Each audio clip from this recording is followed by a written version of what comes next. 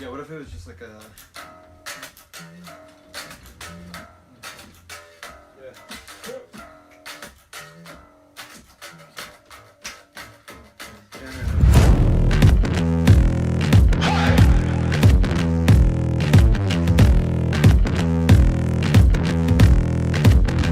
I ain't no altar boy. I ain't no yes man. No, no. You ain't no God of mine. No, I don't need your blessings to save me.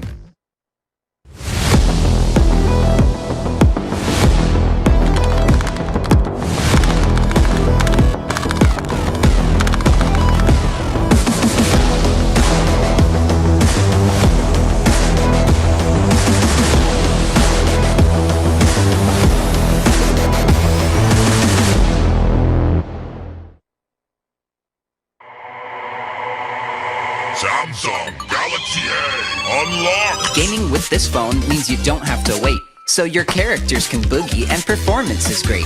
Go Dragon, go Dragon, go, go, go Dragon!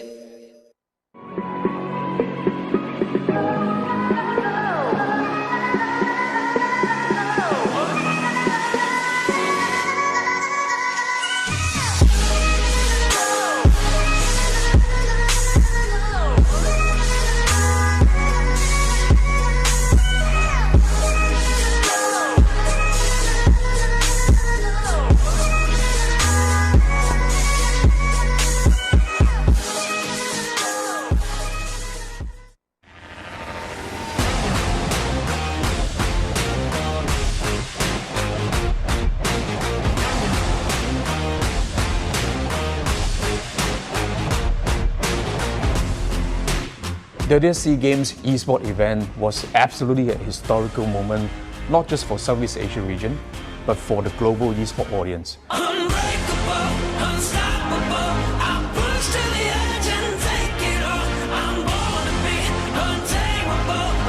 With our sight firmly set to establish eSport at Olympic Games as a vision of our CEO Minang, there are three focuses that we have to really go forward and have our vision established in the near future.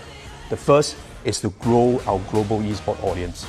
Second is to establish the fundamentals, infrastructure, and local development among the country at the grassroots level. And the most scalable and sustainable way is to work with the eSport Federation, where they have the sole objective to develop this as a true sport in the country. I remember on Game 5 where Philippines is starting out slow, but after a minute of back and forth, Philippines managed to force and win a team fight in the mid lane. That crucial team fight helped the Philippines regain momentum and win the series. I am really excited to see the competition, especially with how it ended in SEA Games. Will Philippines defend their title, or will Indonesia stop them? I am also looking forward to other countries such as Myanmar to get their shot at redemption. အရင်နှစ်စီးကိန်းကတော့ကျွန်တော်တို့ဒီမြန်မာနိုင်ငံအနေနဲ့ဆိုကျွန်တော်2တင်း3တင်းသွားရတယ်ပေါ့နော်ကျွန်တော်တို့ဒီ Mobile Legends Dota AOB 3တင်းသွားရတယ်ပြီးတော့ကျွန်တော်အရင်အခုကျွန်တော်တို့ဒီစသွားတဲ့နှစ်မှာပဲ e-sport ကလည်းစပြီးတော့ပေါ်လာတာဆိုတော့ကြလေမြန်မာနိုင်ငံအသင်းအနေနဲ့တော်တော်လေးတော့ကျွန်တော်တို့အထဲထဲကိုတော့တိုးလိုက်ရတယ်ဗျချိုးဘယ်လိုမျိုးပြောမလဲရလက်တီကတော့ကျွန်တော်တို့မကောင်းခဲ့ဘူးဗျဒါပေမဲ့သူတို့အနေနဲ့အကောင်းဆုံးတော့ဒီကနေပြီးကြိုးစားသွားခဲ့တယ်အရင်နှစ်တုန်းကလည်းကျွန်တော်ဘယ်လိုမျိုးပြောမလဲ MES ဘယ်လိုမျိုးမထင်မှတ်ဖ ene ကျွန်တော်ပို့ဘယ်လိုမျိုးပြောလဲအများကြီးပို့ပြီးတော့လုပ်ပြနိုင်ခဲ့တယ်ပို့ပြီးတော့လည်းကျန်းခဲ့တဲ့ပွဲအဲ့လိုမျိုးထိုးနီး၎င်းပဲကျွန်တော်ဒီနေ့မှလည်းဒီလိုမျိုး Razer SEA-Invitational ပွဲရလဲလာအောင်မယ်အဲ့လိုမျိုးပုံစံခန်းနာကြီးပဲထပ်ပြီးတော့လာအောင်မယ်ဆိုတော့ရှင်ပြိုင်ရတဲ့သူတွေဆော့ရတဲ့သူတွေပို့ပြီးတော့စိတ်လှုပ်ရှားမလို့ကျွန်တော်ထင်တယ်စောင့်နေကြတဲ့သူတွေလည်းများမယ်လို့ထင်တယ်ပြီးတော့တခုရှိတာက For Mobile Legends Bang Bang, the Razer SEA-Invitational will feature 10 teams randomly drawn into 2 groups, a best of 2 round-robin preliminaries followed by a double elimination playoff format. To me, the exciting part is to see them coming back with 10 nations this time participating in SEA-Invitation. It's for them to defend the title or to claim the title for their countries. Unbreakable, unstoppable.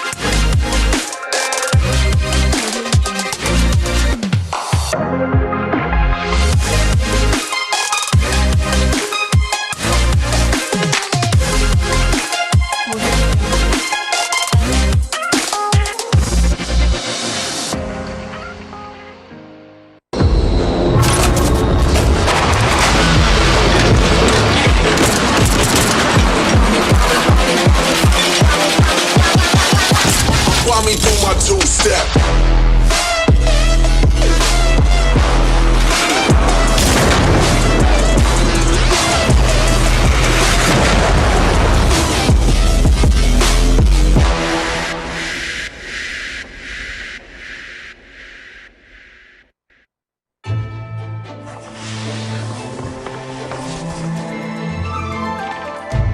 Save the world from suffering, the guardian dragons harnessed their powers once more. Sensing the dragon's resurgence, the powerful Kraken hastened his plan to destroy the world. Inspired by the fiery dragon warrior, many fine and noble warriors entered the dragon trials. Among them, a warrior from an ancient elven realm made his way to the dragon sanctuary, where the final trial of wisdom awaited.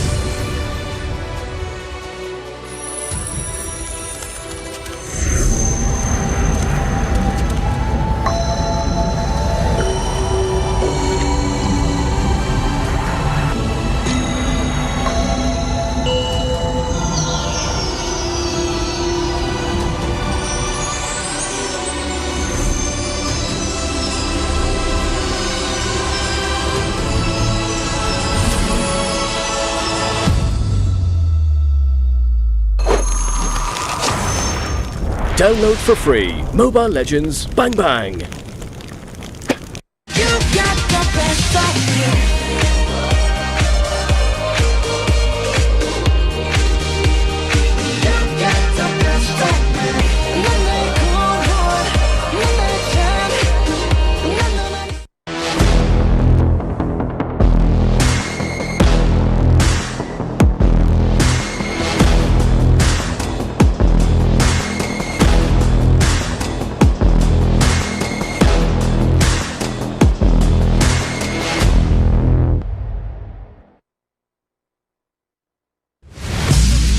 This isn't about fame, fortune, or following.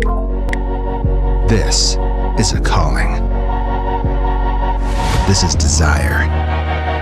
This is obsession. This is what it takes to win. The search for more speed, focus, control. This is more than a game. This is esports.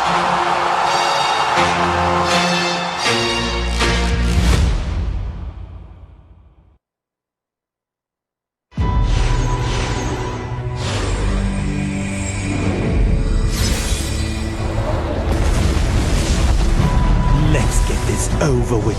I'm starting to get bored.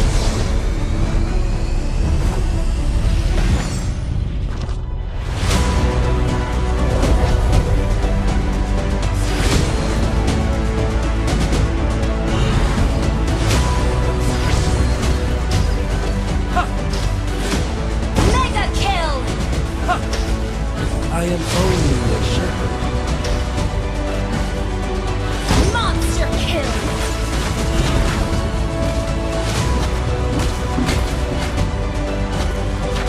An enemy has been slain!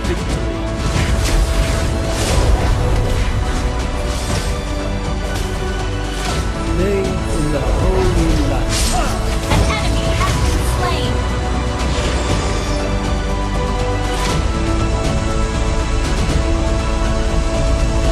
Download for free Mobile Legends Bang Bang.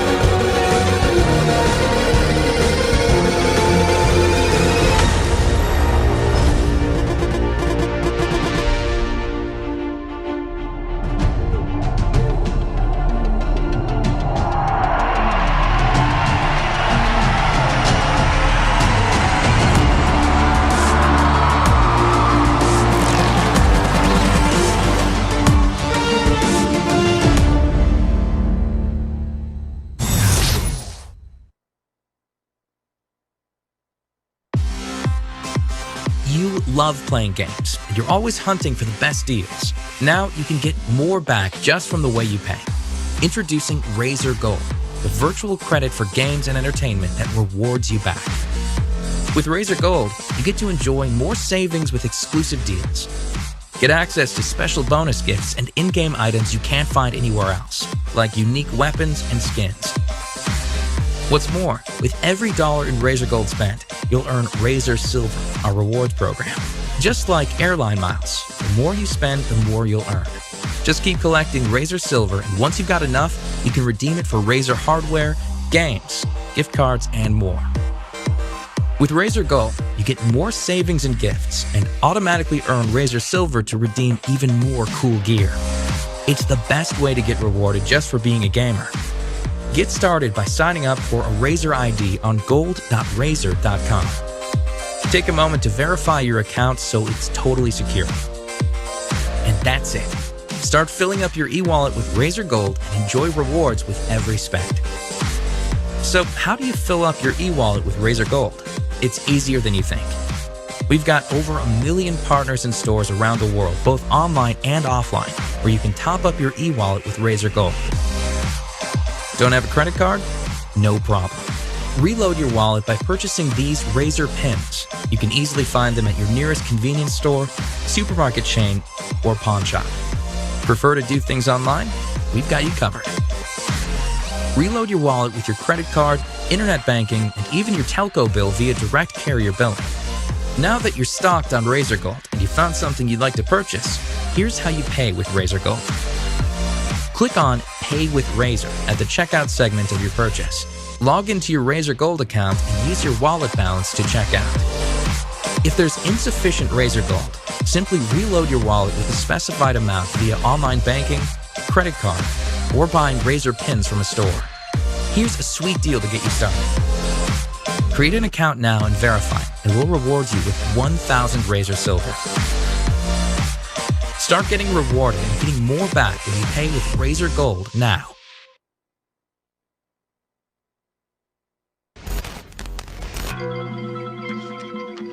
Probably a little bit of the traps, probably a little bit of a spinning light wheel, but who will Lia target? There go Fatal Links into 2, but look at Hyde. They're free hitting them from the back, placing duet to the monster kill from the Claude Broly. Just like in anime, finishing up all his enemies. Lia Phantom stepping up, Phantom stepping out, and I think it's over now. Chantel 14-2. 5 heroes are here. Team Vietnam. This is it. I think this is gonna be a GG push for game number 1. This is actually dangerous for Team Vietnam to be picked off to 1 by 1, but there is the counter initiation card from Team Vietnam. Here comes Masha being killed by Lia on the Lancelot. Oh my god, what a blazing duet into 3 with a triple kill plus the free hit. It's gonna be a savage for this one of Team Vietnam.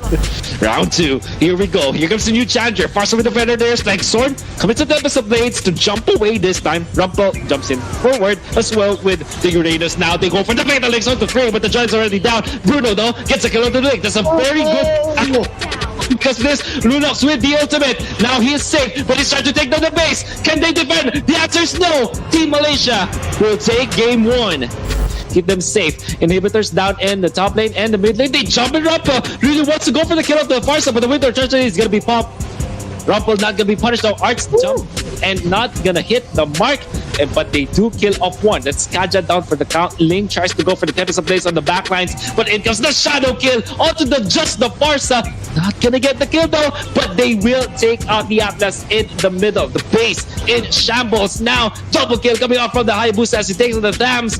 Go for the Lunox, go for the Farsa. I mean, they take them all. Only Link to survive. Chased down by Soren. Immortality for FrameZ, but you know what? I'm not interested. I'm actually going to the base.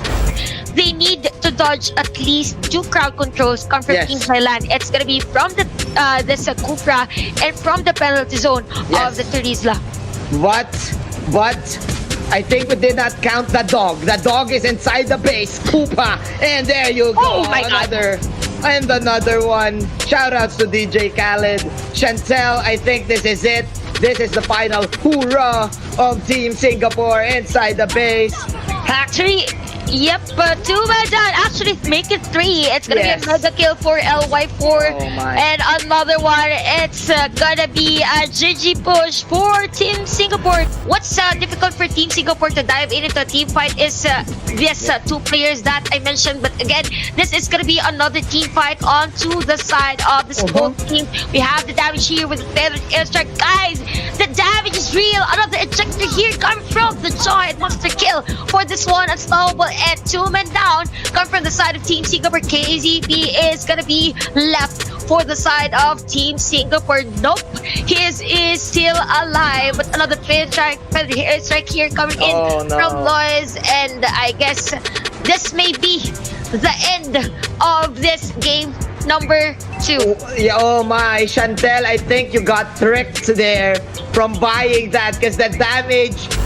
It's a surprise for me that we're still just at the second turtle of the game. That's right. I want to go for more. Third turtle, I Jump. think. Yeah, take the Atlas, and they're even stingy. They're giving it to the tank. Doesn't matter who gets the kill, because you know what? What matters most is the turret. They take the inhibitor, 7 minutes 50 seconds in. They punish the one who dove for it, which was the Uranus, and it seems like they're not stopping. They want to go for the jump. They don't care, Leo. They want to go for even the Lunox, popping the Brilliance this time.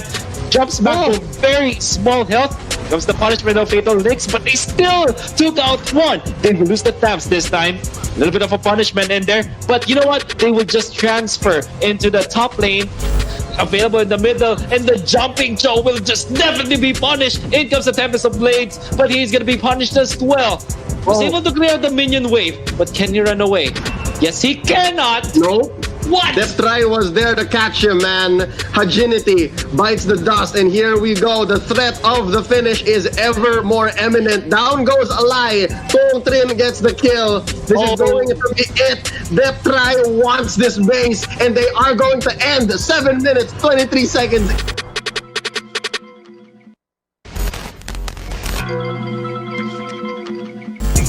And can put up damage without even stunning the Uranus. Yep, they don't care anymore. I mean, they used Glorious Pathway as an engage, and oh my god, Framesy takes out Hajinity.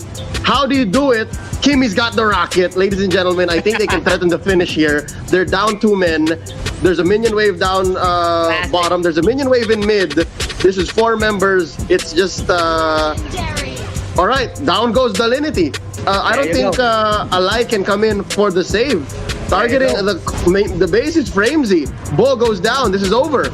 Here's what's interesting, Manjin. I think the kind of damage that Team Thailand brings is just so specific. But hold up, wait up. Hajinity here really low. He does have an orange buff. He is going to have to back out here. This is going to be this one with the Puissance. And this fight has just gone all the way into the back. Tatsupong pops the immortality. But he is going to get the kick onto this one. Maybe the wrong target. And they are going to go for the turn. And now this one going to use the flicker and the roll it, jump. And wait up. Look at this. Framesy using the shadows. Where can he pop the ult? Down goes this one though, and now they are going to threaten the push here. That's 1 out of Team Thailand to help defend, and this turret is going to be the target. That's a good kill right there on to the structure by Tatsupong. Hold up, wait, down goes Mizzy Ming. Hajinity gets the kill. Haroro taken down as a revenge kill by Framesy. I'm surprised Framesy's still alive. Dolinity now, he's still at half health, but no! Yeah, and actually we have Sync here on the side lanes. I guess he's ready to go for a gank here or assassinate a player coming in from Team Malaysia. Although the Lord here is onto the middle lane of Team Singapore. We have the Malefic Roar being built here by Fix of this for his Leng. Although Zinc is on a 1v1 onto the top lane. Rumpe getting a kill on his Cupra, guys. Lord is defended on this one, although Team Singapore has no inhibitor turret against Team Malaysia. Oh my god, what a way of the dragon, killing in LY4 onto this game, and I guess this is it for this one. Team Malaysia winning against Singapore. Wow, conversion rate through the roof. A wipeout resulting in what? countless number of turrets, possibly another kill here onto Ozoroveki. Pops the Winter Truncheon, has the immortality, gonna use that up too. Rumple using his ult on nothing, I saw that. Now down goes the Luo Yi. Arts is gonna follow up, but he's gonna get the hell out of dodge. Down goes another, it's Feeks, ladies and gentlemen, and they're trading out for Sana, but that's just one in favor of a two here. Team Singapore, they're feeling it. Victory is just a few inches away, and they get it. Team Singapore evens it out. But nevertheless, now bottom lane Team Malaysia is gonna go there. Arts just jumps, not gonna catch anyone. In comes the Popple and Koopa just poking at this moment, but they cannot fend off the push from Team Malaysia as Ozoroveki and Rumple are aggressive now, man. Gene, jump. Can they get more out of this? They have already lost the they've already taken the turret, and it's just 8 minutes. You still have the turtle alive, the third turtle.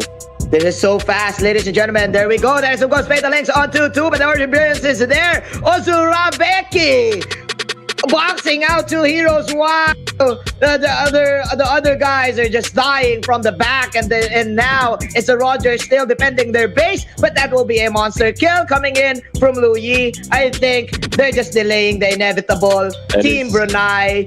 Oh no, this is looking bad. Team Malaysia ending this game. There you have it. The cherry on top. Team, you can't do that to me. Says, don't do that to me, man. Don't do that to me. Don't do that to me. Really funny. But you know what's not funny, man? Team Brunei might lose their inhibitor turret in the middle. Donkey gonna be caught by the members of Team Malaysia, but in comes the last insanity. Fatal Links for the counter. They were able to fish out this carry though, and Team Malaysia will lose their core without the Selena, without the carry. There's not much damage, but they do have control. There's the shutdown. Nice way of the dragon to control the Ling. 3 kills going in favor of Team Malaysia, and an inhibitor as well up top.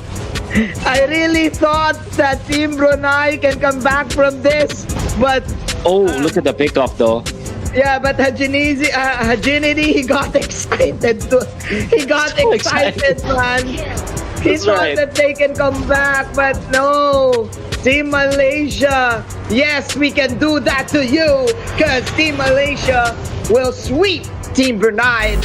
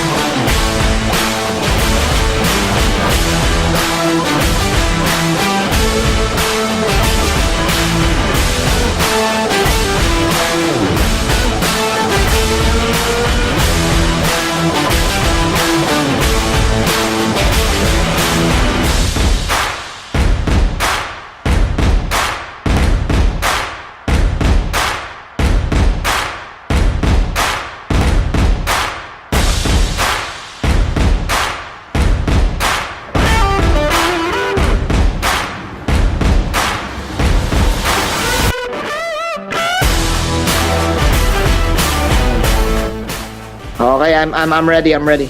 Hello and welcome to the Razer SEA-Invitational 2020, the last day for the preliminary round. And if you happen to miss the action yesterday, it was Team Indonesia looks very, very promising. But for today, we will have to determine which of these 5 countries here on Group B will be included in the playoffs alongside with Group A's top countries, Team Vietnam and Team Malaysia. And for this broadcast of the Razer SEA-Invitational is brought to you by Razer #This is Esports. Together with Tier 1 Entertainment and Samsung, experience the awesome performance of their brand new Samsung Galaxy A51 and A71.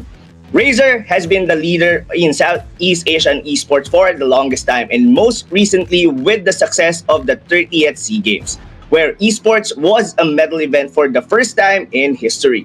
The Razer SEA-Invitational is not just any tournament. This esport at an incredibly high level across 10 competing nations. Over 400 teams and 3,000 athletes battled it out to make it here to represent their country. That means these guys here are truly the best. At SEA Games 2019, Razer worked with each of the national esports federation to help bring esports to a larger audience. Now, they've done it again with the SEA-Invitational, making it a more inclusive event, this time with 10 countries represented. This event will help the athletes and organization prepare for the planned SEA Games in 2021 in Vietnam. And of course, I know you guys were all excited. I am excited. So that's our casters. As for our first series, just like Leo said, it's the Battle of the Titans of Group B, Team Philippines versus Team Myanmar. Manjin and Leo, how are you guys doing? Thank you so much, Rob. We're doing great. And of course, yeah, just to mention, we were talking off the air about this first matchup, and what a way to open up the show with a bang. It's the Clash of Titans, Myanmar and the Philippines, Yangon Galacticos versus Bren Esports, both top scoring teams, 7 and 6 respectively. But don't get us wrong, it's because Myanmar actually fought yesterday while the Philippines took a break. Manjin, how excited are you about this first series? Your microphone, good friend. There you go. Mic check. All right. All set. I accidentally muted the microphone. So yeah, man, to answer the question, I am hyped up for who's gonna go to the playoffs, because after today we're gonna determine the 2 countries who's gonna be joining the Group A countries, Team Vietnam. So yeah, I think it's either the 2 of these squads, Team Philippines or Team Myanmar, because I think this will be the final match of Team Myanmar. Meanwhile, Team Philippines, they still have one more left for later. So yeah, man, this is so hype. I'm hyped. Yes, definitely. I can really feel how hype Manjin can be. But how about we talk about the scenario, that what's going to be happening for today's matchup, because today will be the final day for Group B, and I think Team Philippines are on the driving seat in regards with the outcome of today's matches and how it actually conclude.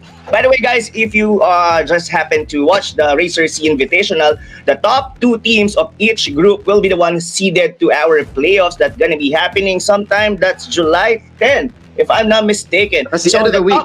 Yes, at the end of the week. So the top 1 will be going to the upper bracket, and of course, the top 2 on each group will be on the lower bracket. So you guys can see the Group B standings for today. Team Myanmar, for as of now, Team Myanmar is still on the top spot with 7 points, but they only have 1 more series to play. That's against Team Philippines, our first series of the day. Now, why I said Team Philippines are on the wheel, or at least on the driver's seat, is because if and only if they lose, and I mean the outcome of the matches of Team Philippines is what will determine the future for Team Indonesia. What do you guys think? I mean, Leo, what do you think? I mean, in regards with the scenario, we've talked this before we actually stream. What do you think? What do you think will happen on the very first series?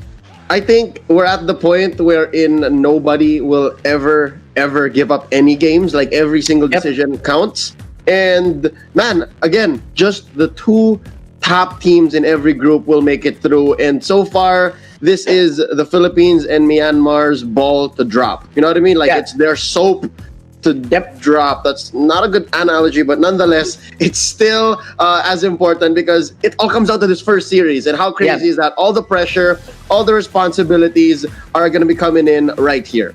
Yes, definitely. But yeah, you have something to say, Manjin. I just agree with Leo here because I think this is the most crucial series for today. Because again, Team Philippines, they won 2 straight series in day 1. So if they lose here, like for example, a game, if they lose game 1, that means their score is now tied with Team Myanmar. But if they lose straight, like 2 series, it means that Team Indonesia in the later stages will have like a good momentum because again it will get their hopes up. Hey, we need to win this because we can still make it to the playoffs. So this is how tight this series is right now. This group is right now. Definitely. But, well, I guess I have to leave you guys because I think the draft is already on its way. But once again, guys, our first series, that's gonna be Team Philippines versus Team Myanmar. Manjin and Leo, take it away. Thank you so much, Rob. Excited to see how these two teams are going to be drafting as we go into game 1 right here. On the play is Myanmar. They are going to be banning out the Ling and the Luo Yi, while the Philippines respecting the Claude and the Uranus. Again, still, despite the flavor of the Luo Yi coming in, and of course, heroes like Esmeralda and Jawhead making just exciting plays happen. It's still the story of the chords, right? Still the Ling and the Claude. Now, as I mentioned, the Esmeralda, Manjin, I asked the same question yesterday to Chantel. Do you agree that the Esmeralda is worthy of being first pick? I think so. I think it's Esmeralda season now in Mobile Legends esports. It's like the best fruit there is. It's the ripest fruit there is. Tasty.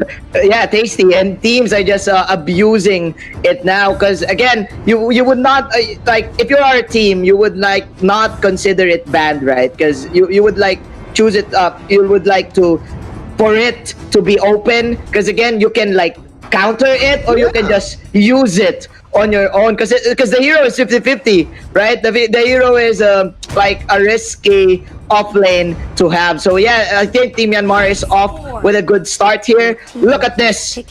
They're being aggressive here in the early phase of the picks and bans, choosing pseudo tank heroes.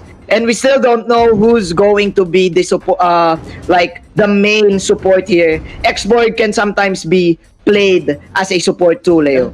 Yeah, for sure. And these two teams, they're keeping their cards close to their chest, hiding which their main core is going to be. As the Philippines picks up the Selena, obviously going to be a support mid. And Myanmar, again, you mentioned the Xborg still up in the air, but we at least know for sure that they got their bases covered when it comes to tanks. They got 2 of the 3 available tanks in the meta right now. That's the Cupra and the Atlas. Hylos not going to be here at all. So what are they trying to block off here? I think side laners from Myanmar are set. The Philippines possibly needs 1 more side laner. And there goes the Popol and Koopa. You know what? I'm smelling it, Manjin. Are you smelling the Hayabusa? Wait, I'm trying to smell it. I don't know, man. It's still not clear to me. Is the Hayabusa gonna be picked in? Because they're so chunky. Look, Esmeralda, Xborg, and Atlas, they're kind of chunky. And again, perfect match. There's 2 units there, so I'm guessing it might not be just so. Lancelot might be a better choice, but Myanmar saw that coming. Man, the draft is tight, man. Look at this. So there you go, Leo. Like what you've said. 100% predicted from Leo Gaming, guys. My boy. You smelled it from a mile away. Yeah. Carl T's here. He's had like a day of a break. 48 hours gonna do a lot for you. But nonetheless, Myanmar's Yellow Flash, he has been going through a bit of an existential crisis. Remember, day 1 was so dominant for Yellow Flash, but yesterday, Cambodia Cambodia's was that Chun? Let me double check. But Cambodia made the god Chun. bleed. Made the god bleed. Yeah. So I think Team Myanmar, for sure they reviewed that game because like that was like a kind of game that you should have won, right? But yeah, the other team made a comeback. So for sure that is underwhelming for Team Myanmar. As meanwhile, Team Philippines securing another mage here. Ooh, this is spicy, Leo. The Hayabusa, the Lunox, and the Selena.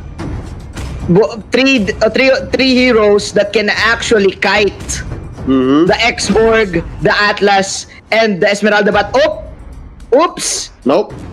They shifted gears. They shifted gears, man. It's the Masha game for Team Philippines. Yep, this is going to be the Flapteasy special, I believe. But nonetheless, Yellow Flash here picking up a hero that I personally have not seen him play at all in the Invitational. It's going to be the carry. But I am hopeful here in Hiccup's Farsa. So that's going to be something great here. Now that we see both lineups, Manjin, let's try to digest this, try to analyze what both teams are bringing to the table. How you feeling? Who's got the advantage? Is it Team Philippines or Team Myanmar? You know what? I'm from the Philippines, but I have to be honest. I think Team the Lunox was a better pick. Rather than the Masha. So with that, I think Team Myanmar got this game because they have the carry, and it's the easiest hero to pick in this draft. Like it's the easiest hero to execute. So yeah, to answer the question, game one, I think Team Myanmar won the draft. I don't know. How about you? I got sentiments. I mean, the Masha is a little shaky, and we already talked about maybe why the Hayabusa would not be the best pick here, despite Carl Tizzy being an awesome Hayabusa. But nonetheless, I do think that Myanmar here knows what they're doing, and they could play to the strength of this carry. I mean, carry is possibly a tier 2 core these days. And I think that's what the Farce is going to do. The Farce is going to try to catch and pick up where Yellow Flash might be lacking. But nonetheless, we're going to have to see how this goes. That's a 2-0 for us here in your casters' predictions for this game one. It's Team Myanmar versus Team Philippines. And this is game one. Real quick pause though. Manjin, just give us some time to digest. Looking at the mini-map here, it looks like Team Philippines might go for an early secure on their purple. Yeah, they want to give the Selena the early purple. I think it's in the hands of, there you go, Ribo. So right now, I think Ribo is also on a roll, Leo, with his team.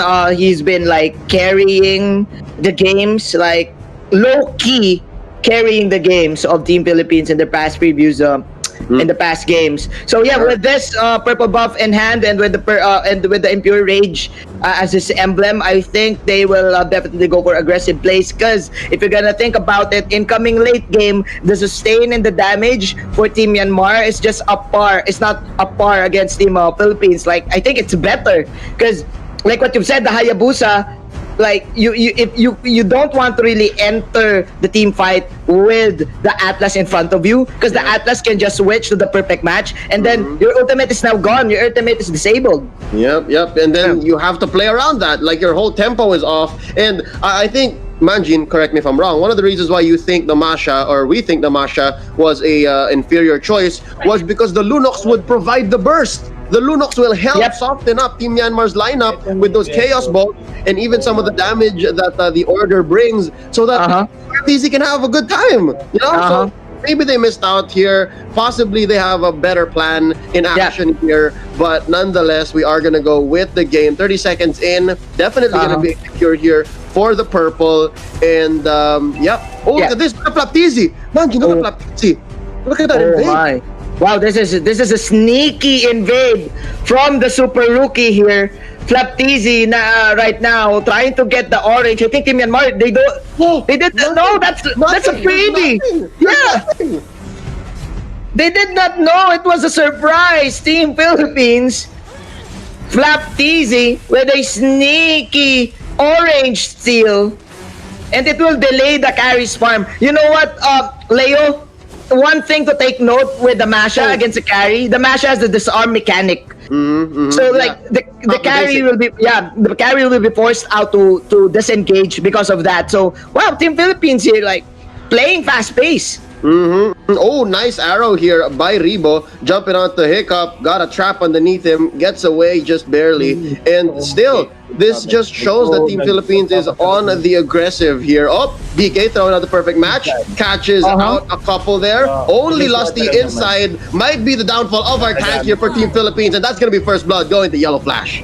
There you go. There you have it. That is the power of the Atlas initiation and the Atlas slow. Nice pick up there from Yellow Flash. So, Leo, it will even up the economy because even though he did not get his orange buff, at least he had one kill. So with this, I think Team Myanmar, it's now a time for them to like push up a lane and then hope for the best to get another pick off. Because right now, looking at the minimap, it seems like Team Philippines, they're taking control of the minion equilibrium because of this mashup pick as well. And again, there are a few things that the Masha can do that the Luluks cannot. So in the early game here, we're gonna see more of that. And I think that is what Team Philippines needs. Not exactly sure what their roadmap is to victory right now, but I can say that they're at least doing well for themselves here, being ahead about 300 gold. Now another fight picked here by Few. Yellow Flash put at half health. Hold up, Few popping the Inferno here. Not much DK can do. They can try to secure this Little Wanderer though. Sam. It's the Little Wanderer dance. Just want to get it. There you go. You got it though. Yeah, if you got it, that is the site there. But the perfect match and the flicker. Let's see if they can catch Few. Lusty, there you go. The rage is real, Few. Surviving the potential death. Wow, just for the Little Wanderer. This is how Team Philippines is. They don't want to give Team Myanmar a chance to like get gold, Leo. And with this, Team Philippines, look at this. Flapteasy with another sneaky orange take in the bottom side. Man, the way you call him the super rookie, it's all the more being true. Like you are just writing the story, and we are all a witness to how you're writing it. And Rebo throwing out an arrow to protect himself, and still like the way that the Team Philippines are playing, like there's very little punish that Team Myanmar is doing. Well, because again, I think Team Philippines, they are aware that Team Myanmar has the better 5-on-5 draft. Like they have the better late game, all-in Royal Rumble type of play style. But what they're doing right now is they're confusing them all throughout the map. I think you have traps, so that means you have vision. You have the Masha, which is so fast, and you have a Hayabusa. So there you go. The Splash Brothers are in town. Ooh, the Teasy Brothers. The Teasy Brothers showing up in the bottom lane. Wow, you know the Child Prodigies, bro. Yeah, 5 minutes in, they're very smart about it. They are they're disincentivizing the 5v5s, and now they want another fight here. Oh, what is this? There you go. Jump in here by Flapteasy. Oh no, that's Rebo going down. Yellow Flash gets a kill. That's a double though for Flapteasy. Royal Milk trying to push them back. They do not want this push to happen. Oh, from behind, Carteasy goes in, takes down Yellow Flash. Oh my, Team Myanmar, they're slowly getting lost here in this game, because you know what? I think they want to like establish dominance in the early stages because of their tanky lineup. Plus, they have huge ultimates too. They have a wombo combo type of composition. But man, Team Philippines, they're just baiting out all of these specific skills, and Team Myanmar, they cannot do anything. DK just walked into that small bush and just ate everything from three members of Team Philippines. Now there's another Hiccup dived in by Flapteasy. Royal Milk here being threatened. Shadow kill once more. It's round 2 for Carteasy. He gets his kill. It's a mega. Yellow Flash can't even protect his own purple. DK though shutting down the Hayabusa. Flapteasy going down. Sam gets the kill. Now Lusty running for his life. I don't think he's gonna make it. Down he goes. Yellow Flash takes it. Now Yellow Flash being safe here in this game. I think that was a little bit of sour for Team Philippines. But you would sour. But actually, it's understandable because again, with their lineup, they just want to keep the pressure going. They just want to fight because again, Team Myanmar, if they scale in the late game, it's gonna be hard for them to take them down. Because what's happening right now is Team Myanmar, they're spending so much skills here. Like they're throwing off the last insanity, the fatal links, and they're hitting nothing but germs because Team Philippines is just too mobile for Team Myanmar to hit them. Oh, for sure. And I think what also is going down here is the fact that we have to watch out for Yellow Flash. He's only died once. 3 kills. If Team Philippines does not watch this, this could get out of hand, right? But immortality on Royal Milk, saving him. Oh, Manjin, I actually thought this turret went down. This might be also key as to why Team Philippines got a little sour and paid for it. Yep, the extra damage of the first turret. tower. Of the first tower. And I think Team Myanmar, they will defend this, but Carl Tizihe, no way. I'm gonna get it. So there you go. Team Philippines, man, I think we were mistaken. Like, I think they really know how to play the Masha lineup. Like, they just want to be online every time, even though you don't have ultimates. Because if you're gonna think about it, they don't need it for Team Philippines. They don't need their wombo combos. All they need is their first skill and their second skill, the arrow, the sight, the inferno. Hiccup following through. That is just a flurry of damage raining down upon Team Myanmar, and Sam is lucky to not be a victim here. He's the only survivor of that engagement, and my God, 8 minutes in, Team Philippines bring in the thunder here. Down bottom, taken by few. Sham needs to dance his way out of here. Manjin, we read the draft. It was a good draft by Team Myanmar, no question. But we did not put into consideration how aggressive Team Philippines can play. You know what, dude? I think they brought thunder and lightning because they're so fast here. Both of them. There you go. So fast, man. There you go. Team Philippines, that was quick with a snap of the finger, getting DK. And DK, he is not okay, as Team Philippines will now transition to the mid lane and will pressure all of the lanes. Man, 8 minutes in. Who would have thought that this will happen, Leo?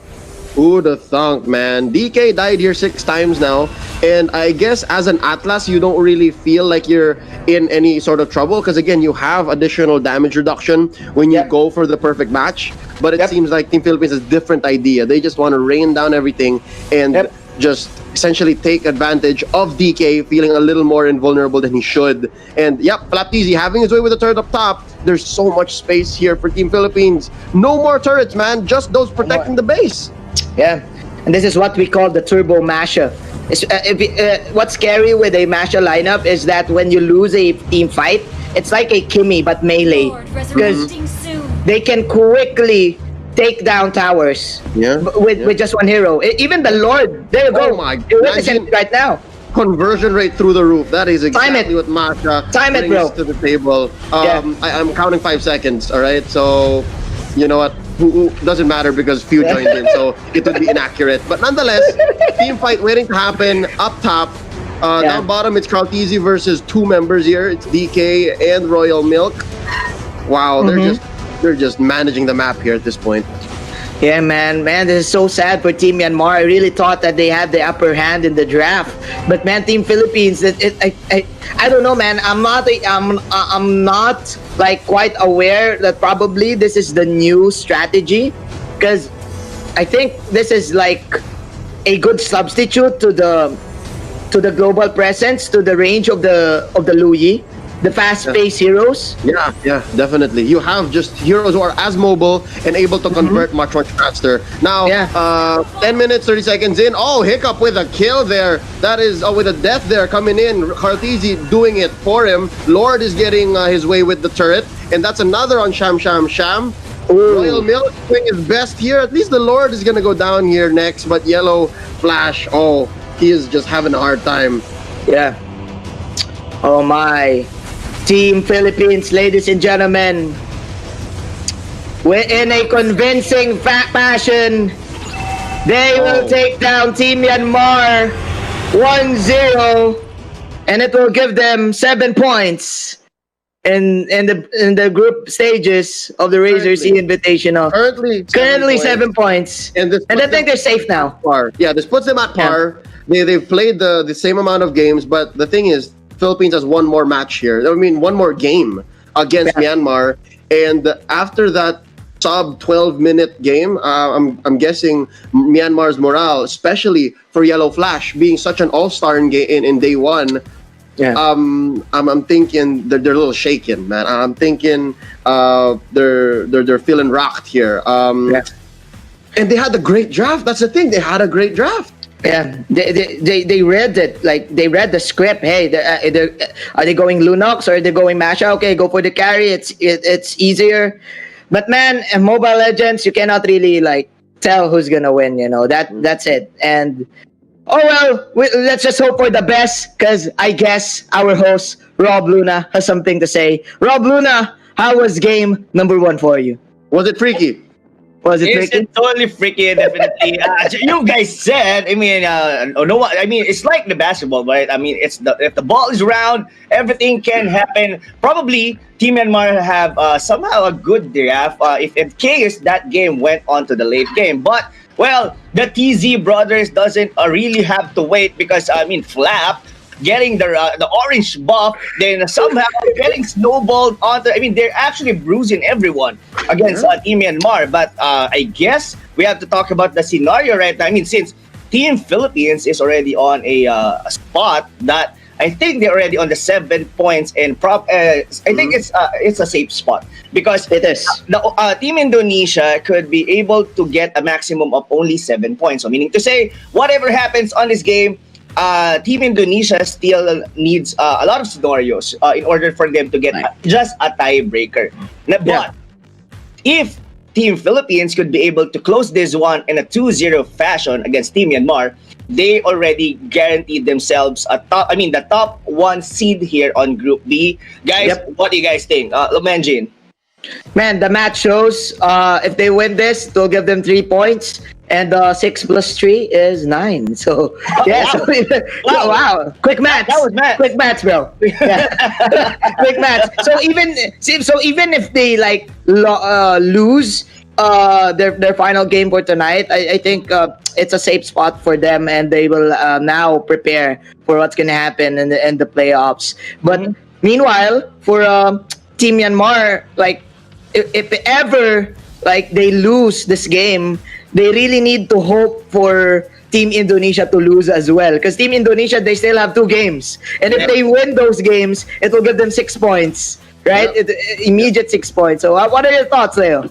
Remo Batara, Team Indonesia, there's a lot on their shoulders here. There is a potential for them to upset Myanmar, who, again, I said, in day one, I can only imagine really what's going on in the heads of these young gentlemen from Team Myanmar, because day one looked so bright for them. Day two, they kind of got shook, and day 3 here, they opened up to the TZ brothers, and who'd have thunk, man, that in the face of a lineup wherein there is a Hayabusa and a Masha, the other heroes are circumstantial, you would just fold in under 12 minutes. So with that being said, there's so much on Myanmar's shoulders right now, and just the same on Indonesia's soldiers, because right here, the Philippines is safe. Brainy Sport, they can relax and they can play properly. They can just go about their business, and this is really their game to lose. So hoping that no Lunox picks up tank emblems, and tenacity. Don't do that.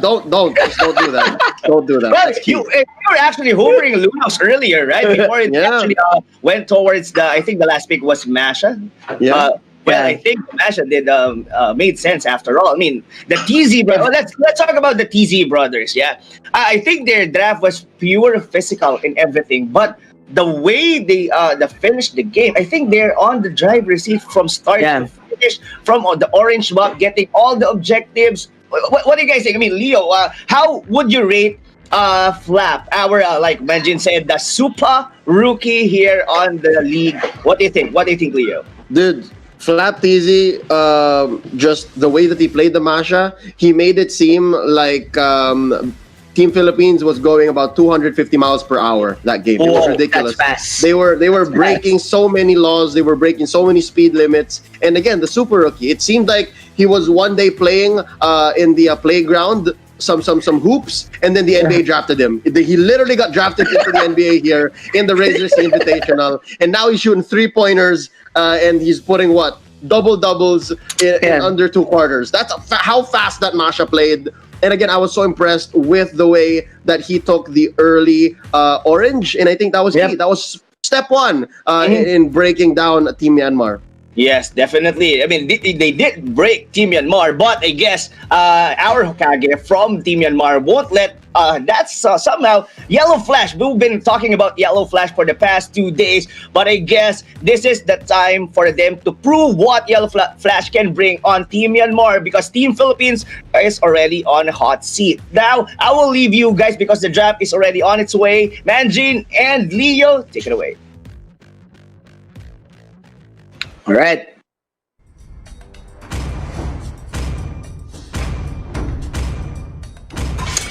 Here we go, Leo. The question is, will Yellow Flash unleash his inner Hokage or his inner Fox? I don't know. Yep. But he's up against the TZ brothers, bro.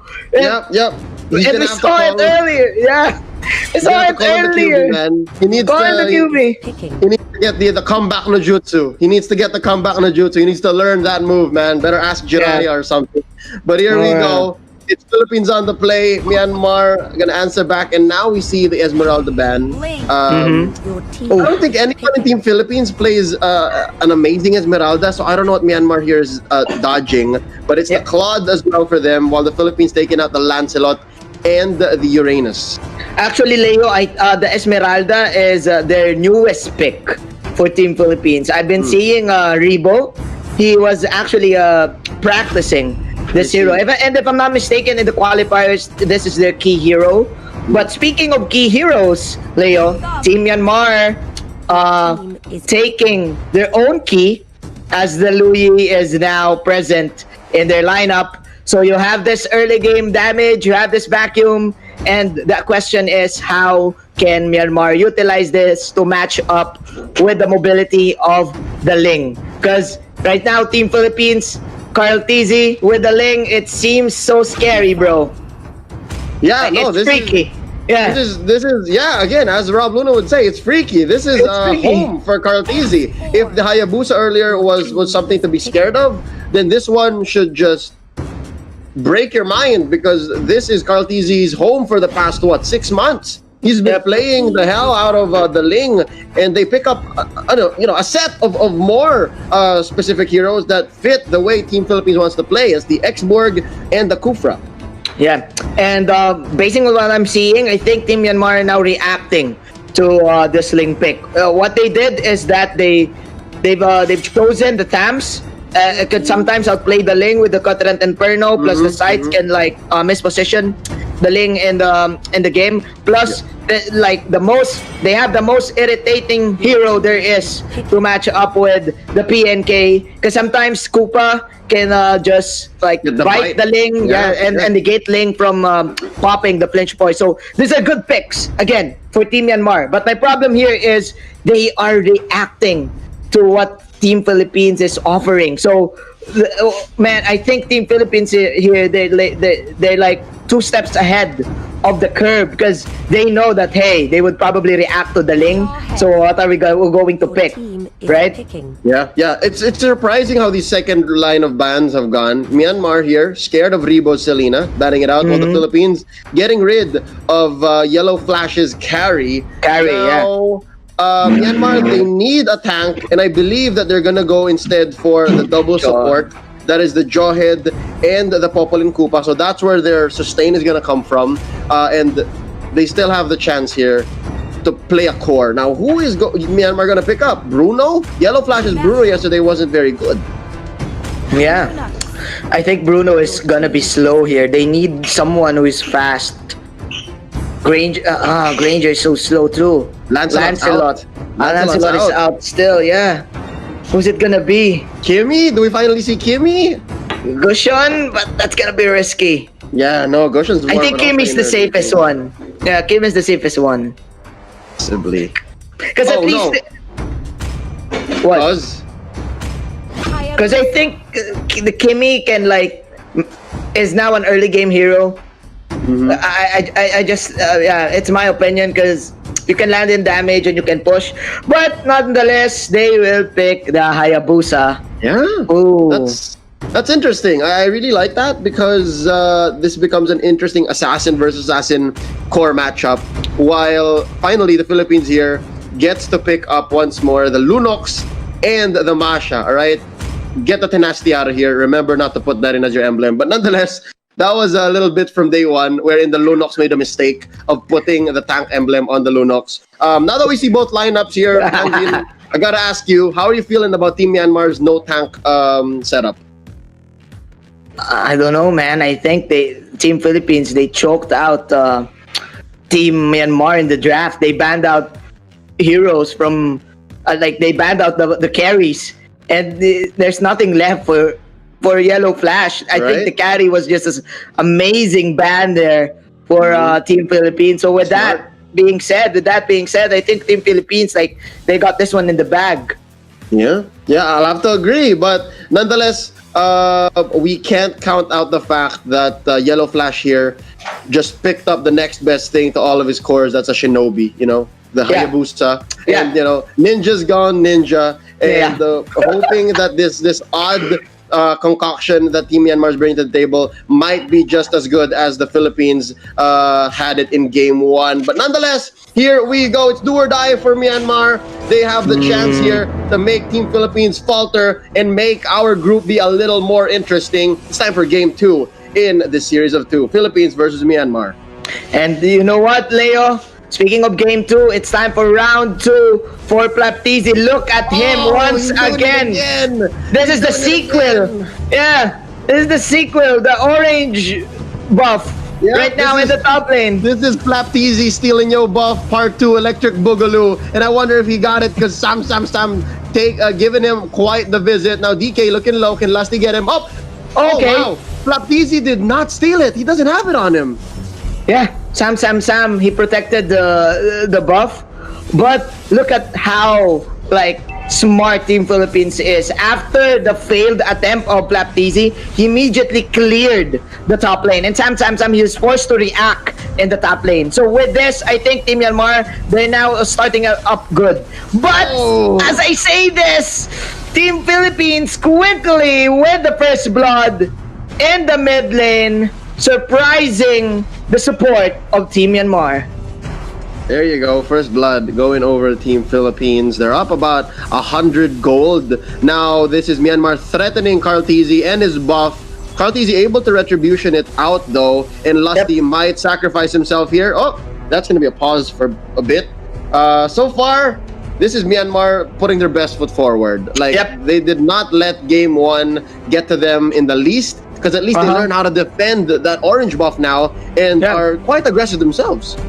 Yeah, man, I think this is a better start for Team Myanmar, unlike game number one. But unfortunately, Team Philippines, they had the first blood, and that will give Karltizi a little bit of advantage against their Hayabusa. Always take note that one way to counter the Ling is, first of all, you don't give him kills in the first 5 minutes. and shut him down. If you're not gonna shut him down, just at least be safe and don't give him kills. Just even up the farm. So we shall see, because Team Myanmar, they're making a play here in the bottom side. I think Yellow Flash is trying to steal trying to steal the orange buff of Team Philippines. He has the retribution. No, so Karltizi got we it shall already. see. Karltizi got it. Okay. Okay. Karltizi did not see that. Was able to secure it, and he's now going to mid. That's not a fight Karltizi wants to do, actually, because look at his health. It's pretty low. I think this is a fight that Myanmar wants to force, because look at their health. And they're still there, and I think Lusty here could be their next target. DK here might want to put the bite on this bouncing ball. but I'm not sure if it'll be enough because again, Lusty here quite chunky himself, and man, it looks like for every Kufra now out there, Concussive Blast is the way to go. Yeah, because it just gives you extra proc of damage. Sometimes you use it with your passive too. The I forgot what it's called. The Kufra's passive, where you lifesteal someone. And your attack becomes long range. That works. Yeah, that works. Like it explodes on contact. So you essentially have this weird AOE ranged attack. It becomes a nuke.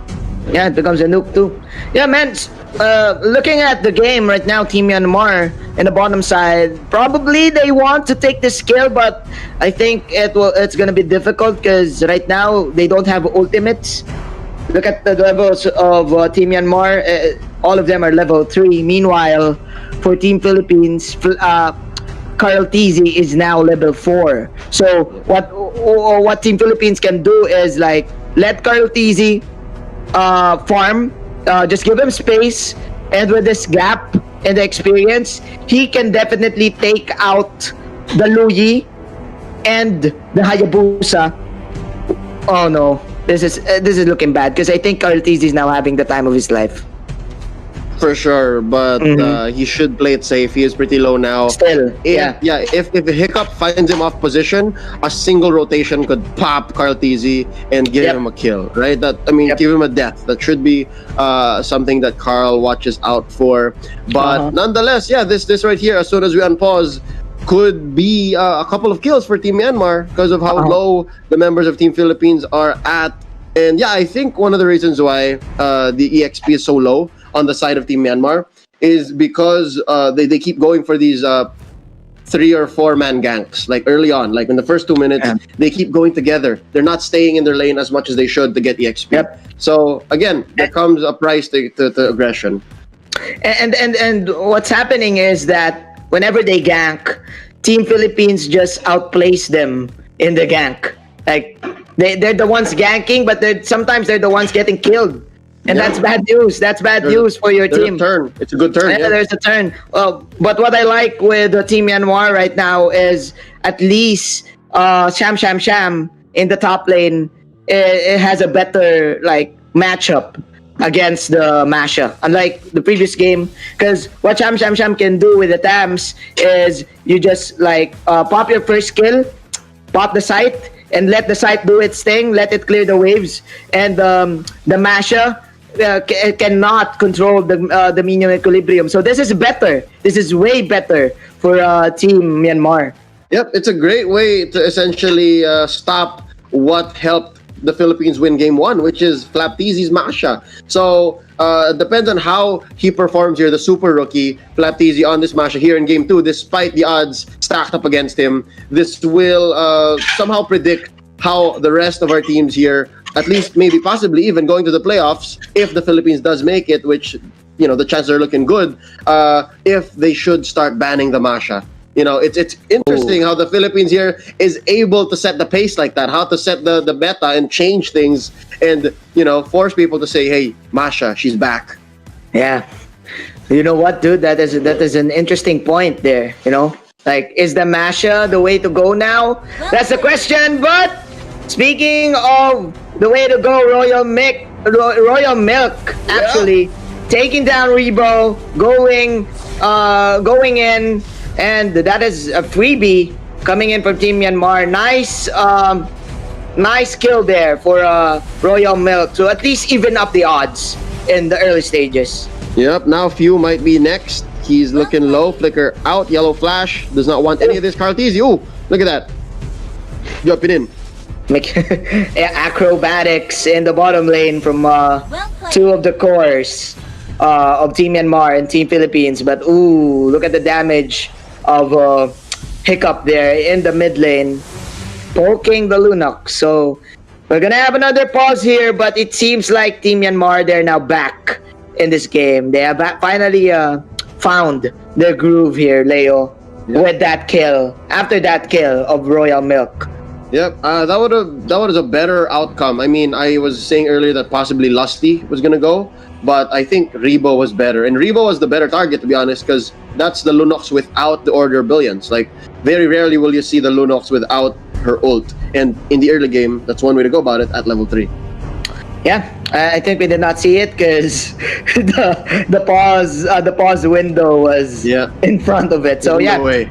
it's in the way. So yeah, man, I think Team Myanmar, they're now getting their hopes up of the early stages because Carl TZ, because of his HP, he was forced to teleport back to the base. So with Recall. that, Team Myanmar, they took advantage. Hey, Carl TZ he's low. He's now in the base, and after the kill, instant disengage. Nobody even bothered to like overextend for Team Myanmar. So this is good discipline coming out from this team. Speaking of discipline, Flap TZ, that was kind of greedy coming in from Flap.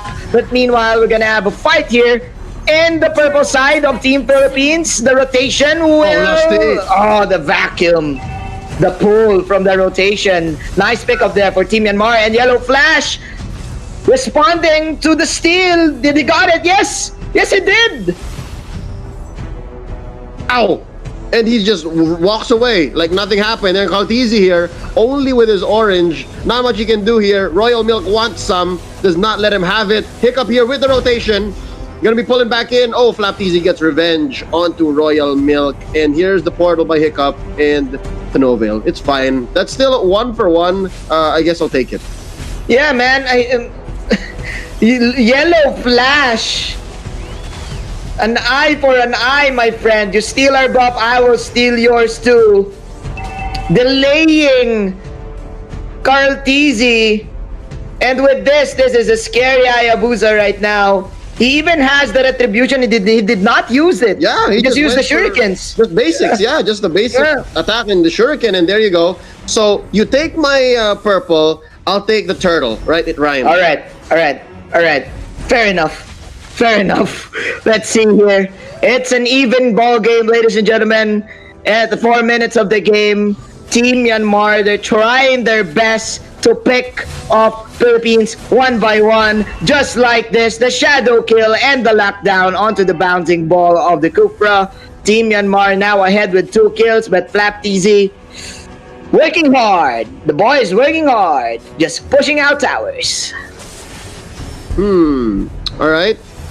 It looks like the bottom lane has been worked on well by Flapteasy. He does not like the matchup against Sham. Like, you're right, Manjin. That was such a disadvantage for the Masha. So he switches down bottom and starts working on that turret. And I guess that's the most that Team Philippines has got. And they're down 2,000, man. And look at this, Sham. Able to just cut the waves. He doesn't care. Yeah, man. Team Myanmar now... playing it smart, and what I like about them is they don't overextend. What's interesting here, because it's Team Philippines, they're trying to get kills, but meanwhile, as I say this, that is of course the ultimate coming in from Kaltisi. Sham pops the Continent Inferno, and he will survive. No casualties whatsoever. But look, Leo, Yellow Flash, okay, I was mistaken. Carl TZ securing the purple. There you go. So it's still 50-50. Still 50-50, and it looks like Royal Milk here is in trouble. Kaltizi has eyes on him. Smart Missile's not going to be able to save you here, friend. Lusty with the jump in. Kaltizi gets the kill. And yeah, I think Royal Milk will just off position here. Not a good look. And Rebo able to use the Order of Brilliance to get away, but just barely. But this turret is going to have to go. So far, man, Team Myanmar, 2-0, 2 turrets to none against Team Philippines. And Lusty is just here with the defense of his life. This is what you get with the P and K on DK. They just call him DNK, you know. DNK. Because what's happening is Team Philippines is trying to enter, but Koopa is just so irritating for their lineup, stunning them and negating them for getting kills. I mean. So with this, Team Myanmar, they're now controlling the mid side of the map, because For like 5 minutes, Team Philippines have been trying to get kills, but man, Team Myanmar just out-sustaining them with this PNK. Yeah, for sure. The extra body on the map is such a nuisance, the Team Philippines, that even Kartizi there had some trouble trying to steal the turtle despite using his ult already and having a retribution on deck. I'm guessing what happened there was he was bit down by Koopa. And again, that's how well that wolf/dog comes into play. But again, at least while that was happening, some silver lining here to Team Philippines early game is that Lapteasy was able to push at least until the second tier turret. And they're now leaning towards the Masha play style here. The split push. The split push ML. There you have it, another initiation from Sham. The rotation won't connect, but the Koopa, the dog, man, it's acting as a meat shield here for Team Myanmar. Team Philippines, they can't initiate with something. Yep. They're finding it hard to break the line. And man, the first priority here for DK to pick up the all mask first, that just makes Team Philippines' job so much harder. Whoever tries to go in will get stunned. Whoever DK chooses to stun will surely get stunned, right? It's that simple. Yep. Even though they don't get kills, right? Because the main plan is just to stop the aggression for Team Philippines. Defense is the best offense. Meanwhile, Lusty trying to escape, but the rotation pool will be there as Team Myanmar will now get another kill. You know what? It seems like Team Philippines, they're trying to make plays after plays after plays, but Team Myanmar, they're just so defensive and they're defensive enough that they can actually outkill someone. Again, look at that. This is part 5. Yep. And again, this whole 1-for-1 line of play is not going to get Team Philippines out of this rut. They are down on their back foot, but I guess it was all just smoke and mirrors, a distraction, so that Carl-TZ could find some breathing space and take that turtle down bottom. But I think they're gonna lose out on this turret right here, unless Carl-TZ has something to say about it. There you go. Does he pop the Tempest? Yes, he does. On to a Sham. Lusty goes down first, but Yellow Flash taken out by Rebo. Sham might be next here. He jumps away. Cutter Inferno in tow. Down goes Carl-TZ. Oh man, down goes Rebo as well. It's a 3-for-1 in favor of Team Myanmar. This is pandemonium.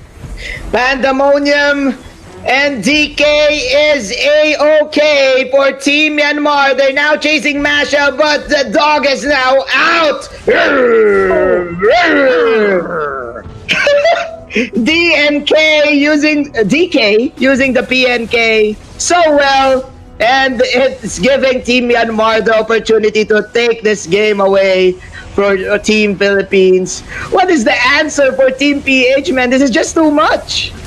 No, I think the key here is, I don't know, I don't think you should fight fire with fire. You should not try to fight DK where he says he wants to fight, man, because he's just gonna let the dog out. You know what I mean? Like, it's just so hard to face such there's terrible odds, because the dog is getting tougher by the minute. There's gonna be more CC, and Hiccup is there to just bring the retaliation if they so pick a fight. And now Order of Brilliance here by Rebo just to get away. And look at this DK. He's found his next target, Lusty. Arr. There you go. The dog is hungry, bro.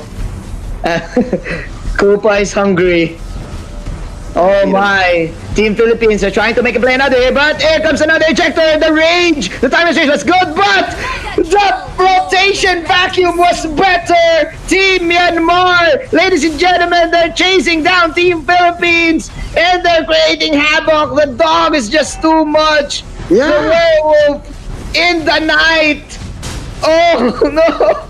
Oh man, call Edward Cullen. This werewolf needs taken care of. Yellow Flash, did you see the basics? Did you see how he was hitting that shadow kill? He was literally taking people's half life bars. Every single hit. Now look at the items. Blade of Despair. He's building up to the Endless Battle, and he's got a Raptor Machete, which I believe is just maxed out on stacks. It's just gotta be, given how much damage he was dealing. Yep. Stick to the basics, says Yellow Flash. Basic no jutsu in the ninja way. So 6-14. You know what, Leo? I think Team Myanmar, they did well in answering the link pick. Because right now, they bursted down Lusty. There you go.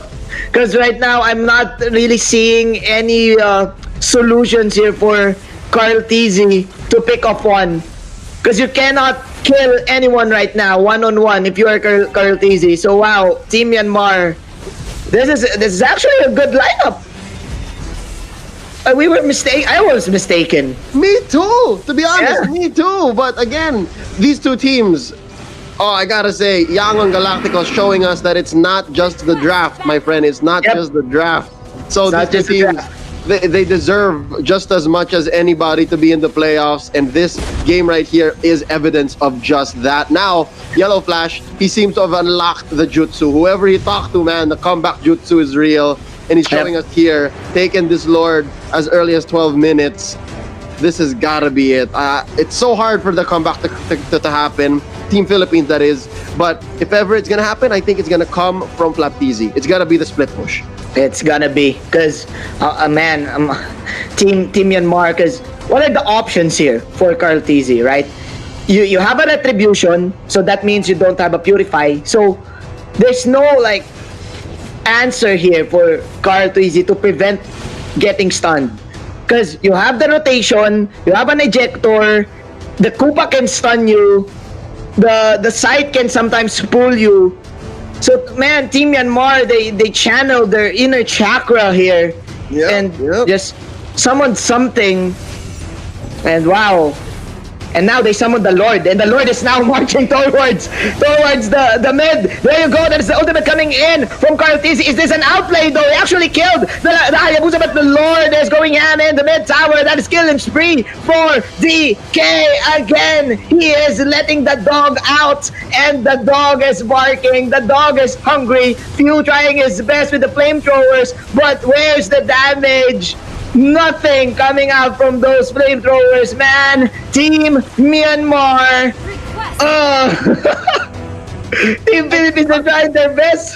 I'll take that as a win for Team Philippines. They were able to shut down Yellow Flash, because if it was anyone else but Yellow Flash that they took down, it would have been just disastrous. Now Hiccup destroying Flaptizi, and there's the Tempest of Blades by Carl TZ. Oh, Hiccup shut down here, and Rebo might bite it. Royal Milk with the unstoppable force, taking down the Lunox, and Royal Milk here once more. Can he get it? Not a good target. Few is. There's the ejector onto Lusty. Oh, last insanity here by Few, hitting two people, exploding in their faces as DK just gets the basics in, man. Again, we're forgetting the fact that DK on that PNK is doing so much work. Ejector onto another. Lusty goes down. DK goes 4-0 and 13. Lucky number.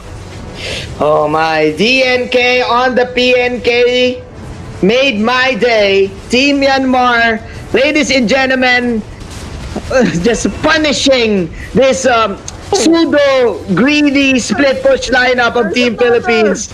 There's another Manjin. They have penetrated mid and they're not done. This team fight has extended so long, man. They've been here for what seems like 5 minutes now, and bottom is gonna get it as well. Yellow Flash is back, by the way. That's how long that team fight lasted, because Yellow Flash is back.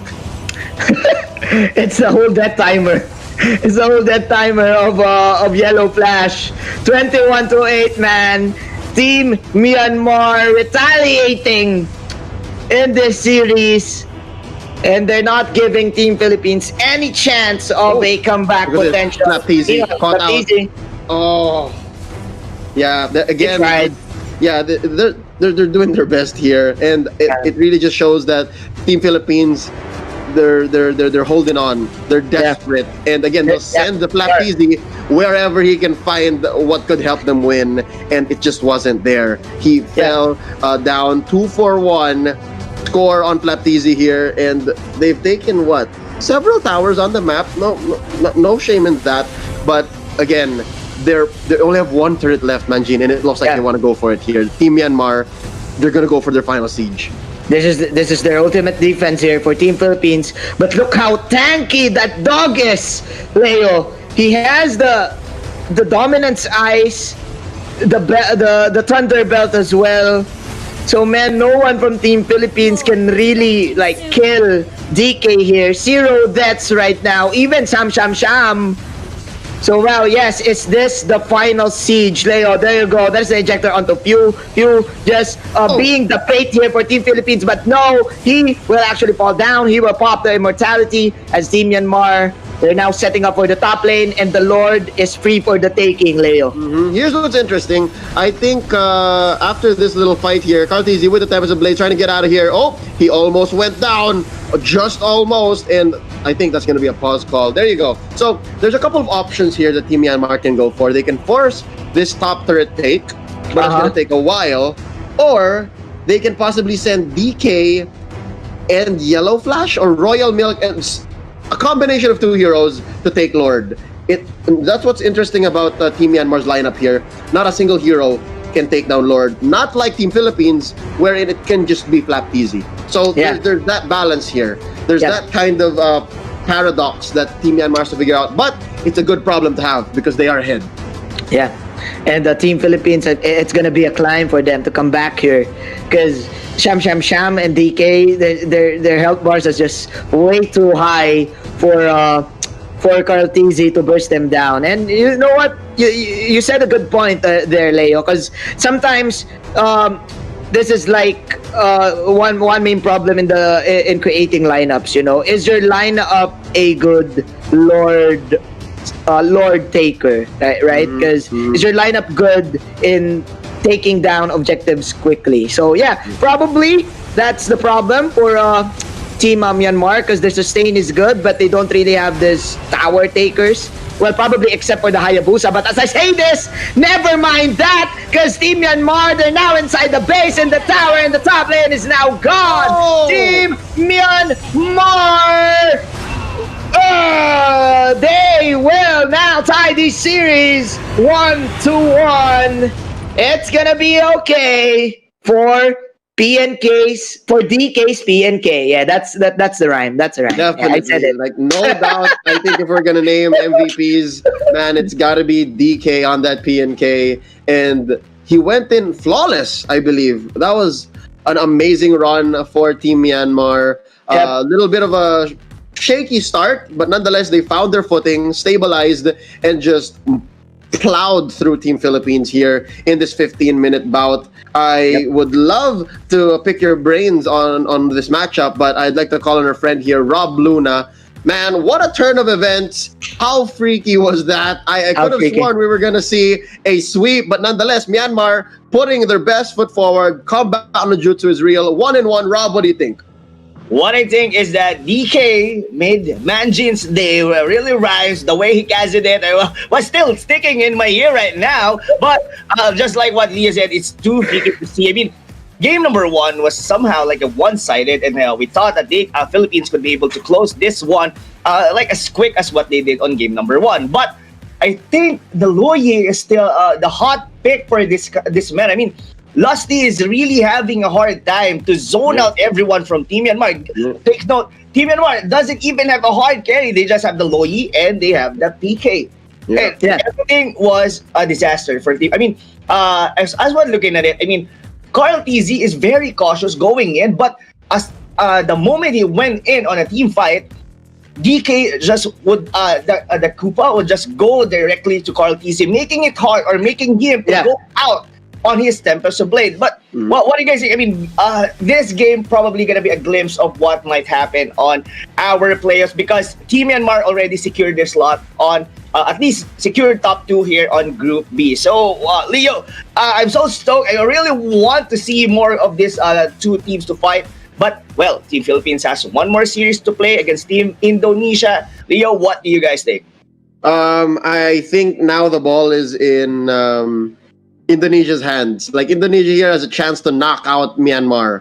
So the Philippines is sitting at how many? 7 points now. So they can try to get 10 points, right? And it's now up to Indonesia to one up Myanmar. But again, Rob, I totally feel you. I totally feel you when you say you want to see more of the Philippines versus Myanmar. But now it's up to Rimo Batara. It's down to Team Indonesia here to tell us if we're going to see more of that, or if we're going to see more of Indonesia versus the Philippines in the playoffs. Yes. And how about you, Benjin?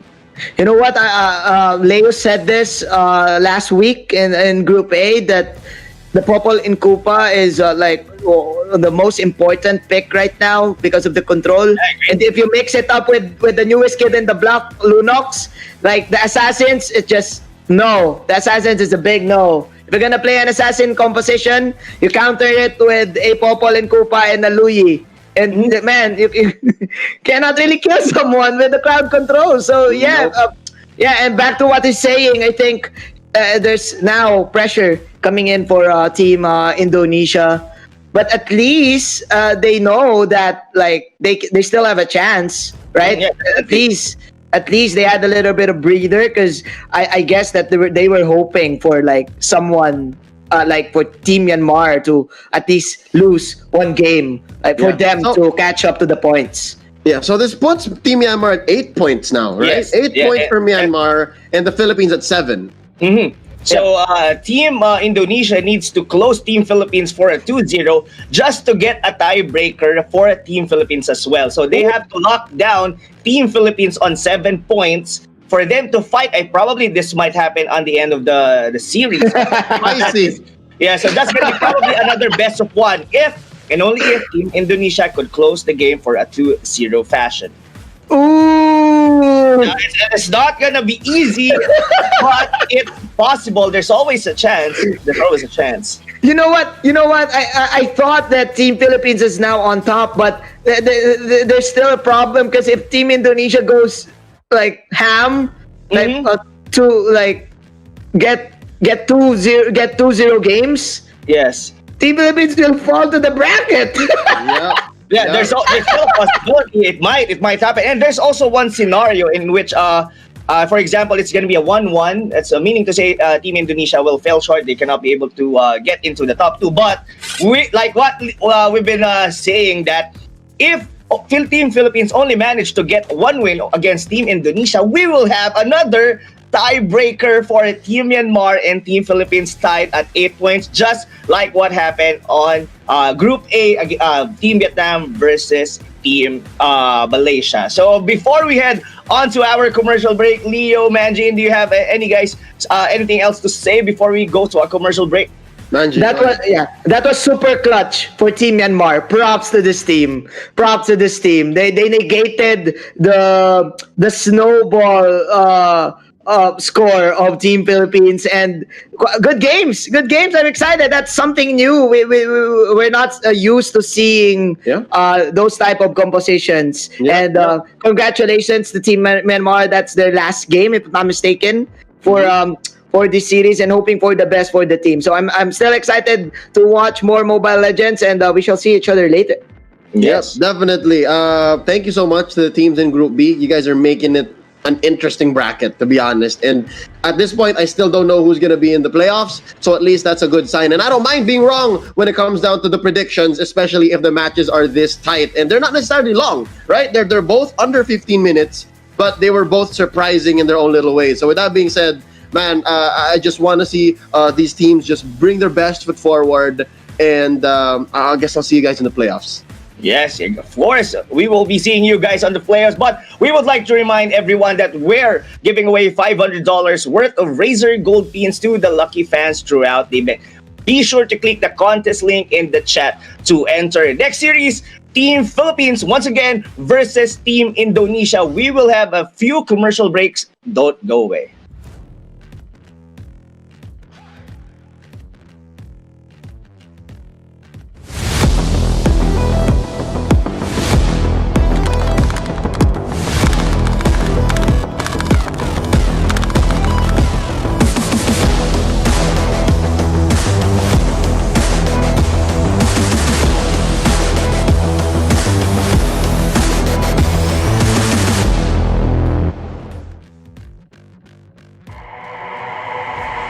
Samsung Galaxy A unlocked. Gaming with this phone means you don't have to wait, so your characters can boogie and performance is great.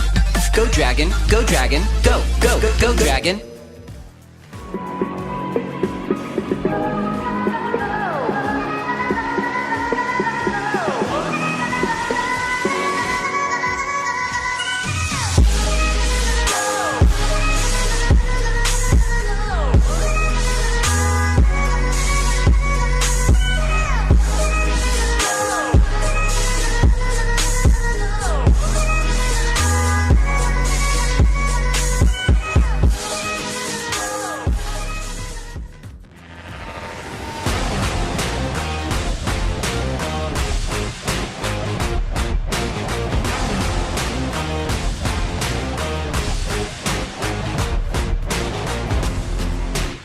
30th SEA Games eSport event was absolutely a historical moment, not just for Southeast Asia region, but for the global eSport audience.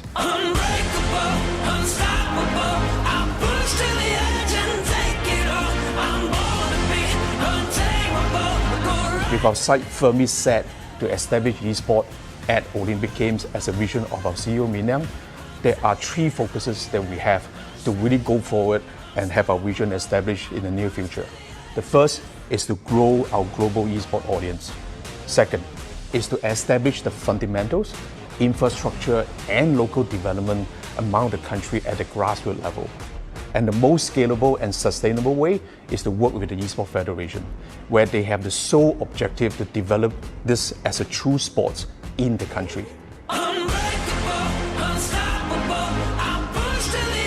I remember on Game 5 where Philippines is starting out slow, but after a minute of back and forth, Philippines managed to force and win a team fight in the mid lane.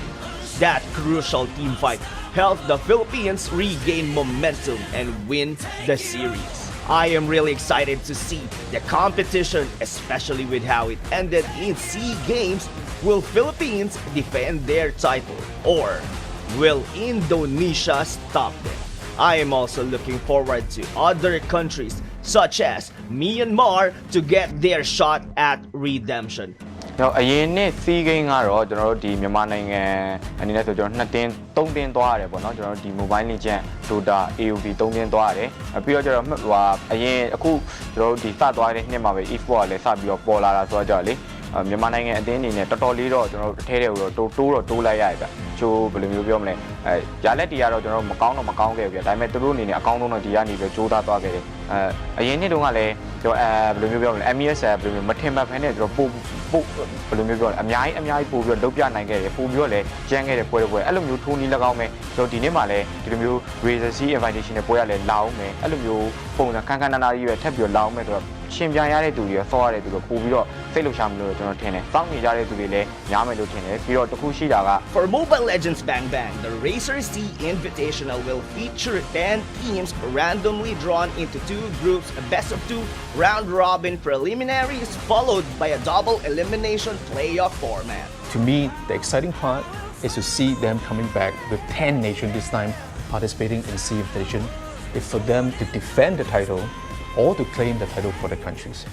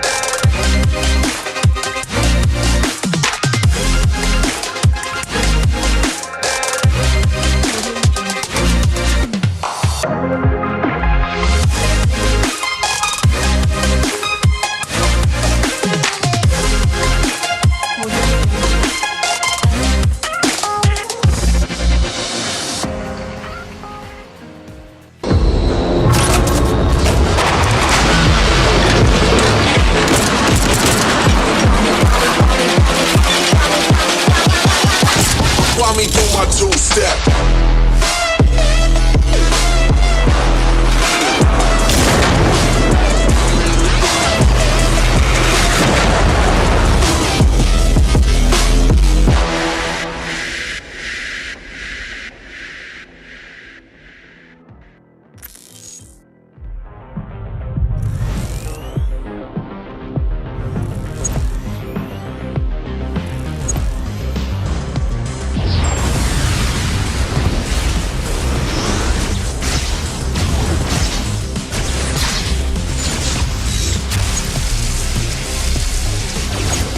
Strength and courage will be eulogized in the galaxy.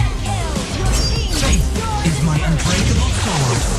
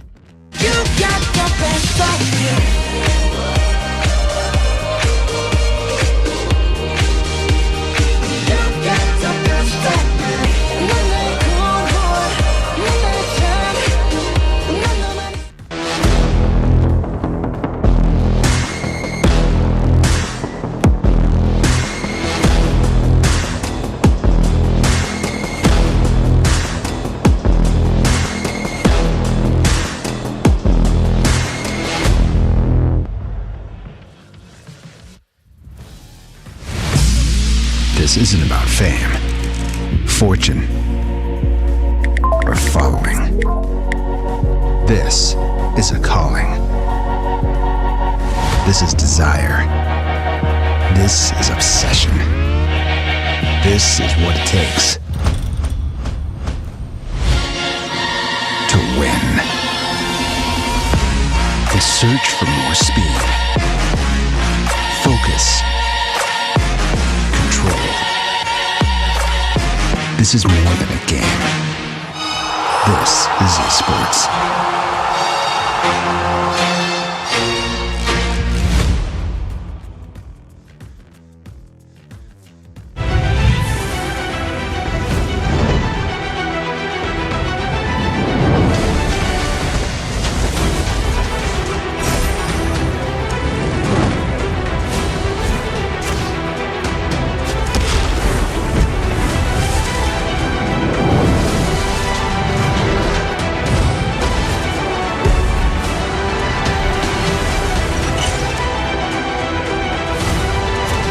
You have slain an enemy. Killing spree. Monster kill. Ally has been slain. You have slain an enemy.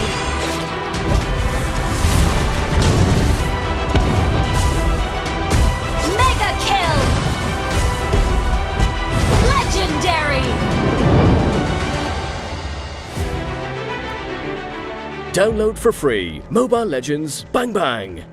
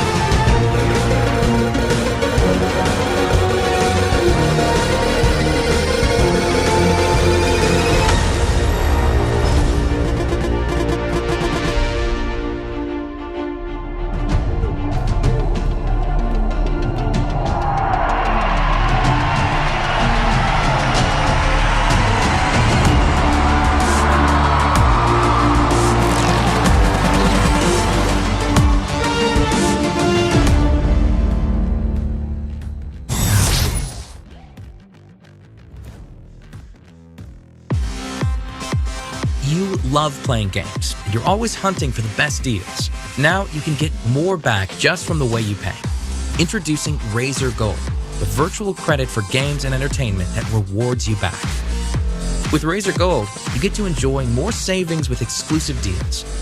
Get access to special bonus gifts and in-game items you can't find anywhere else, like unique weapons and skins. What's more, with every dollar in Razer Gold spent, you'll earn Razer Silver, our rewards program. Just like airline miles, the more you spend, the more you'll earn. Just keep collecting Razer Silver, and once you've got enough, you can redeem it for Razer hardware, games, gift cards, and more. With Razer Gold, you get more savings and gifts, and automatically earn Razer Silver to redeem even more cool gear. It's the best way to get rewarded just for being a gamer. Get started by signing up for a Razer ID on gold.razer.com.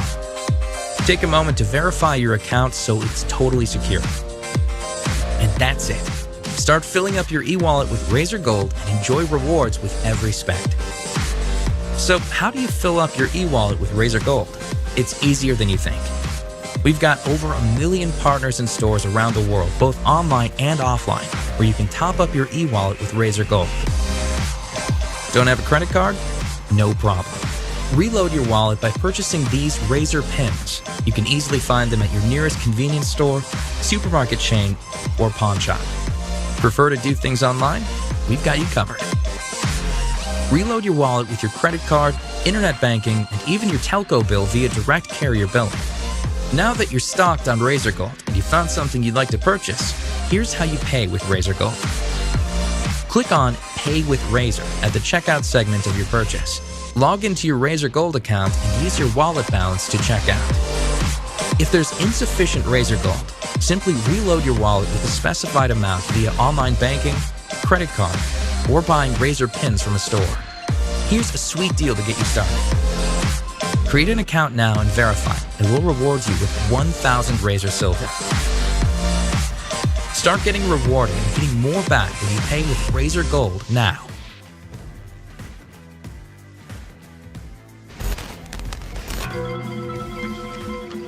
Probably a little bit of the traps, probably a little bit of a spinning light wheel, but who will target? There go Fatal Links into two, but look at Hyde. They're free hitting them from the back, placing duet to the monster kill from the Claude Broly, just like an anime, finishing up all his enemies. Phantom stepping up, Phantom stepping out, and I think it's over now. Chantel, 14-2. 5 heroes are here. Team Vietnam. This is it. I think this is gonna be a GG push for game number 1. This is actually dangerous for Team Vietnam to be picked off to 1-by-1, but there is the counter initiation card from Team Vietnam. Here comes Basha being killed by Lia on the Lancelot. Oh my god, what a blazing duet into 3 with a triple kill plus the free hit. It's gonna be a savage for this one of Team Vietnam. Round 2. Here we go. Here comes the new challenger. Farsa with the Predators like Sword. Commits to Tempest of Blades to jump away this time. Rumpel jumps in forward as well with the Uranus. Now they go for the Fatal Links onto Frey, but the Giant's already down. Bruno though gets a kill on the link. That's a very good because this Lunox with the ultimate. Now he is safe, but he's trying to take down the base. Can they defend? The answer is no. Team Malaysia will take game 1. Keep them safe. Inhibitors down in the top lane and the mid lane. They jump in. Rumpel really wants to go for the kill of the Farsa, but the Winter Treasure is going to be popped. Rumpel not going to be punished though. Arts jump and not going to hit the mark. But they do kill off one. That's Kaja down for the count. Ling tries to go for the Tempest of Blaze on the backlines, but it comes the shadow kill onto the Farsa. Not gonna get the kill though, but they will take out the Atlas in the middle. The base in shambles now. Double kill coming off from the Hayabusa as he takes on the Thams. Go for the Lunox, go for the Farsa, I mean. They take them all. Only Link to survive. Chased down by Soren. Immortality for Framesy, but you know what? I'm not interested. I'm actually going to the base. They need to dodge at least 2 crowd controls come from Team Thailand. It's gonna be from the this Kufra and from the penalty zone of the Turisla. But I think we did not count the dog. The dog is inside the base. Koopa, and there you go. Oh my god. And another one. Shoutouts to DJ Khaled. Chantel, I think this is it. This is the final hoorah of Team Singapore inside the base. Actually, yep, 2 men down. Actually, make it 3. It's gonna be a mega kill for LY4. And another one, it's gonna be a GG push for Team Singapore. What's difficult for Team Singapore to dive into a team fight is this 2 players that I mentioned. But again, this is gonna be another team fight onto the side of the both team. We have the damage here with the feathered airstrike. Guys, the damage is real. Another ejector here coming from the giant monster kill for this one. Unstoppable and 2 men down come from the side of Team Singapore. KZB is gonna be left for the side of Team Singapore. Nope, his is still alive, but another airstrike here coming in from Lois, and I guess this may be the end of this game number 2. Oh my, Chantel, I think you got tricked there from buying that because the damage. It's a surprise for me that we're still just at the second turtle of the game. That's right. Now want to go for more. Look at the jump. I think the Atlas, and they're even stingy. They're giving it to the tank. Doesn't matter who gets the kill, because you know what? What matters most is the turret. They take the inhibitor 7 minutes 50 seconds in. They punish the one who dove for it, which was the Uranus, and it seems like they're not stopping. They want to go for the jump. They don't care. They want to go for even the Lunox, popping the Brilliance this time. Jumps back to very small health. Comes the punishment of Fatal Links, but they still took out one. They will lose the tabs this time. A little bit of a punishment in there, but you know what? They will just transfer into the top lane. Available in the middle, and the jumping Joe will just definitely be punished. In comes the Tempest of Blades, but he's gonna be punished as well. Was able to clear out the minion wave, but can he run away? Yes, he cannot. No. What? Deptry was there to catch him, man. Hajinity bites the dust, and here we go. The threat of the finish is ever more imminent. Down goes Alay. Tong Trin gets the kill. This is going to be it. Deptry wants this base, and they are going to end 7 minutes, 23 seconds.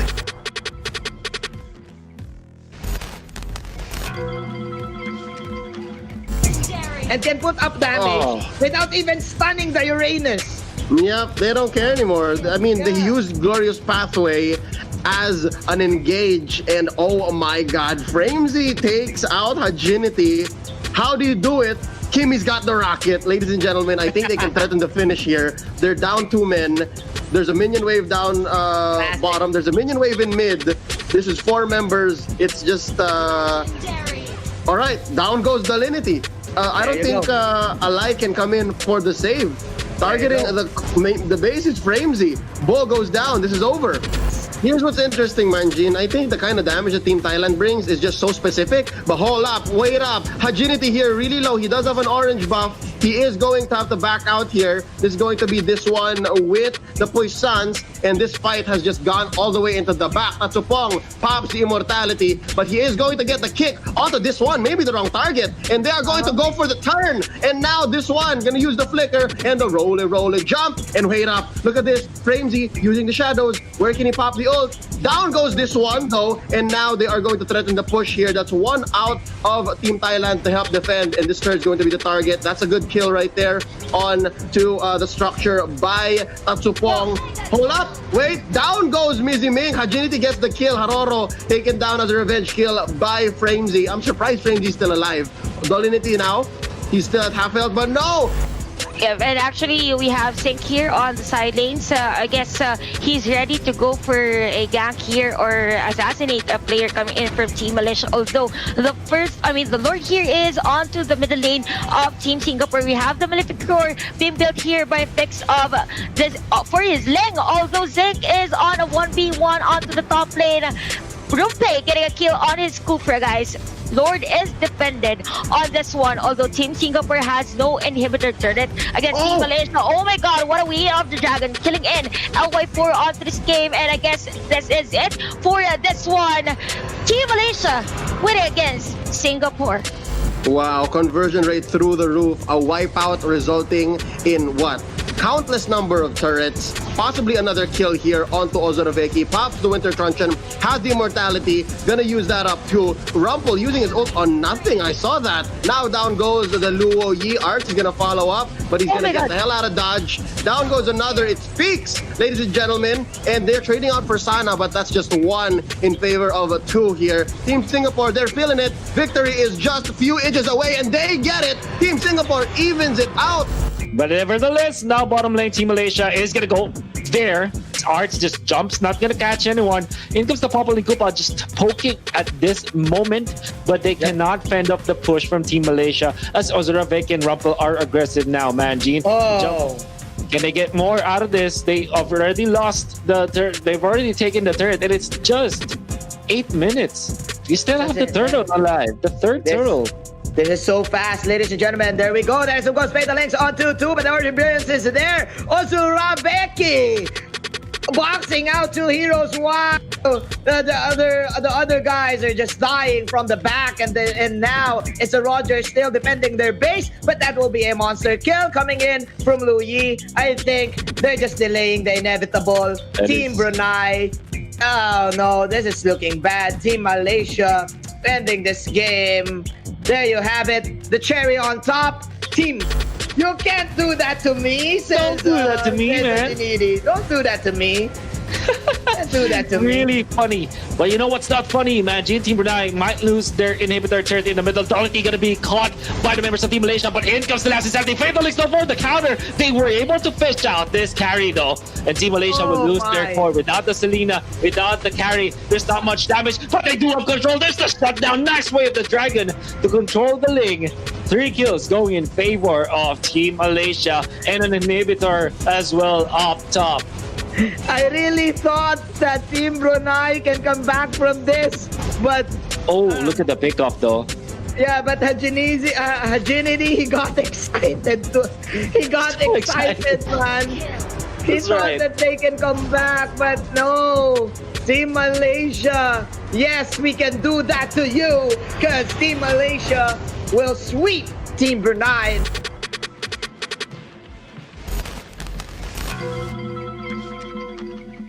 Look at this. I think after the 65-second countdown for Lord, Vietnam here might just be able to finish. If not sooner. If not sooner.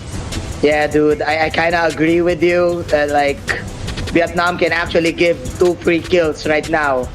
And still, Team Thailand, it's a huge climb for them. There's still towers in the mid lane. But as I say this, there you go. There's another arrow, another pickoff. Easy. Falling down. There is another outplay for Team Vietnam, getting the jawhead. I think this is it. There you have it. Team Vietnam. Yeah, but again, 5-11. We shall see, because, man, Team Thailand, they're building anti-physical damage items.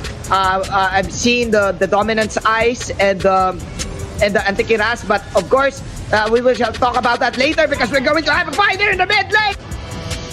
From 7 to 2, and they will get T-Max. T-Max is down for the count, 26 seconds to the death timer, and there you go, that's the push from Lois. An arrow will connect, but is it gonna be enough? No, it's not. Yes, it is, but that will be the Hylos down. That is a tank, ladies and gentlemen. Hack ain't going back. The arrow will connect, ejected to the fountain, but it's okay. That's just a giveaway kill. Team Thailand is this. The final hurrah, Leo. 2 heroes are still alive for Team Vietnam. Lois and Seth, they want to end the pace. We don't want to go down 0-2. We want a victory. There you go. Seth, Team Thailand. That's gonna be incredibly hard as Team Vietnam is now setting up in the middle, Shando. Oh my god, here comes a glorious pathway coming in from this Hylos of Team Vietnam, and inhibitor turret onto the middle lane is down for Team Malaysia. We have the Fleet here, plus the hard guard. Oh my god, here comes the Blazing Duet. While that is happening, we have this Smash and destroying another inhibitor turret. Here comes Arts on the damage, but not enough actually coming in from Team Malaysia. Another flicker out. Unstoppable actually for the Claude of Team Vietnam. Last 3 players for Team Malaysia to defend their base. Falling Storm coming in from Arts. 5 still for Team Vietnam, but here comes Angela being taken here by Team Malaysia onto this game. We can see the minion wave flowing really smooth for Team Vietnam, plus a monster kill for the Quad. And we have Vietnam. You can see here right now the aggressiveness of Team Malaysia onto this game. It's 31k versus 21k of Team Vietnam. For Team Vietnam though, they need to be mindful of the spams or the sustain here. Here we have the die. Oh my god, it catches 3 for this Kufra on this game, and a mega kill for Zorn. There comes the Falling Storm from Depth Tribe, but the top lane turret is destroyed. Plus the BOD for Team Malaysia. I guess this is gonna be a tower lock, but another damage here coming from Team Malaysia. On this game, we have the Esmeralda low on life. Oh, look here at Zorn. The minion wave. Yep, here comes Zorn with the damage, but Zorn is still alive. Falling Storm here coming for him. The Esmeralda, the free hit, but Chaos Assault. It's gonna be a kill spree for this Kufra, and I guess Malaysia just needs to go for the tower lock. They have the cannon for this one. Another minion wave actually for this game number 2. Team Singapore, and now the Lord is marching towards the bottom side. LY4 lurking. The Predator is here and it's stalking. It's prey. Team Brunei, they're all 5 here. There you go. That's it. Tempest of Blades. There you have it. Swords of Revealing Light, that's what I call it. But he was too aggressive. He was too sour. He was inside the base. Now you know why there's an eraser to the pencil, bro. Yes. Oh my goodness. Slam dunk. Slam dunk. Oh, okay. Jump onto 2. Very nicely done. Donality in trouble. Can be taken out. That's the version actually used. Now they're afraid of Sana at this point. They're afraid of Sana. Sana knows wiping. Sana don't. Yeah. Sana knows Sana just killing them all. They're just dodging all of the stuns from Team Malaysia. Yep. We've talked about it earlier. The Team Vietnam, they got the upper hand in terms of damage output.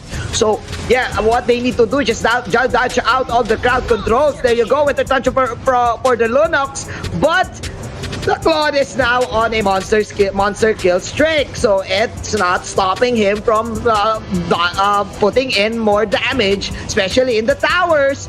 There you have it, as a tower push in the bottom side, guys. Claude is still in the bottom, and now transition to the mid. The Cho is in the top side. What is happening now? Oh my god, it's gonna be a trade for the towers. Actually, we have the Cho getting the turret against Team Vietnam, although the inhibitor turret on the middle lane is down. We have the Blazing Good King coming in from Broly, and a godlike as well for him. On to this match, we are seeing right now a different Vietnam story, actually, based on this performance as compared to their match earlier. We see right now, these are 3 players, actually 4 players coming in from Team Malaysia. Here comes the better airstrike with that massive damage for Team Vietnam. Wow. And I guess for Team Vietnam, they should go for tower lock if they really want to end this game. When they have the 4-man purify spell, it will be really difficult for Kufra to set up a play. And Sorn is down. The kill spree on to this Jawhead. Oh my, is this it? Is this the last push that Team Vietnam wants? Blazing to it by BMI out from Broly, who is the true Super Saiyan here. That is double kill coming in from T-Max. Maximum damage output, nonetheless. Team Vietnam now targeting the base, and they will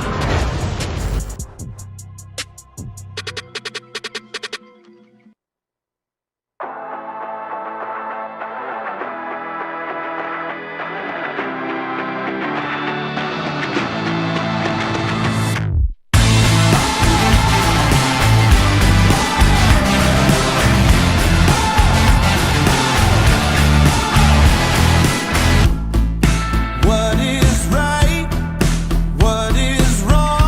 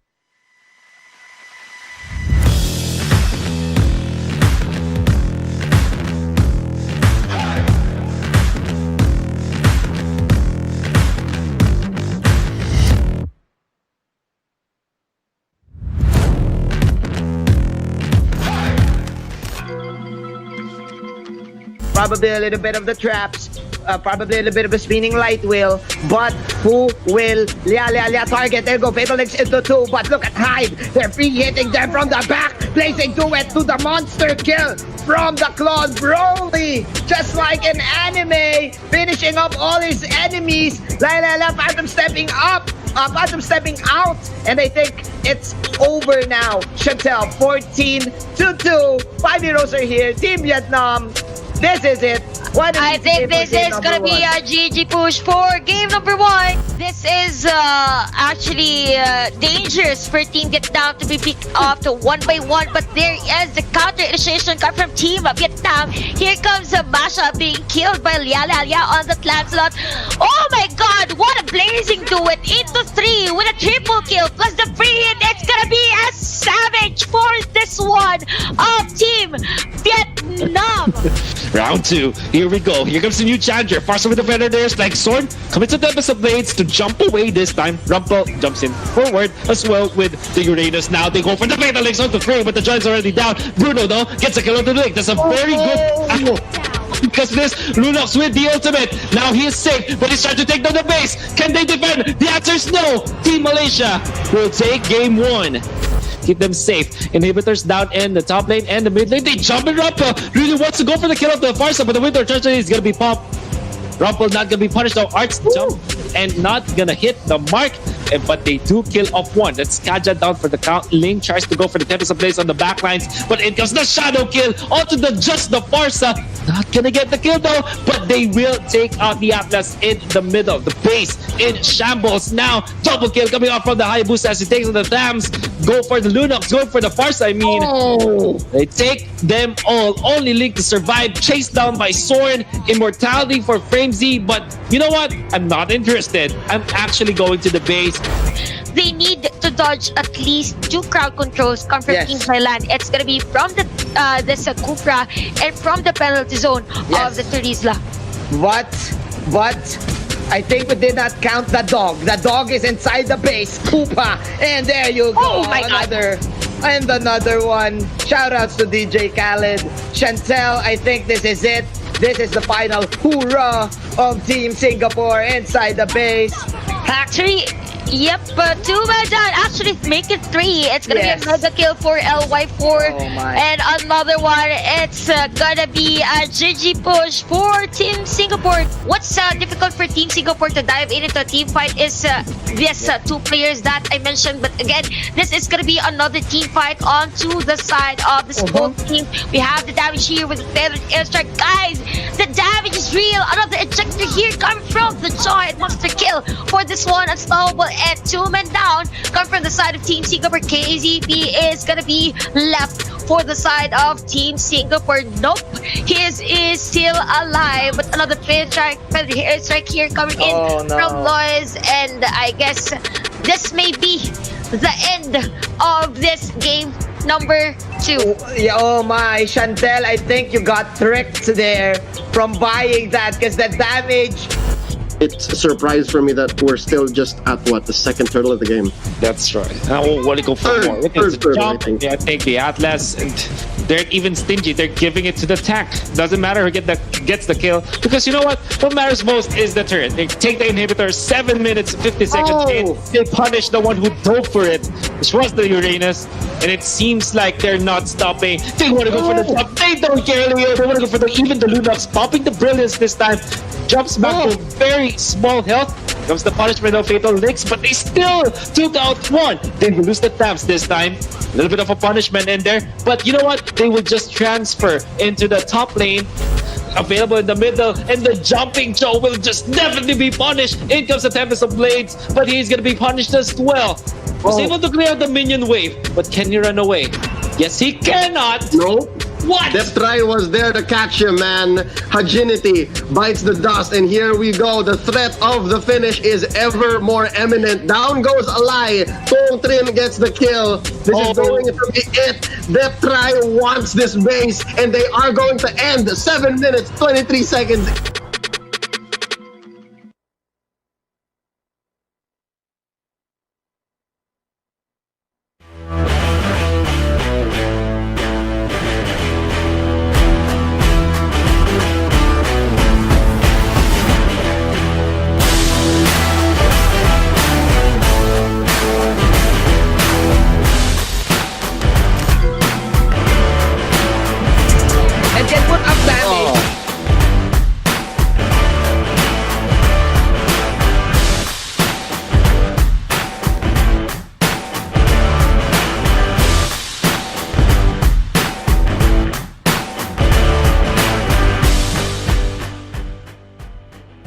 Yes, and welcome back to the Razer SEA-Invitational 2020, a very crucial series, especially to Team Indonesia as they are fighting for their spot onto the playoffs. But let me share you first an interesting product from the Razer Viper. This mouse is the mouse built for esports, built for absolute control.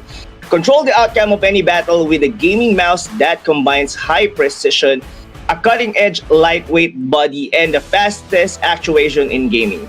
Meet the Razer Viper, featuring industry's leading mice technology that's designed with and tested by Team Razer athletes, bringing you a mouse that's bred to tear up the pro scene. Product features: Razer mouse optical switches actuate at the speed of light with industry-leading response time, 5G optical sensor for a superior tracking accuracy, 69-gram lightweight design for swifter, more controlled swipes, and Razer SpeedFlex cable for unhindered control and minimal drag. And once again, we would like to remind everyone that we're also giving away $500 worth of Razer gold pins to the lucky fans throughout the event. Be sure to click the contest link in order for you to join. But once again, ladies and gentlemen, our second series is in between Team Philippines versus Team Indonesia, and we're just waiting for our players to join into our lobby so we could be able to watch this epic matchup. But I'll be leaving you for a very few commercial break. Once again, don't go away.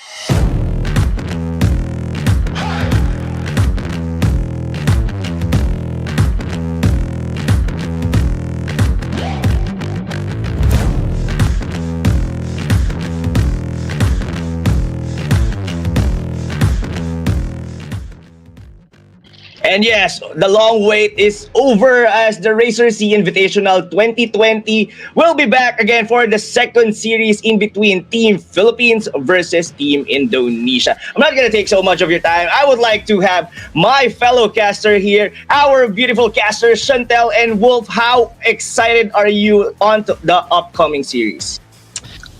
We are extremely excited about this because I heard there will be a lot of scenarios that can happen if this during the conclusion of this. I think that this series, game number 2 between Philippines and Indonesia, will decide whether or not we're gonna go to a tiebreaker, if we're gonna have an absolute established top 2, or if we're gonna have 3 tiebreakers, probably. Maybe. So yes, it's possible. That's how exciting it is to know the result of this final. Yes, definitely. But it's safe to say that Team Philippines has three matches or chances on this specific scenario. And for example, we will be looking at Team Indonesia's score right now, ladies and gentlemen. They're on 4 points. So Team Philippines already on a 7-point, meaning to say they have to close this series in a 2-0 fashion, just to get a chance for a tiebreaker later on the evening. That's gonna be on both 7 points. So, best case scenario for Team Indonesia, if they could be able to close this on Team Philippines 2-0 and win the tiebreaker, they'll be going up to at least 8 points. That's the best scenario for them, and the worst case scenario for Team Philippines, losing the top 2 spot right now. And the third tiebreaker would be both of them will be 8 points. They're going against Team Myanmar for the spot to get the number 1, which is probably a 9-point lead just to secure the number 1 spot here in Group B. But Chantel, I would like to ask you, what are the chances here? We've been watching Team Indonesia. This is where Rich Jaya, if I'm not mistaken, the Esmeralda will never forget Esmeralda plays. But Chantel, what do you think? How are the chances of Team Indonesia getting the spot, probably going to at least a number 1 spot here on Group B? How crazy that can be. For Indonesia, though, I guess for this Group B, I'd like to say that they are actually the dark horse for this Group B. For the first day, they weren't actually performing well, but for the previous matches that they worked on, or actually they played for this Group B, it just tells us that this is an Indonesian team. We said that Indonesia is a really one good team in terms of the Mobile Legends industry. So I guess for Indonesia, there is this kind of a flavor wherein we don't know if they'll go for the A game, or actually if their strategy is gonna win. But it's something that is really unexpected. That point alone is just crazy. If you're up against Philippines, we know that both teams had been facing in a lot of not specifically the team, but these countries are actually facing in a lot of tournaments. Indonesia and Philippines. That's one good point. So I guess for this both teams, I have this kind of feeling wherein I think that they are going to perform really well. No exaggeration. I just think that they are really into kind of games that they are more into the pressure. Grace under pressure, I guess.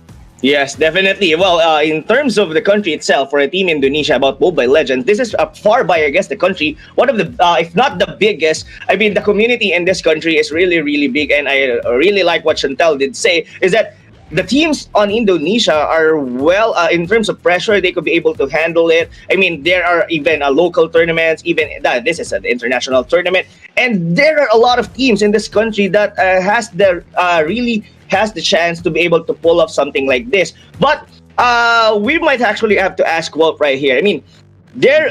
Probably you watched the first series, that's Team Philippines against Team Myanmar, and if another scenario comes up like a 1-1, a tie on the second series, meaning to say Team Philippines will be closing on 8 points, and another tiebreaker on Team Myanmar.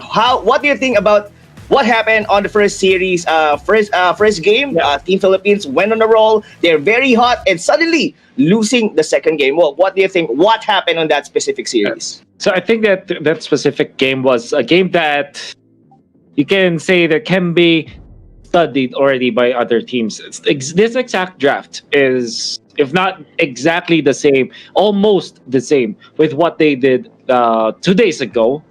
And it was so dependent on Rebo's Lunox of being able to help his funnel receiver, which is either a Ling or a Claude.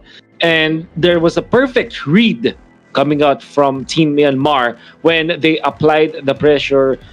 I think it's more of an issue of for Team Philippines of them being read by their opponents. And the problem with being read by our opponents is that it's hard to win because of the fact that whatever you do, your win condition is so narrow. You have to check a lot of check boxes, right? That's the thing for Team Philippines draft. And unfortunately, Team Myanmar were far more prepared than Team Philippines in that specific game. So yeah, if you're asking me what happened in there, I think it's more about the preparation of Myanmar being far superior compared to Philippines. So I think that if ever there's a tiebreaker that will happen between them again, Philippines needs to give out something new that Myanmar isn't prepared. Right? Yeah. Actually, I like the thought wherein Wolf said earlier that I guess this kind of lineup that the Philippines has been bringing us for the whole tournament. I guess we have this what I call this. We have this footsteps to be seen for Team Philippines. We could see them actually playing the Masha and Bluenox a lot. So for the other teams, they're just giving information so that this might be our comfortable pick. So I guess for the Team Philippines, they need to stretch out in terms of the picking the heroes. Maybe they should drop the idea of these two heroes because it's really out. The information is really out for the teams, and we've seen that earlier in that first game or first series actually for our tournament today, that Myanmar was able to negate that one. Flap TZ was on the roll on game number 1. We saw him actually struggling on game number 2, just trying to negate or actually counter out the gameplay of Myanmar. But it's just too good to be true if you're trying to actually putting the same lineup all over again. Yeah, well, I totally agree with that. Probably let's go ahead and since Chantal did mention about the Lunox. I mean, yeah, we've seen the Lunox on. I think that was the other day. It was that Rebo we did use Tank Emblem and Tenacity. It might be like a honest mistake, but he did use a Lunox here once again, but with a support role. I guess if I see it correctly, is that they are trying to replace the Esmeralda, since Esmeralda most of the time is being banned on the first 2 bans. So they're trying to recreate what Esmeralda could be able to put into the table in the form of Lunox. Would you agree with me? I mean, since they were having like Averies on the support role, I mean, they would like to hold the certain lane and somehow could be able to scale up with a mage carry. Wolf, what do you think? Is it safe to assume? That's true. Some teams do it differently though, because I think I can fairly remember in the previous group it was a team. Forgot what it was. Malaysia. There it is. So what they do is just to put this Lunox in the side lanes and just it's gonna stay in lane, not gonna not like how Rebo plays it, because how Rebo plays it is he wants to always fight against opponents, always wants to be there during the team fights. The opposite end when Malaysia plays this Lunox in exchange of instead of the Esmeralda, I mean, what they do is just to put this man in the side lanes, just constantly being there, so that you'll be able to like defend the lane at all costs. The thing with what Rebo is doing and the rest of Philippines is doing is that they're putting on a little bit of a gamble on that Lunox in the mid lane. If it works, it works. I mean, we saw that game 2 days ago with the Lunox Tank Emblem. He's unkillable and he's so impactful in fights. Today, it didn't work because he was bursted down, and I think the Popol and Koopa was a big problem for him.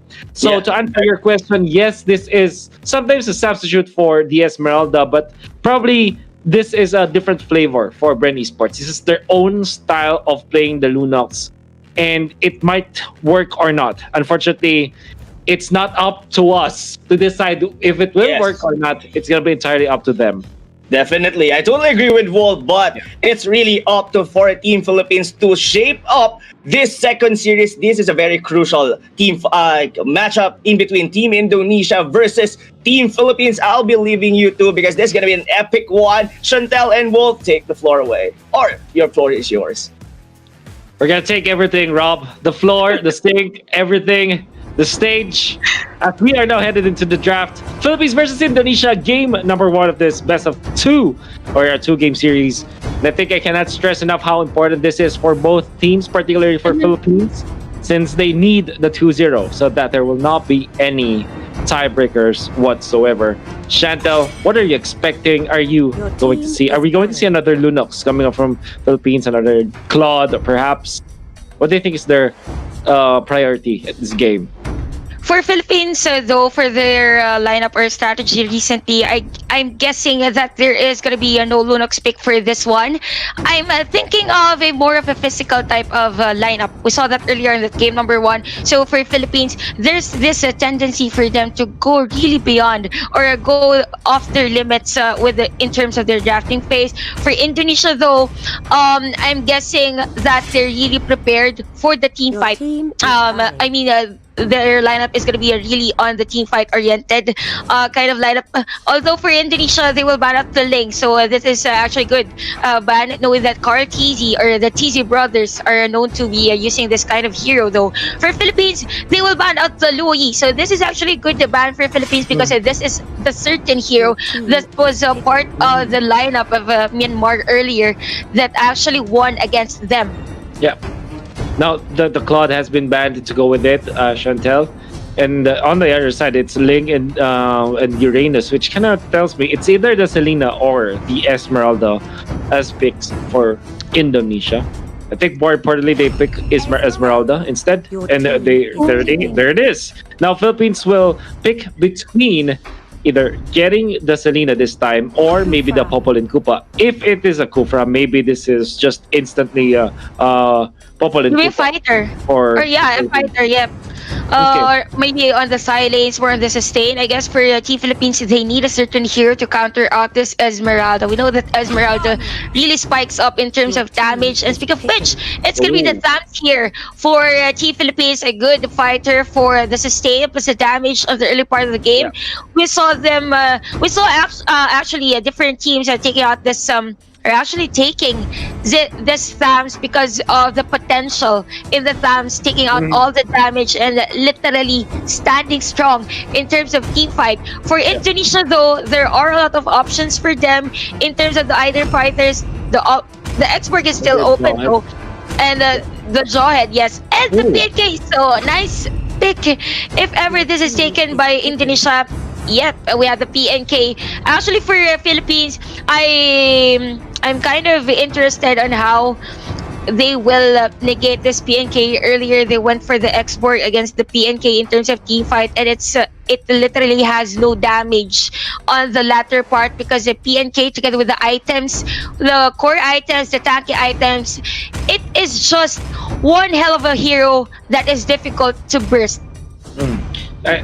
I think it's impossible to deal with the Popolin Kupa now with when it comes to the fight head on. So what Philippines is doing is maybe just get an instant burst to go with the Kufra. If ever they do initiate, at least they have this AoE damage coming out from the Thorn Rose and maybe couple it up with more AoE damage. So Philippines might just get the Selena at this point. And then Indonesia should be banning out either Selena or Lunox or something like a Cho, so that they will not be countered by Team Philippines at least. So I'm looking at Selena or Cho now for the bans of Team Indonesia. Anyways, though, for this Team Indonesia, I'm kind of scary because there is actually an idea wherein they can get the Roger anytime. We know that the Roger, the roots of Roger is actually by the meta of Indonesia. So that is going to Why be the not? surprising pick for them. So I'm not really sure if they will pick it, but it's kind of good for this kind of lineup. They have the right initiation play plus the support hero here for the PNK Atlas and Esmeralda. And again, for Philippines, we've mentioned this earlier. It's gonna be the mashup for them.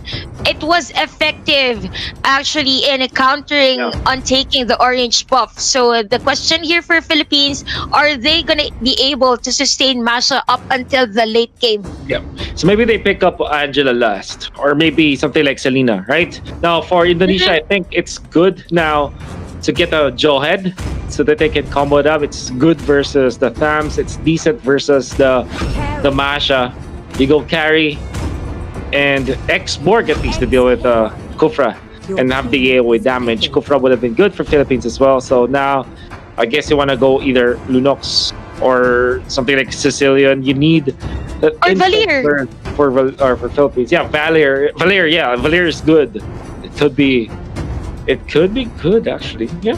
Yep, actually, it's a good, or maybe for Philippines, something of the spice. We could actually see an Aurora, or maybe a different support burst here, and it's gonna be maybe the Selena here for Philippines. More of the map vision plus the crowd control. This is actually good of a lineup for Philippines. Indonesia though, they are ready for the late game. They have the carry here. The question for Philippines is, will they be able to get the Karkisi on this Lance, get up the gold, spike up his damage on the early part of the game? We all know that Lancelot is really a hero that really depends on his skills. So for the Philippines, they are for the early game, while for Indonesia, they are for the late game. So what do you think, Paul, for this kind of lineup of this both teams? Who are you leaning to?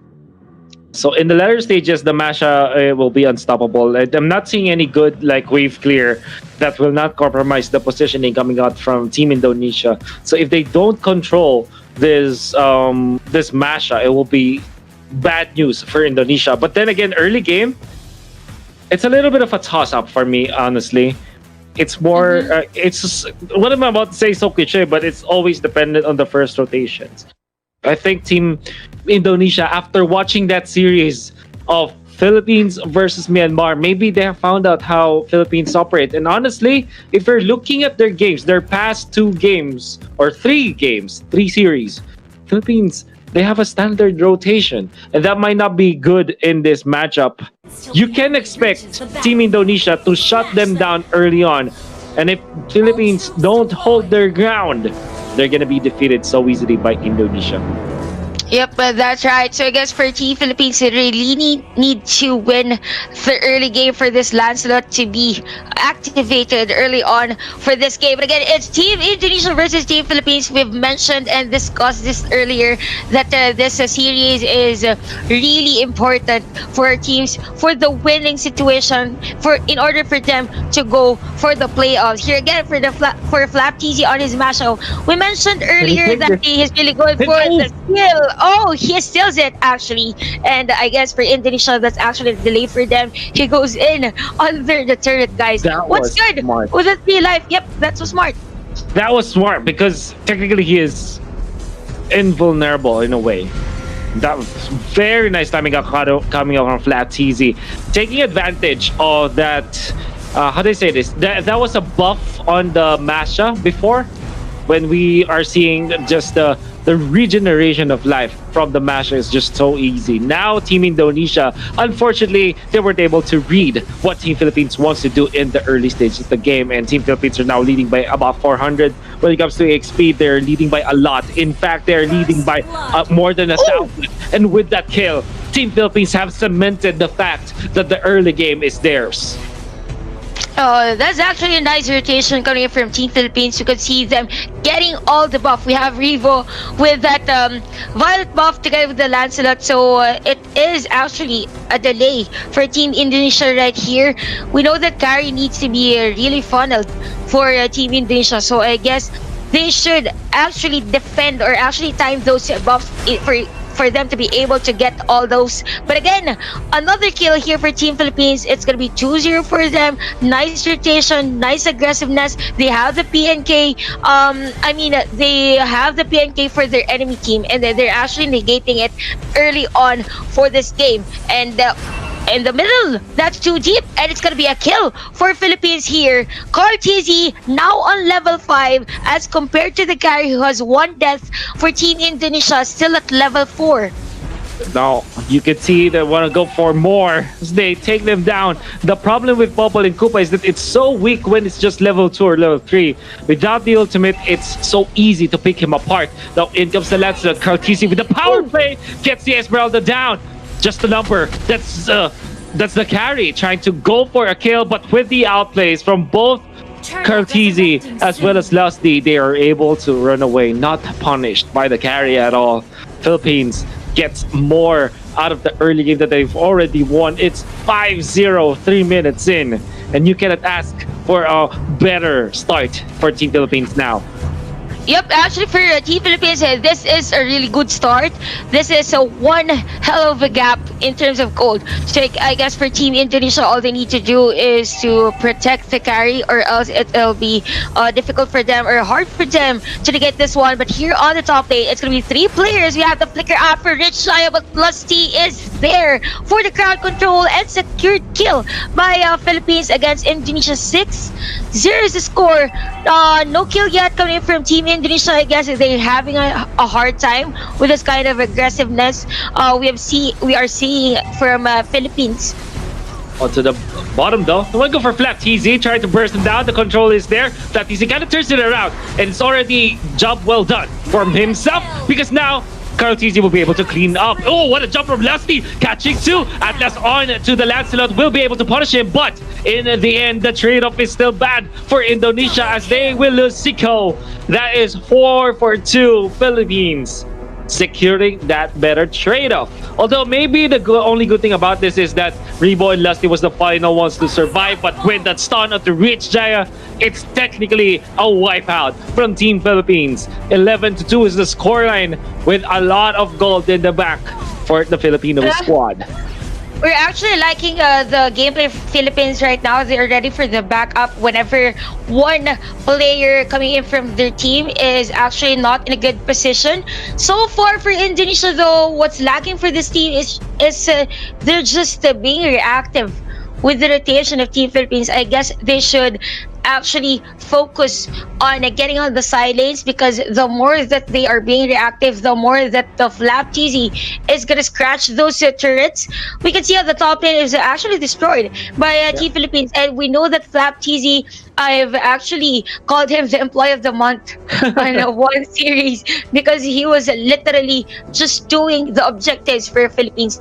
And for Indonesia, they shouldn't force to go for a team fight right now, because Gary is a bit slow in terms of power spike, knowing that the Philippines here is countering their jungle. So they need to do something on the side lanes, or else they are just falling into the trap of the Philippines. Yep. And actually, with all the lead that the Team Philippines were able to get, I was watching on my phone now, where we are now at a 5,000 gold lead for Philippines. And that's not the only ridiculous stuff about this, because this is an 8,000 lead when it comes to experience. Now, here's what it looks like. Flap TZ is at level 7, then Cartes is level 8. The highest level for Team Indonesia is 6. That's 2 levels ahead. And I tell you, that is so massive, because that's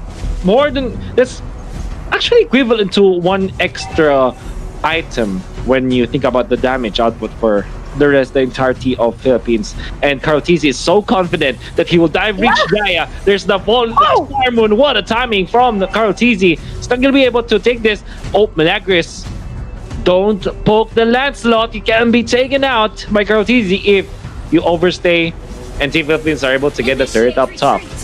Nonetheless, for Cortese, the damage is there. We can see the 3-man setup here coming in from the Tyrant's Rage. Last inside per hand, not enough damage. Here comes the Hog and the kill by Few onto the stabs on the sidelines. Though we could see the aggressiveness really by Team Philippines. They are mad. They are so mad for this game. They need to win this game. It's gonna be a killing spree for Lusty, and the zone out is just there for Philippines. While this is happening in the bottom lane, there's gonna be a kill. Cortese is down, but then again, another play is down, and actually Rich Jai is down for Team Indonesia. I'm just guessing Team Philippines, they really don't want this carry to get fat because they're just all over the place. Cortese, without the help of other players, just tries to kill any of the heroes that he is seeing on the map. Ibo landing that stun, and many times his stuns were crucial, but Lusty's jumps though were crucial as well. Catches too, but the fatal links for the counter. He gives the falling storm as well. FlapTC in trouble, but he gets away. Still really healthy at this point. He's about to be chased down though by Team Indonesia, loses 2 of his HP bars, and Team Philippines will be running away with that, even with the very close call when it comes to initiations. Nobody died, but the immortality gonna be popped as Rebo lands another stun onto Hen. There's the trap. He survives. But while that happened, Philippines secured the turtle. Lusty with another bush jump now. He will cancel it. How good was that? So many clutch moments from Philippines with their Selena as well as their Kufra, Chantel. Yeah, you know, Wolf, I just want to commend Rebo's abyssal arrows here, and even the placement of his traps. Just the slow effect is making it difficult for Indonesia onto this game. We can see the fatal licks though, it catches too. We have the falling storm, plus the last inside of it though. Here comes FlapTC with the kill. Lusty is there for the crowd control. Double kill for the Masha of Team Philippines. And see that, just a single thorn throws coming from this Lancelot, and the massive damage is really being shown here by Philippines against Indonesia. For Indonesia though, the map control is really getting smaller. The map for their map is really getting small. For the carry, he's just relying for the minion waves here that's flowing onto their side. And again, another aggression here and a kill for Philippines. 73 for a score.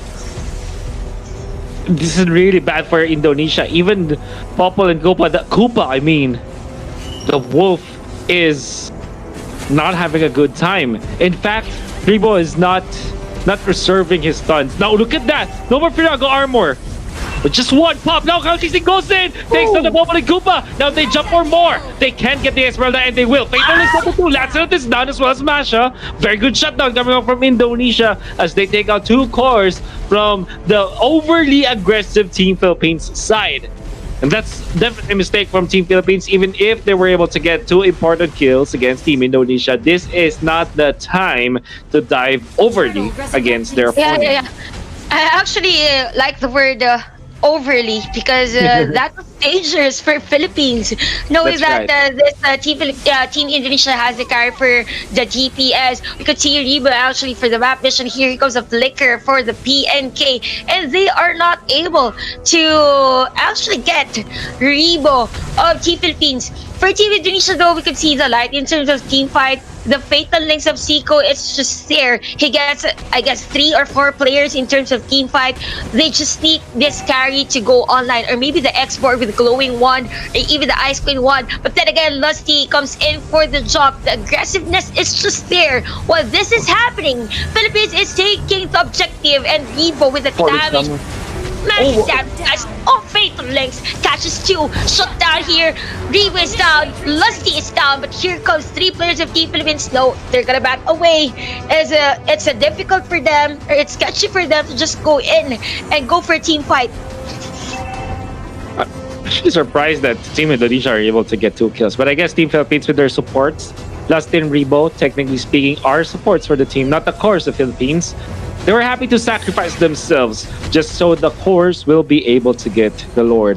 And I think that's very important for Philippines, because they don't necessarily want a perfect record when it comes to kills and deaths. It's okay to sacrifice some kills for the bigger objective, which is definitely the Lord. Now, it's going to be a problem for Indonesia to defend. Fortunately for them, Philippines is not yet ready to fight because the rest of the supports are still respawning and getting back into the fray. But this might be a different case now, Chantel. Yeah, but actually for Team Philippines, they already have the super minions here. Although for Flap TZ, I want to say that he's one bit of a runner here for this game. He literally runs, but Indonesia isn't able to kill him. But then again, here's gonna be a team fight, guys. On the middle side, Immortality has been popped. TZ is on the middle lane, killing out Hen, which just damage, guys. But it did not damage to the turret. He's down because they popped the sticker before walking. That's unfortunately to his demise. Another kill, double kill for Popol and Koopa as Philippines are getting ahead of themselves. They have lost so many heroes in the past few minutes, and they weren't able to take down an inhibitor turret. They are not respecting Team Indonesia that much, and that's something that Philippines should be looking towards. Oh, carry with a nice secure on that orange buff.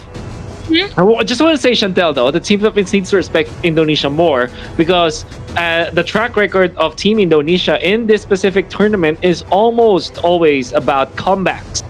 And being able to come back from larger deficits than this one, right? So Philippines, they need to kind of chill a bit, maybe wait for the next Lord, not die unnecessarily against Indonesia, and close this game out.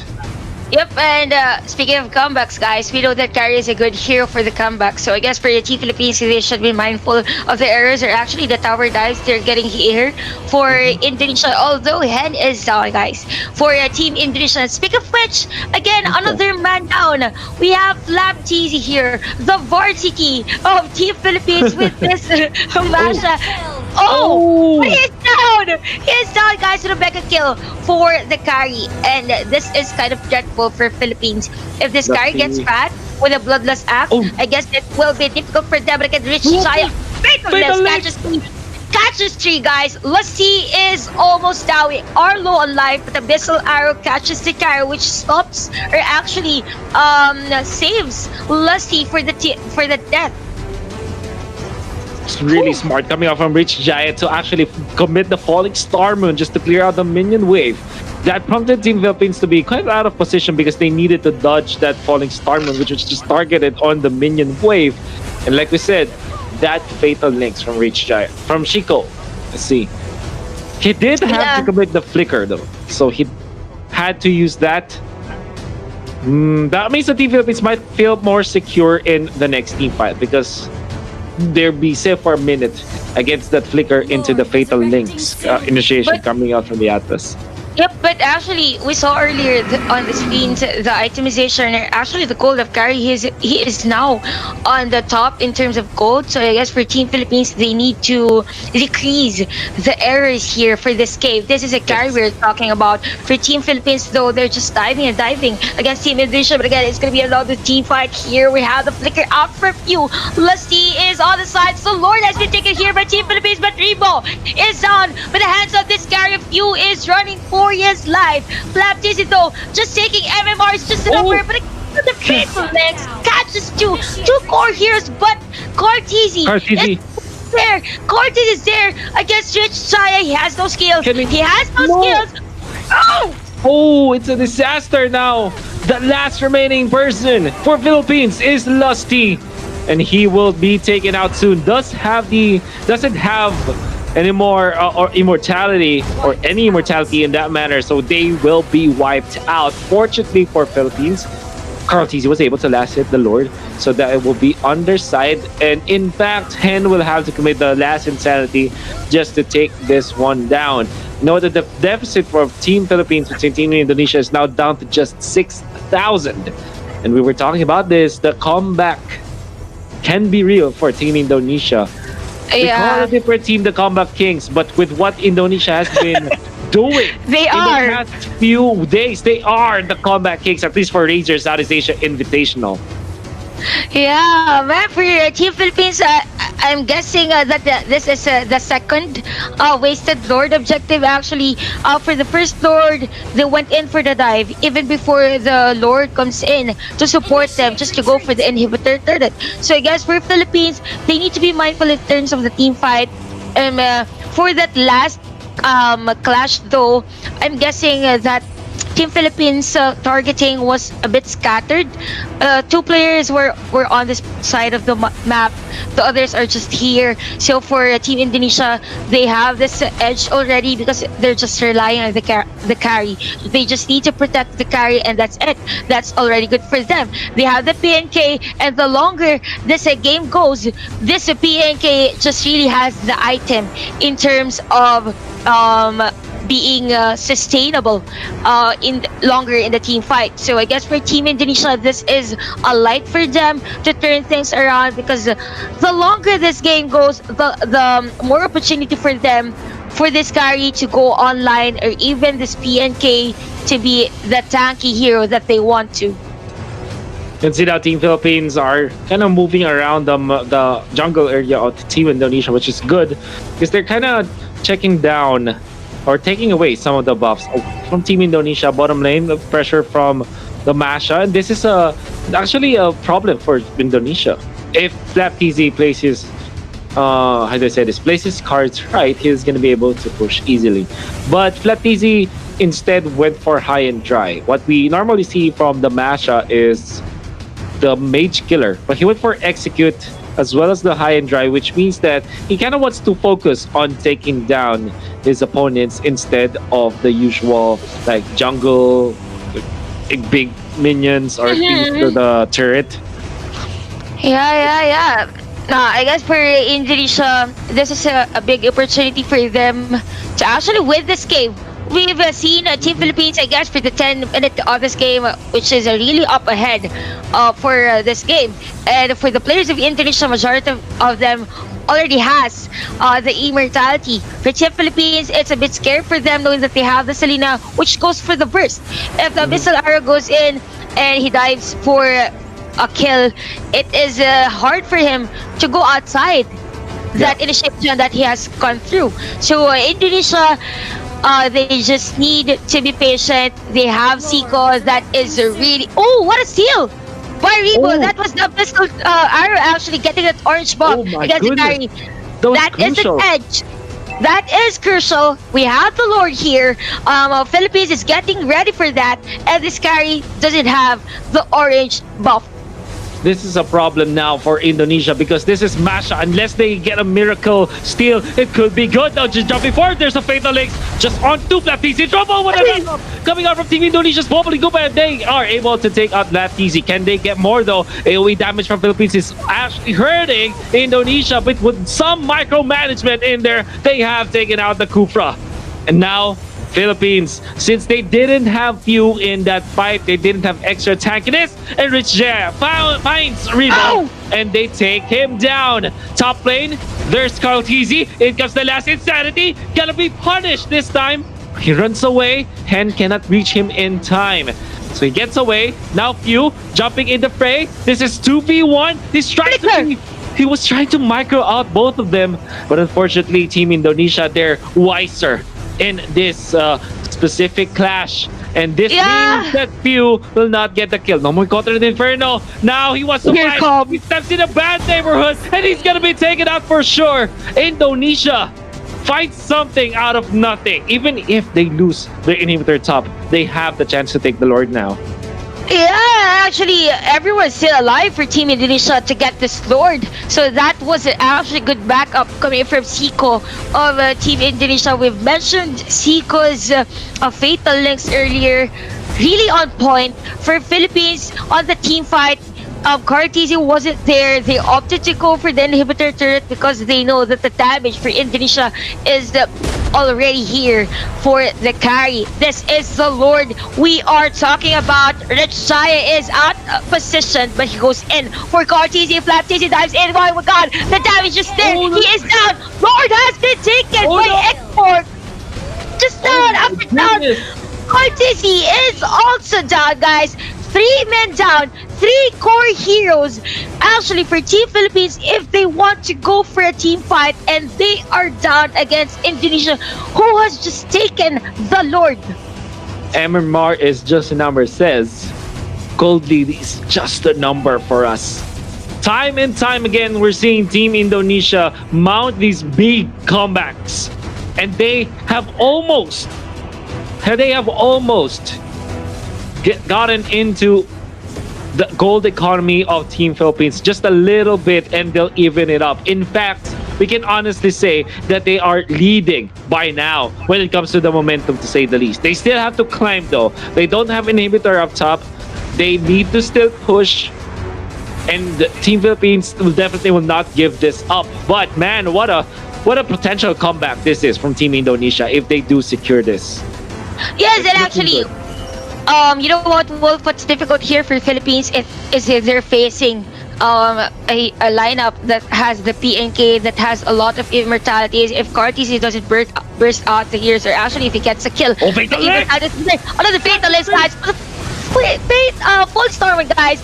Flap TC is just down. We have the inhibitor down for Team Philippines. We have 6 players actually, including the dog, for Indonesia out of this game. Cartesi almost low on life. The dog is just there. Milagros kills. Few is gonna get a kill for Team Philippines. Rich Shayo with an immortality. Cartesi is down though. The Lord is just there. And for the game number 1, Indonesia takes down Philippines. My God. What a comeback in there. Man, if I have the chance to look at how much lead they, I think at a certain point it was 11k. Yeah. For Philippines, and we were kind of scared for Philippines a little bit during their push in the bottom lane. We were saying, this is Indonesia, you have to respect them. They have mounted comebacks bigger than this, and you know what? It only takes a little bit of time for them to come back. Maybe, just maybe, it's true that gold is just a number, right? It doesn't matter if you can't close the game out. We can see Philippines really falling into the prey of Indonesia. I'm sure that this game should merit more minutes when it comes to analyzing, and I hope that we can have a replay, but unfortunately we don't have that now. All we can say is that Philippines did not respect the firepower of Indonesia, the fact that they are the kings of the comeback in this specific tournament. Oh man, why won't we welcome back Rob Luna? Maybe he has something to say about that game that we kind of missed out. Rob, how you doing? Well, wow. It's a complete baseball, ladies and gentlemen. I mean, wow, that was a very huge upset coming from Team Indonesia, but I really like to congratulate how composed Team Indonesia is. And they're fighting, ladies and gentlemen. I mean, this is every game counts for Team Indonesia. Like what we've said, if they close this game against Team Philippines for a 2-0 fashion, they will be fighting off against for the secured slot for the top 2 later on the series. I think they'll be tied by 7 points. But now, it's a guarantee that we will be having a tiebreaker for the number 1. If Philippines could be able to close this one, hopefully they don't somehow. I don't want to call it a troll. I mean, I think they have so much antics on that game, on the specific game. I mean, it's not bad, but if it's will be the reason for your loss, I guess it's bad in a way. But what do you guys? I mean, there's so much to say. The Rebo and Lusty combination on the early to mid game was fantastic. I mean, every arrow from Rebo almost hit, then followed by the Tyrant's Revenge. Then suddenly, well, how about you, Chantal? Let me ask you, which part of the game did Team Philippines already lost? I guess so when they took on the level 1 Lord, but then they weren't able to take a different objective after that. After the level 1 Lord, majority of their players were actually killed. So I guess for Team Philippines, it's more on, I guess, if you are to secure an objective, it just means that you are to end the game with the Lord on your at your stake. I guess they weren't just on that mindset that wants to win the game. They actually went for the kill. They actually went for a team fight, which is not what we are liking to see. If you are for the Lord, you are for the turret push. If two of your players are down, that's literally gonna be a Lord just doing a fashion show, just ramping on that red red whatever on the floor. So that was it. I like the red whatever on the floor. I was trying to think about what was it. Yeah, the Red carpet. Yeah, I forgot the term. Yes, but well, oh my God! I'm rooting for both of the teams. I mean, Team Indonesia, it was very amazing, but I mean, seeing that game, it's like it took around at least 12 minutes into the game before Team Indonesia did a comeback. And sad to say, and best case scenario, MMR is just a number. The carry is on a bounty emblem. Yeah. But probably, I know you guys have to catch up your breath because that game was so amazing. But I think the players are so intense right now and they would like to go for another round. The draft is ready. Chantel and Wolf, the floor is yours. You know what? I don't even want to rest at this point, Rod. Thank you so much for that. And we are now heading into the draft of Game 2. Definitely want more action. And Philippines says, okay, PNK should not have been let go come game number 1. And I think I'll agree, but bigger problem Yeah. with Chico. Man, I'm not entirely sure how to pronounce his name. If it's pronounced Chico, I'm sorry, or if it's Chico. But his initiations He's so were so good. sick. Man, I think that the first team fight that Team Indonesia were able to win was in the bottom lane when there was some flicker into the fatal links that they committed onto two, kind of catching Team Philippines out of their zone. And I think that also is the dagger that finished that last game when Zico also jumped, catching 3 onto the bottom lane, and the inhibitors was the base were all exposed to the side of Team Philippines. So I think that there are 2 important heroes here for Philippines to watch out for. PNK, Popol and Koopa, and the Atlas. Fortunately for them, they have banned out the Popol and Koopa. So let's see how the draft will now develop, Chantal. Although, Wolf, for Zico, he is actually one good of a Kufra player too. So I guess for Philippines, this is one certain hero that they need to scout about. Zico was actually the hero of that game. We haven't mentioned his name earlier, but he was literally the person that changed everything. Without the fatal links, it was actually Philippines that won that game.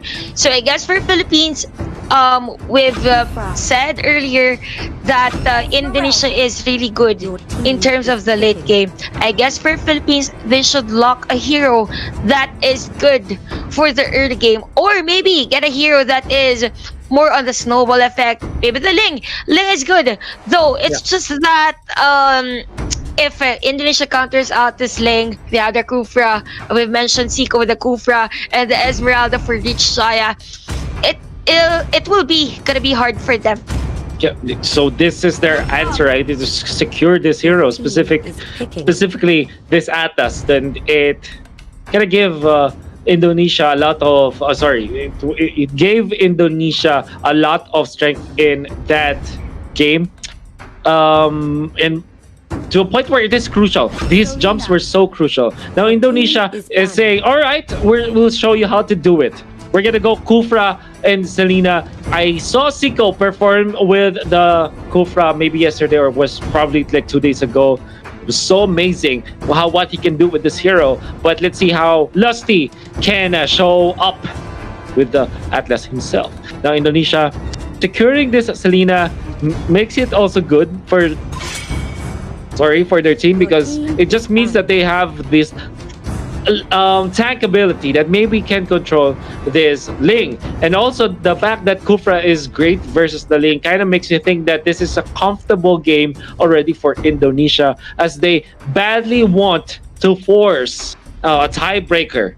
Because if they do get to 7 points, man, I think we're gonna have a very tricky setting in our group standing. Yeah. Actually, we have the 3 teams here battling for this tiebreakers, guys. For those who aren't aware, Indonesia and Philippines, this is a very crucial game for them. For Philippines, we actually lost on game number 1 against Indonesia. They really need to win this one, or else it will be difficult for them in terms of the tiebreakers. For Indonesia, there is going to be a light for them to actually go for the playoffs. But then again, for Indonesia, Wolf said that it is more of a comfort pick or counter pick for this lane. Know that they have the Kufra here on this game, plus the Selena, which was one bit of a hero that made Indonesia's life a bit harder earlier on the game number 1. Although for Philippines, they will, I guess for this kind of lineup for Philippines, what's advisable for them is to take more of the AOE, so that it will be difficult for Indonesia in terms of team fight. It will be a lane that just dives in for the secure of the kills. So I guess it's gonna be good to go for the Valier as a support if ever this Kufra dives in for the title. Alice though, that's surprising. Oh man, this is weird. I'm not entirely sure about how this Alice can.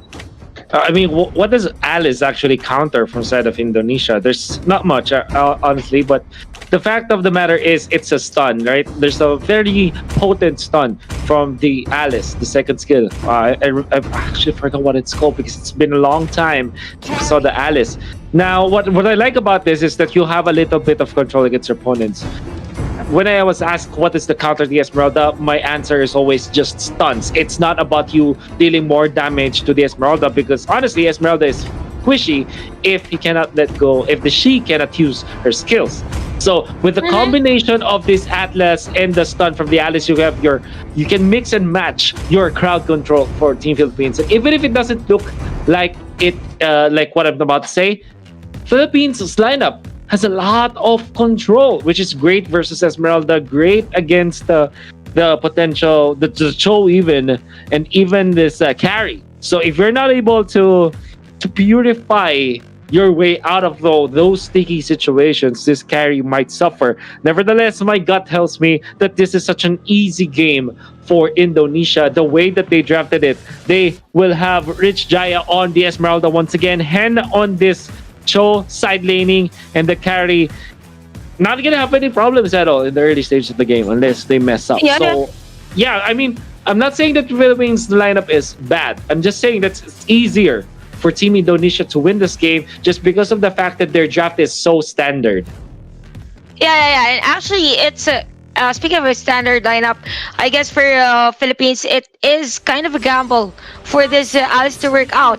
If he doesn't dive in for the carry, it will be a suicide for him for the Blood Ode, actually, of this carry. But then again, it's going to be the game number 2, Philippines versus Indonesia, and it's going to be a pause for the early game. So far, for these teams, I'm actually interested on how Team Philippines will execute this game. This is the first time ever, considering that this is the last game for the series. This is a very crucial pick for Philippines, and we know that they've picked this. I'm pretty sure that they are confident with the Alice pick. Bit surprising though, unorthodox, but it might be the wild card that we are waiting for Philippines onto this series. Yeah. And I actually looked at the actual game, what their final emblems were, what their final spells were. And the idea that I think it's clear to us that the Alice is much more of a utility pick here from Philippines.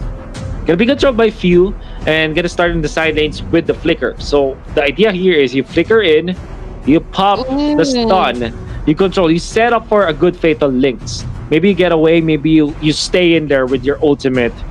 And it's not like he can be countered by Esmeralda, because the thing with Esmeralda is that she absorbs shields, and Alice doesn't have those shields actually. Well, she only gets the life steal, so there's not much you can get.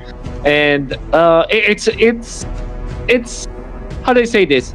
It's ambitious what they're trying to do with this Alice, and I hope it works so that at least we can add something to what we know in the running meta now, right? So hopefully this result is positive, so that when so that our hero pool in the running meta is an increase, right? Yep. Actually, though, I could see the opportunity for having this Alice for Team Philippines. There is kind of a feeling for me that this might be the counter or the counterpart of Esmeralda. We know Esmeralda is a good offlane in terms of the mages. The prowess is just there for the sustain. I guess for Alice, it is a bit of a flavor for Team Philippines because it just tells us that they're almost the same in terms of sustainability, though. So for Philippines, it was a good pick, yet ambitious. So it is kind of crucial for them to actually execute this game. But then again, Indonesia with the carry pick, carry man. Kari was just the star of that game earlier together with the Fatal Links and the Seiko. A lot of pressure here for Team Philippines. Same goes with Indonesia. So let us see. Let us see, guys, on this game number 2. Different kind of funnel now for Team Indonesia as they have this Selena who sets up for this carry to have 2 buffs. Now, there'll be a tussle in the middle. Who's gonna win this? In terms of EXP, it's pretty even between 2 teams, but the job that's done, of course, with the Abyssal Arrow. Definitely good for Team Indonesia as they take the first blood. Actually, I'm not really sure if that was a good. Yep, that was a good kill by Indonesia. But what's good about that one is Philippines with that kill, or actually death by Lusty, was kind of good for them to defend their orange buff. So Lusty was there with the orange buff, but again, here comes the damage coming from Team Philippines here on the bottom lane. Rich Jaya is down with the hands of Lusty now at level 4 for his lane.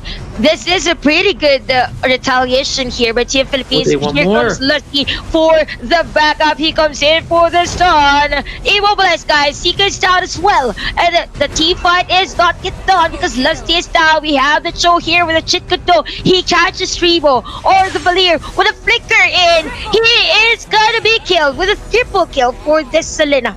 Super easy triple kill there for the Selena as Team Indonesia backs it up. I thought that Philippines are feeling it already, but with that dive once again, problems now for Philippines is they're so aggressive. Fortunately for Cortese, is a Ling, so he's able to eliminate that carry, which is good because he stops the progression. In fact, MMR is just a number, didn't get a kill.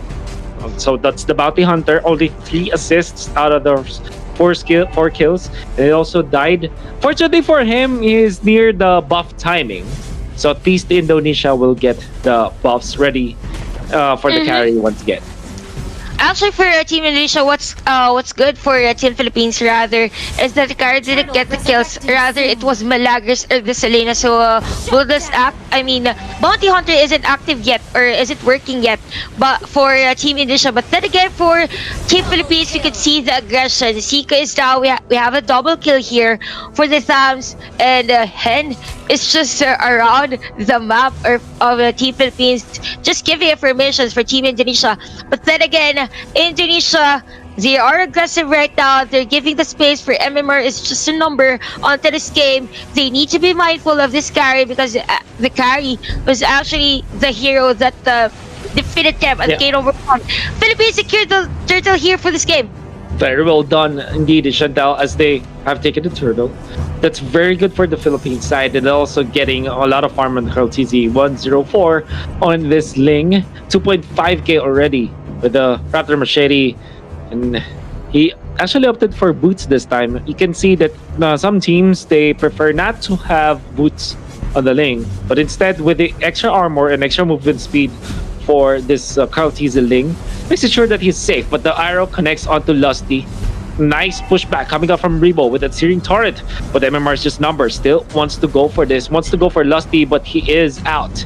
That's gonna mean that Indonesia will have just wasted their time now. Flapteezy applying pressure against Rich Jaya. There's the knockup gonna come out, and not the best usage of the Tyrant's Rage. Bouncing ball gonna be there as well. Rich Jaya says, no, maybe we cannot fight into this Esmeralda. Sorry, this round. Hen will lose the turret up top, but at least he's safe away from the Cortese. Actually, that was a nice objective for Team Philippines, though. In the middle lane, there's gonna be a team fight. The damage is there for the Selena. Here comes the Tempest of Blaze. Oh my god, the criticals. We have few on that blood. Oh, guys, they're gonna kill MMRs just an over. Here comes the Fatal Links by Lusty on Team Philippines. And Atlas is down, though. But then again, it's gonna be a 2-for-1 trade in favor of Team Philippines. Nice synchronization of skills, actually. The sustain is just there. We can see Philippines try to destroy this middle lane turret, and they will take it. Man, I like this a lot because Team Philippines are showing us a different approach and maybe a little bit of respect to the meta. Apart from the Lunox that we're seeing in the side lanes, was the Esmeralda, maybe we can see more mages in the side lanes as well, like Gushan off lane, or what Few is doing with the side laning as Alice. With the ultimate, as well as the wave clear, he's able to sustain himself. Now they jump forward. They want to go for the carry this time. Nice! Way of the dragon to control the Kraltizi Ling, and he will be taken out. Hen with a very nice timing with the Jade Kondo and the Wave of the Dragon Lusty with that Fatal Links. But the burst down though. Valir as well as the Alice burning them down. Will the Kufra go down with this? No, he won't. He's able to flicker to get away, but the better kill, the better value kill. Going for Indonesia, can get to go as well. And then the turtle. You know what, Wolf? It was actually a nice timing for the Chitkundo and the Way of the Dragon for Hen. He literally went on for this Ling. And you can see right now, MMR is just a number, securing that kill. We have few on aggressiveness for this Alice. But then again, for Team Indonesia, the objectives is just there. Their mindset is just there. We just need to stop the Sling.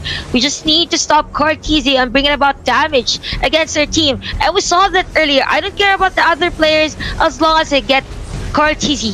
So for Team Philippines, they should be mindful in terms of their engagement, or if ever they go for the initiation, because Team Indonesia knows how to end this clash. But again, we have Lusty here for the Fatal Legs. Actually catches two. Here comes Valir with a serious turret killer spree for this Tams. And man, a series after another series. Arrow catches Rebo. He goes in for the Purify though. The damage is there, and it's gonna be a disengage for teams. Was it the disengage though? They dove upon the Selena and they were able to punish him. Kartizi is there, and then they'll get the push onto the turret in the bottom lane. So that's really good for Philippines. They're getting a lot of lead. Even after the recovery from Team Indonesia, it's still they're still way away. Well away from actually just getting back into the fight. Kartizi and the gang, they're able to steal this purple buff away from Team Indonesia.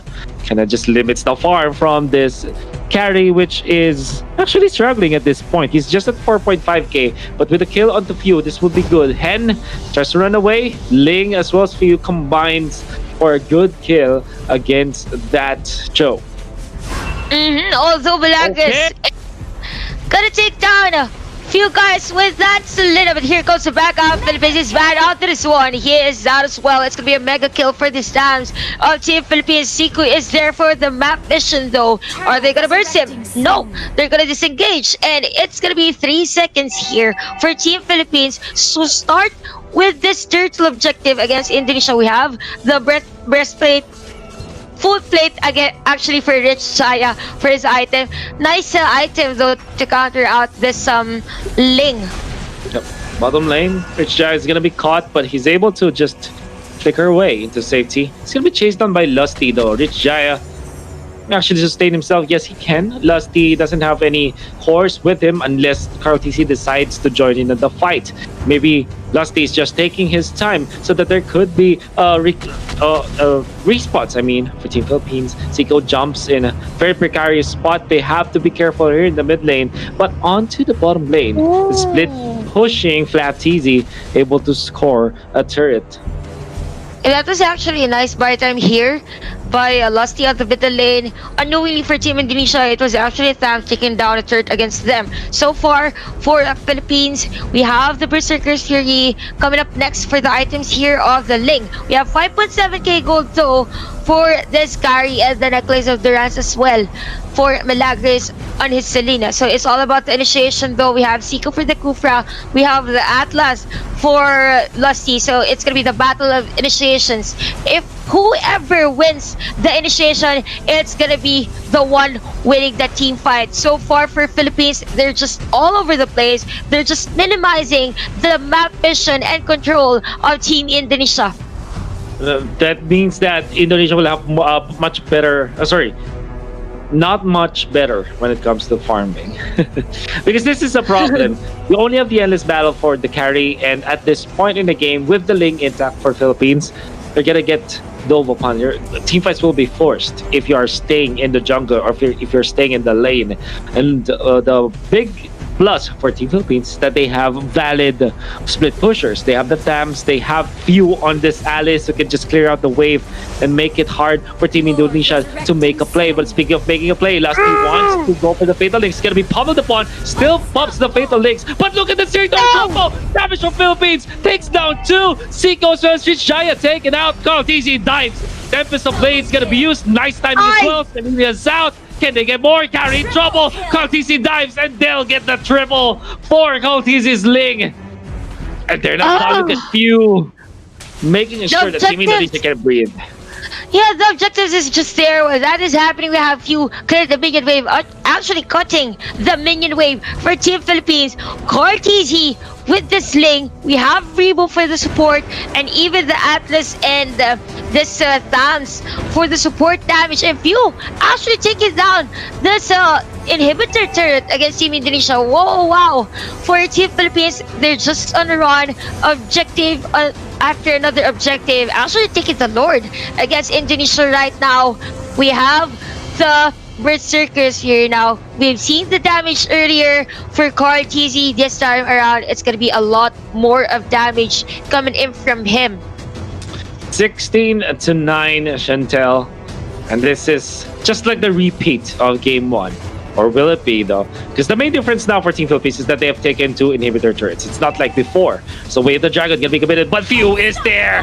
He knows where you're going. And with that stun, he's able to facilitate for a kill. Now Flap TZ pops the Conrad Inferno. Lusty fishing for the carry. There's the Fatal Links. He gets to Rebo as well. Cortese on the backlines. Carries down, Rich Giant trouble. Cortese with the Tempest of Blades. Ling, the damage, the crits, all of them in there for Philippines as they have taken 4.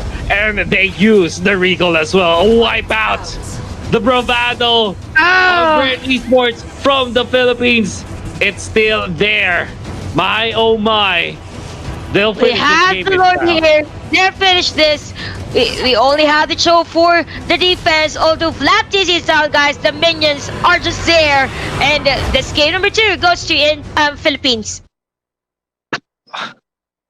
Such an amazing display for both our teams, and look at that. Those were our faces, guys. I'm stuck again. Me too. I'm stuck again. Guys, this is our reaction. This is how we casted those games. And I'm proud to say that was such an intense series between 2 teams. Unfortunately for Indonesia, they badly needed that 2-0. They weren't able to get it. Philippines was able to defeat them now truly. It's no longer a fake win for Philippines. The first one was it was a fake win, right? They almost won it. They were leading by about 11,000 and then gold. They let it slip away. This time they didn't. And they did it in style. So it's 1-1. Unfortunately for Philippines, they still are tied with Myanmar. I'm not entirely sure what will be the case here, though. So we'll only have one tiebreaker series between the top 1 and top 2, just to determine who is definitely going to be in the playoffs. So that will be later for sure. Yep, but I guess for this one, it was really nice play coming from for Team Indonesia, though they fell short encountering that Ling.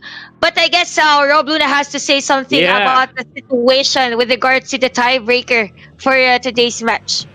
Yes, but first and foremost, hopefully you guys did print screen that a specific moment that these 2 amazing casters are doing, or their facial reaction whenever they cast that kind of amazing games. But rest assured, ladies and gentlemen, that we do, like Wolf said, we will be having an unfinished business between the top two teams here on Group B, which is Team Myanmar versus Team Philippines. That will happen later tonight, probably after our final series of the day, or our third series, which is Team Laos versus Team Cambodia. And looks like, Chantel, you're holding...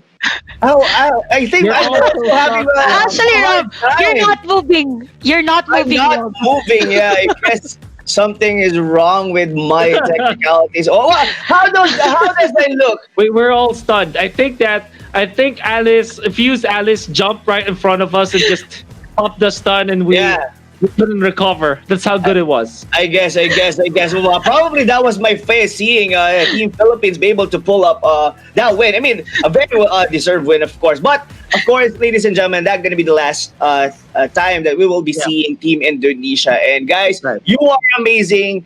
The team was amazing. Everything was amazing. And I was really stoked if the scenario that Team Indonesia could be able to 2-0 Team Philippines, that's going to be a whole chaos in terms of the tiebreakers, because they could be able to pull off it up until the top one spot. But anyway, congratulations, of course, and well played, of course, as well with Team Indonesia. Any final thoughts you would like to say? Are we going to be seeing you tonight in the tiebreakers, Chantel? It depends on our talk later. Yeah, I like the talk. Yeah, I like to talk. It depends. It really depends. But any final thoughts before we head on to our commercial break? Well, for that game, I was kind of jumping on my chair because of that game. So I'm expecting did you jump more. when you do it like this? Well, casting. No, but the game was just intense. If I could do many sound effects, I would do that. The game was just so intense that I'm really out of words during the team fight. So I'm guessing for the tiebreakers tonight, it will be a literal bloodbath for us. So I'm expecting more of it. So don't go away, guys, because we'll be seeing that later on. So thank you for giving me the opportunity to cast this Philippines versus Indonesia. What a game. Yes, definitely. What a game. But Wolf, is this... I think we'll be seeing you more tonight. I'm not really sure. Yeah, for the next series, I'll be there. So no need to say any last words for now. What I do want to say, Rob, is that for everyone out there, it doesn't matter if you lead by so much. If you don't finish the game, if you're not disciplined, you're not going to get your points. And you might even cost your spot at the playoffs, for example, or your spot at the MCL if you're playing MCL, or if there's any tournament that you're playing, maybe your stars. Man, close out your games, guys. Yes, definitely close up your games. But here on the Razer SEA-Invitational for today, we're not yet closing, because the next series is going to be Team Laos versus Team Cambodia. Before we head on a break, we would like to remind everyone that we're giving away $500 worth of Razer Gold pins to the lucky fans throughout the event. Be sure to click the contest link in the chat to enter. And yes, I'm not going to say a very, very few or short break, but definitely there's going to be a commercial break. Don't go away.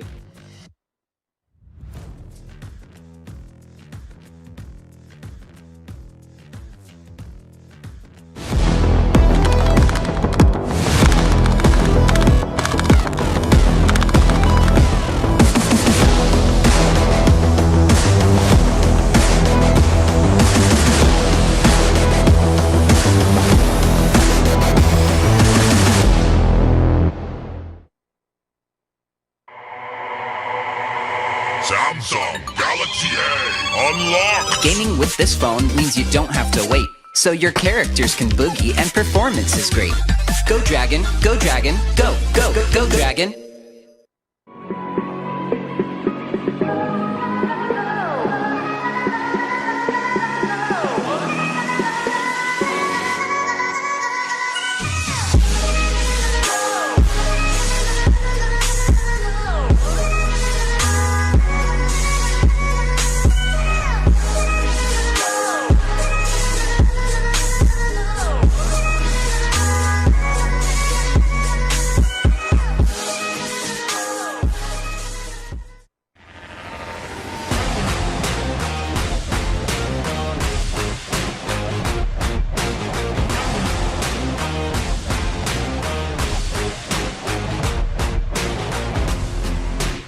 The Razer SEA Games eSport event was absolutely a historical moment, not just for Southeast Asia region, but for the global eSport audience.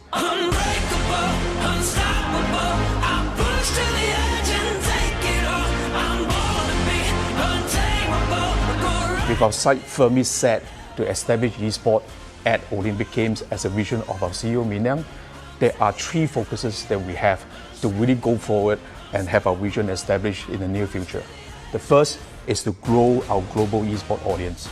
Second is to establish the fundamentals, infrastructure, and local development among the country at the grassroots level.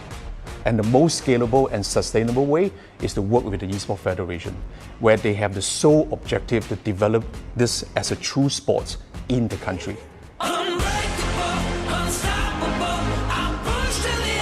I remember on Game 5 where Philippines is starting out slow, but after a minute of back and forth, Philippines managed to force and win a team fight in the mid lane. That crucial team fight helped the Philippines regain momentum and win the series. I am really excited to see the competition, especially with how it ended in SEA Games. Will Philippines defend their title, or will Indonesia stop them? I am also looking forward to other countries such as Myanmar to get their shot at redemption. အရင်နှစ် SEA Game ကတော့ကျွန်တော်တို့ဒီမြန်မာနိုင်ငံအနေနဲ့ဆိုကျွန်တော်2တင်း3တင်းသွားရတယ်ပေါ့နော်ကျွန်တော်တို့ဒီ Mobile Legends Dota AOV 3တင်းသွားရတယ်ပြီးတော့ကျွန်တော်အရင်အခုကျွန်တော်တို့ဒီစသွားတဲ့နှစ်မှာပဲ e-sport ကလည်းစပြီးတော့ပေါ်လာတာဆိုတော့ကြောက်လေမြန်မာနိုင်ငံအသင်းအနေနဲ့တော်တော်လေးတော့ကျွန်တော်တို့အထဲထဲကိုတော့တိုးလိုက်ရတယ်ဗျချိုးဘယ်လိုမျိုးပြောမလဲရာလက်တီကတော့ကျွန်တော်တို့မကောင်းခဲ့ဘူးဗျဒါပေမဲ့သူတို့အနေနဲ့အကောင်းဆုံးတော့ဒီကနေပြီးကြိုးစားသွားခဲ့တယ်အရင်နှစ်တုန်းကလည်းကျွန်တော်ဘယ်လိုမျိုးပြောမလဲ MES ဘယ်လိုမျိုးမထင်မှတ်ဖ ೇನೆ ကျွန်တော်ပို့ဘယ်လိုမျိုးပြောလဲအများကြီးပို့ပြီးတော့လုပ်ပြနိုင်ခဲ့တယ်ပို့ပြီးတော့လည်းကျန်းခဲ့တဲ့ပွဲအဲ့လိုမျိုးထိုးနီး၎င်းမယ်ကျွန်တော်ဒီနေ့မှလည်းဒီလိုမျိုး Razer SEA-Invitational ပွဲရလဲလာအောင်မယ်အဲ့လိုမျိုးပုံစံခန်းနာကြီးပဲထပ်ပြီးတော့လာအောင်မယ်ဆိုတော့ရှင်ပြန်ရတဲ့သူတွေရောဆော့ရတဲ့သူတွေပို့ပြီးတော့စိတ်လှုပ်ရှားမလို့ကျွန်တော်ထင်တယ်စောင့်နေကြတဲ့သူတွေလည်းများမယ်လို့ထင်တယ်ပြီးတော့တခုရှိတာက For Mobile Legends Bang Bang, the Razer SEA-Invitational will feature 10 teams randomly drawn into 2 groups, a best of 2 round-robin preliminaries followed by a double elimination playoff format. To me, the exciting part is to see them coming back with 10 nations this time participating in SEA-Invitation, if for them to defend the title or to claim the title for their countries.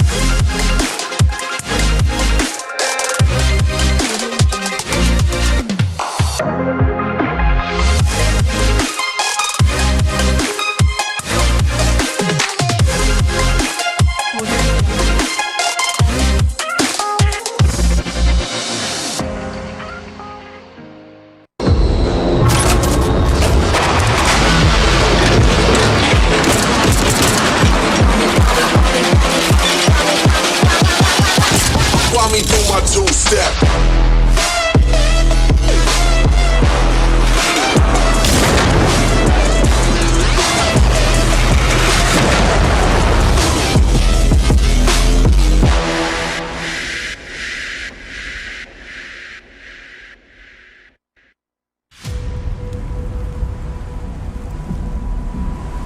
This godly power.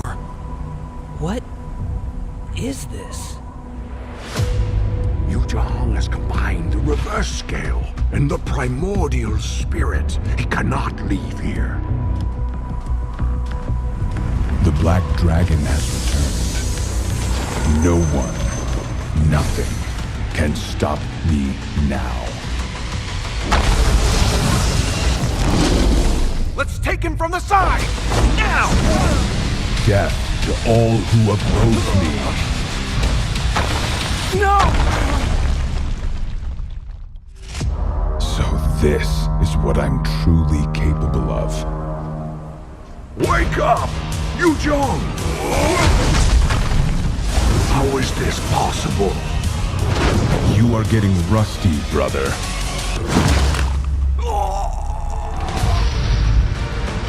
No! How did it end up like this? No! Welcome to reality, girl. Where the strongest rules them all. Download for free Mobile Legends Bang Bang. You got the best of me.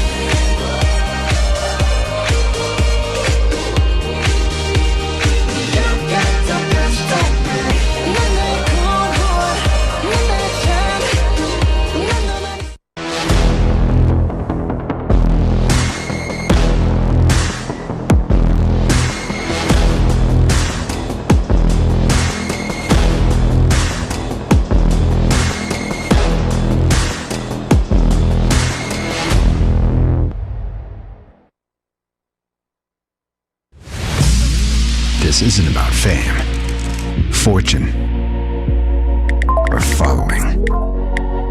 This is a calling.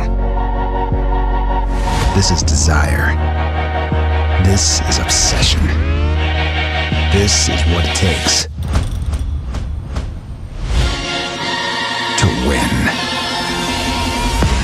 The search for more speed, focus, control. This is more than a game. This is esports.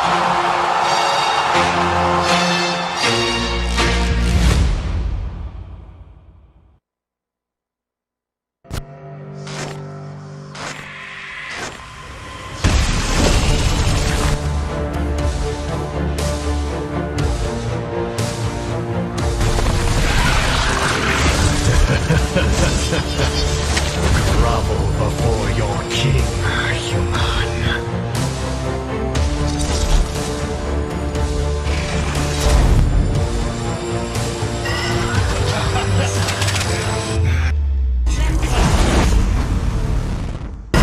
Killing spree! Double kill! Triple kill! Launch legendary! Maniacs! Unstoppable! Legendary! Savage!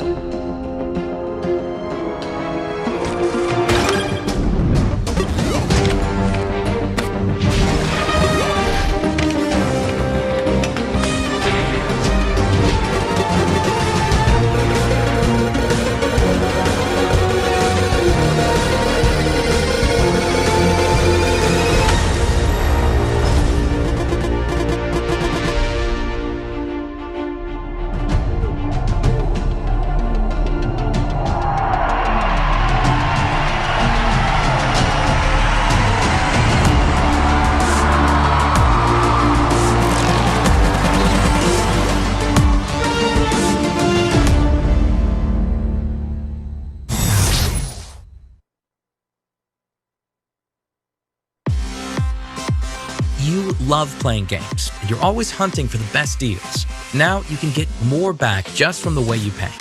Introducing Razer Gold, the virtual credit for games and entertainment that rewards you back. With Razer Gold, you get to enjoy more savings with exclusive deals. Get access to special bonus gifts and in-game items you can't find anywhere else, like unique weapons and skins. What's more, with every $1 in Razer Gold spent, you'll earn Razer Silver, our rewards program. Just like airline miles, the more you spend, the more you'll earn. Just keep collecting Razer Silver, and once you've got enough, you can redeem it for Razer hardware, games, gift cards, and more. With Razer Gold, you get more savings and gifts, and automatically earn Razer Silver to redeem even more cool gear. It's the best way to get rewarded just for being a gamer. Get started by signing up for a Razer ID on gold.razer.com. Take a moment to verify your account so it's totally secure. And that's it. Start filling up your e-wallet with Razer Gold and enjoy rewards with every spend. So how do you fill up your e-wallet with Razer Gold? It's easier than you think. We've got over 1 million partners and stores around the world, both online and offline, where you can top up your e-wallet with Razer Gold. Don't have a credit card? No problem. Reload your wallet by purchasing these Razer pins. You can easily find them at your nearest convenience store, supermarket chain, or pawn shop. Prefer to do things online? We've got you covered. Reload your wallet with your credit card, internet banking, and even your telco bill via direct carrier billing. Now that you're stocked on Razer Gold and you found something you'd like to purchase, here's how you pay with Razer Gold. Click on Pay with Razer at the checkout segment of your purchase. Log into your Razer Gold account and use your wallet balance to check out. If there's insufficient Razer Gold, simply reload your wallet with a specified amount via online banking, credit card, or buying Razer pins from a store. Here's a sweet deal to get you started. Create an account now and verify, and we'll reward you with 1,000 Razer Silver. Start getting rewarded and getting more back when you pay with Razer Gold now.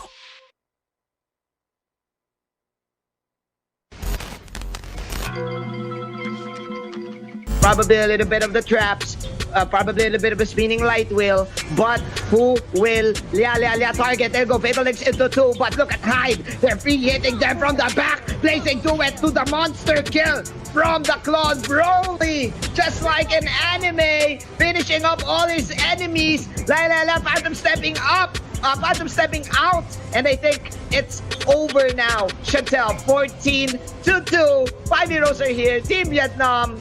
This is it. I think this is gonna be a GG push for game number 1. This is actually dangerous for Team Vietnam to be picked off to 1 by 1, but there is the counter initiation coming from Team Vietnam. Here comes Masha being killed by Lia on the Lancelot. Oh my god, what a blazing duet into 3 with a triple kill plus the free hit. It's gonna be a savage for this one of Team Vietnam. Round 2. Here we go. Here comes the new challenger. Faster with the defender there. Like Sword commits to Tempest of Blades to jump away this time. Rumpel jumps in forward as well with the Uranus. Now they go for the Fatal Links on the frame, but the Giant's already down. Bruno though gets a kill on the link. That's a very good because this Lunox with the ultimate. Now he is safe, but he's trying to take down the base. Can they defend? The answer is no. Team Malaysia will take game 1. Keep them safe. Inhibitors down in the top lane and the mid lane. They jump in. Rumpel really wants to go for the kill of the far side, but the Winter Treasure is going to be popped. Rumpel not going to be punished though. Arts jump and not going to hit the mark. But they do kill off 1. That's Kaja down for the count. Ling tries to go for the Tempest of Blaze on the backlines, but in comes the Shadow kill onto the Farsa. Not gonna get the kill though, but they will take out the Atlas in the middle. The base in shambles. Now double kill coming off from the Hayabusa as he takes on the Thams. Go for the Lunox, go for the Farsa. I mean, they take them all. Only Link to survive. Chased down by Soren. Immortality for Framesy, but you know what? I'm not interested. I'm actually going to the base. They need to dodge at least 2 crowd controls come from Team Thailand. It's gonna be from the this Kupra and from the penalty zone of the Turisla. But I think we did not count the dog. The dog is inside the base. Koopa, and there you go. Oh my God. And another one. Shoutouts to DJ Khaled. Chantel, I think this is it. This is the final hoorah of Team Singapore inside the base. Actually, yep, 2 men down. Actually, make it 3. It's gonna be a mega kill for LY4.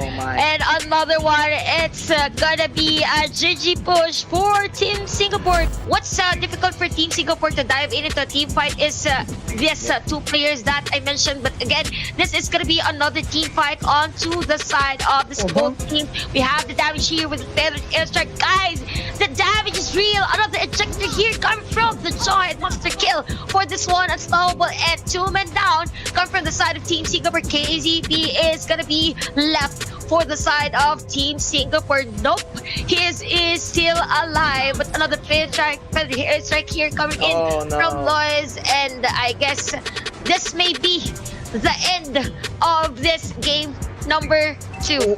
Oh my, Chantel, I think you got tricked there from buying that because the damage.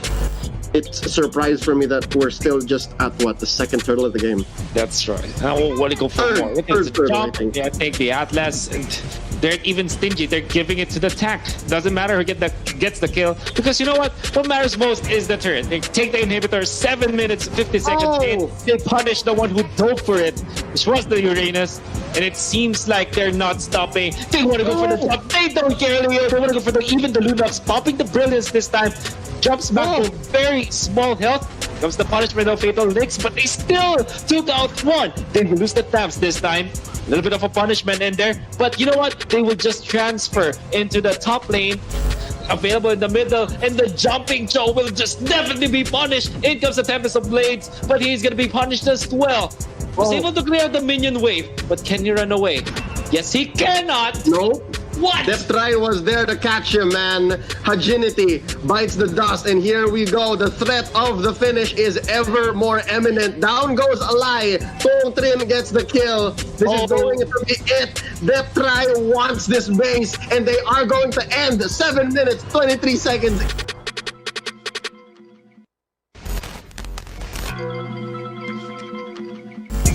And can put up damage without even stunning the Uranus. Yep, they don't care anymore. I mean, they used Glorious Pathway as an engage, and oh my god, Framesy takes out Hajinity. How do you do it? Kimmy's got the rocket. Ladies and gentlemen, I think they can threaten the finish here. They're down 2 men. There's a minion wave down bottom. There's a minion wave in mid. This is 4 members. It's just... All right, down goes Dalinity. I don't think Alai can come in for the save. Targeting the base is Framesy. Bull goes down. This is over. Here's what's interesting, Manjin. I think the kind of damage that Team Thailand brings is just so specific. But hold up, wait up. Hajinity here really low. He does have an orange buff. He is going to have to back out here. This is going to be this one with the Puissance. And this fight has just gone all the way into the back. Tatsupong pops the immortality. But he is going to get the kick onto this one. Maybe the wrong target. And they are going to go for the turn. And now this one going to use the flicker and the roll it, jump. And wait up. Look at this. Framesy using the shadows. Where can he pop the ult? Down goes this one though, and now they are going to threaten the push here. That's 1 out of Team Thailand to help defend, and this turret is going to be the target. That's a good kill right there on to the structure by Tatsupong. Hold up, wait, down goes Mizzy Ming. Hajinity gets the kill. Haroro taken down as a revenge kill by Framesy. I'm surprised Framesy's still alive. Dolinity now, he's still at half health, but no! Yeah, and actually we have Sync here on the side lanes. I guess he's ready to go for a gank here or assassinate a player coming in from Team Malaysia. Although the Lord here is onto the middle lane of Team Singapore. We have the Malefic Roar being built here by Fix of this for his Leng. Although Zinc is on a 1v1 onto the top lane. Rumpe getting a kill on his Kufra, guys. Lord is defended on this one, although Team Singapore has no inhibitor turret against Team Malaysia. Oh my god, what a way of the dragon, killing in LY4 onto this game, and I guess this is it for this one. Team Malaysia winning against Singapore. Wow, conversion rate through the roof, a wipeout resulting in what? Countless number of turrets, possibly another kill here onto Ozoroveki. Pops the Winter Truncheon, has the immortality, gonna use that up to Rumple using his ult on nothing. I saw that. Now down goes the Luo Yi. Arts is gonna follow up, but he's gonna get the hell out of dodge. Down goes another. It's Feeks, ladies and gentlemen, and they're trading out for Sana, but that's just 1 in favor of 2 here. Team Singapore, they're feeling it. Victory is just a few inches away, and they get it. Team Singapore evens it out. But nevertheless, now bottom lane Team Malaysia is gonna go there.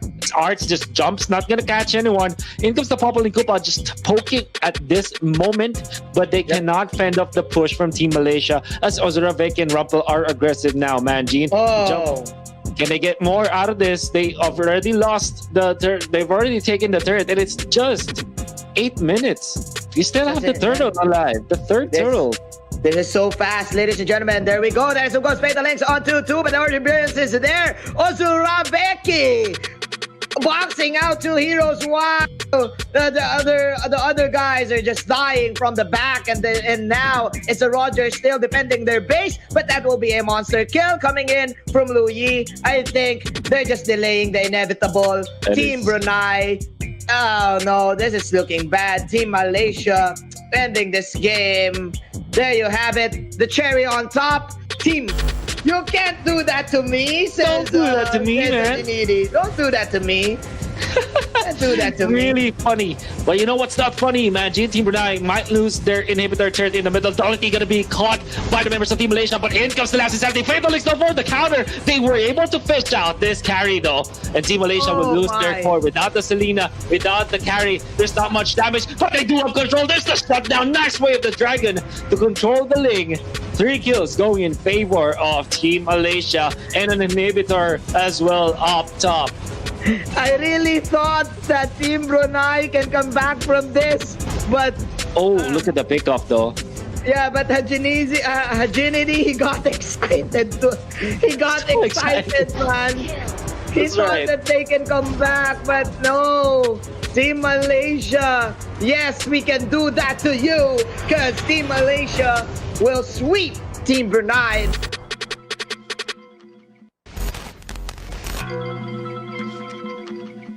Look at this. I think after the 65-second countdown for Lord, Vietnam here might just be able to finish. If not sooner. If not sooner. Yeah, dude. I kind of agree with you. Like, Vietnam can actually give 2 free kills right now.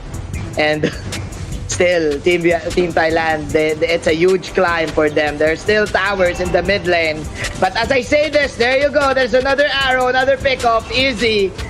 Falling down. There is another outplay for Team Vietnam, getting the jawhead. I think this is it. There you have it.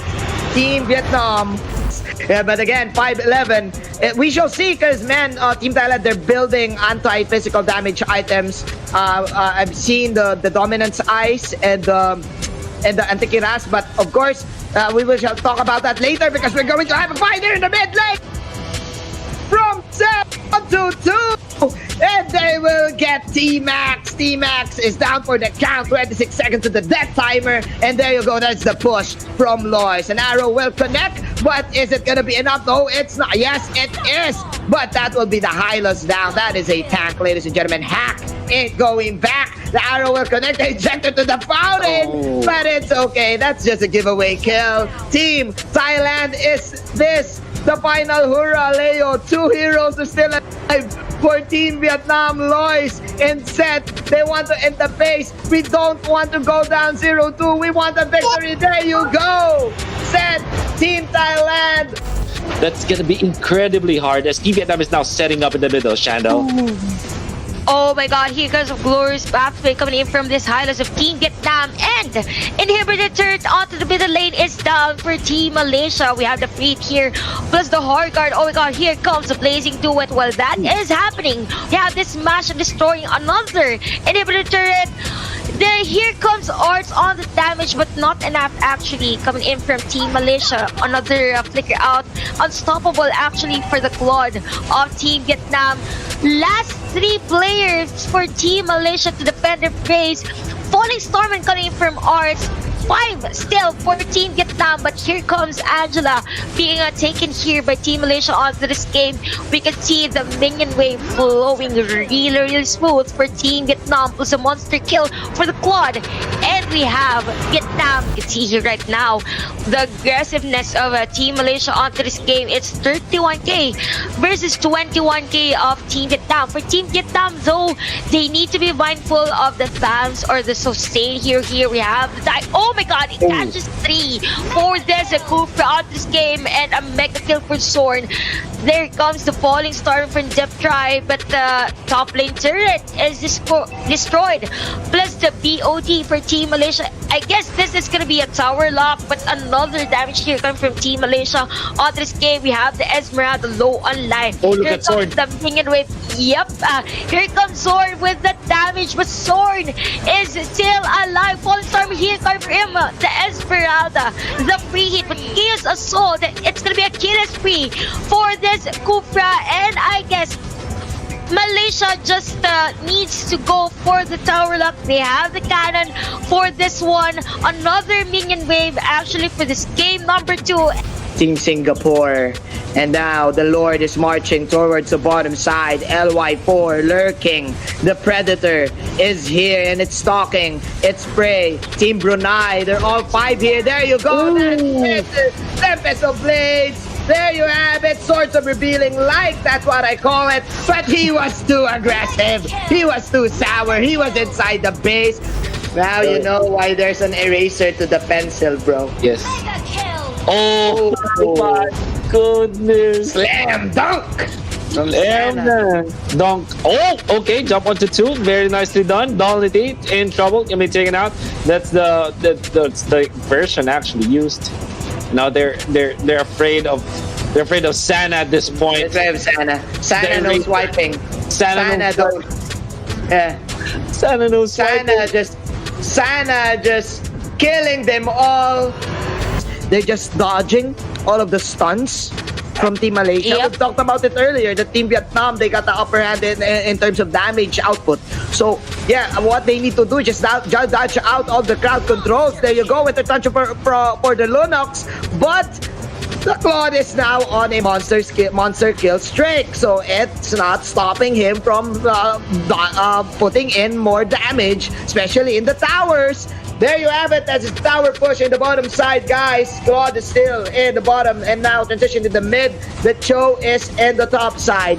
What is happening now? Oh my god, it's gonna be a trade for the towers. Actually, we have the Cho getting a turret against Team Vietnam, although the inhibitor turret on the middle day is down. We have the Blazing Good King coming in from Broly and a godlike as well for him. On to this match, we are seeing right now a different Vietnam story actually based on this performance as compared to their match earlier. We see right now these are 3 players, actually 4 players coming in from Team Malaysia. Here comes the better airstrike with a massive damage for Team Vietnam. Wow. And I guess for Team Vietnam, they should go for tower lock if they really want to end this game. When they have the 4-man purify spell, it will be a really difficult for Gopher to set up a play. And Sword is down. The kill spree on to this Jawhead. Oh my, is this it? Is this the last push that Team Vietnam wants? Blazing to it by BMI out from Broly, who is the true Super Saiyan here. That is double kill coming in from T-Max. Maximum damage output nonetheless. Team Vietnam now targeting the base and they will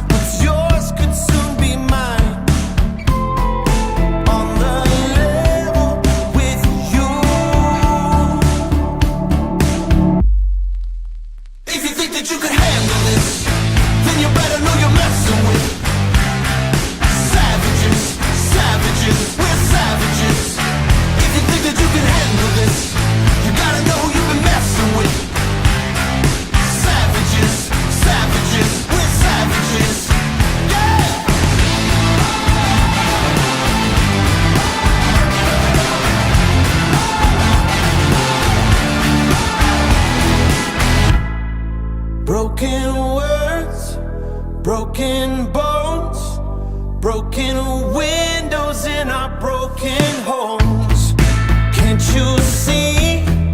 You should never come too close. Believe me, 'cause I know.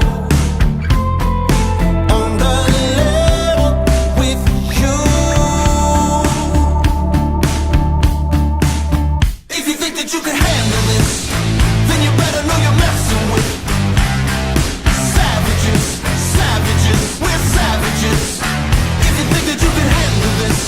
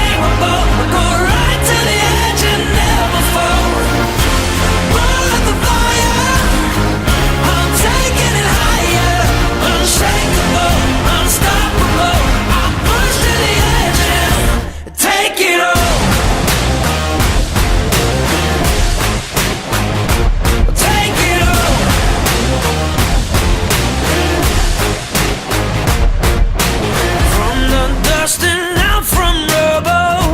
Yeah, iron still, my bones won't crumble. No, no, no. Grabbing by the horns, that's what I'm built for. Born a renegade, I'm born a rebel. Yeah, somehow I will find the way. Yeah, 'cause I was born and I was made. Unbreakable, unstoppable, I'm pushed to the edge and take it all. I'm born to be untamable, I go right to the edge and never fall. Born with the fire, I'm taking it higher. Unshakable, unstoppable, I'm pushed to the edge and take it all. Take it all.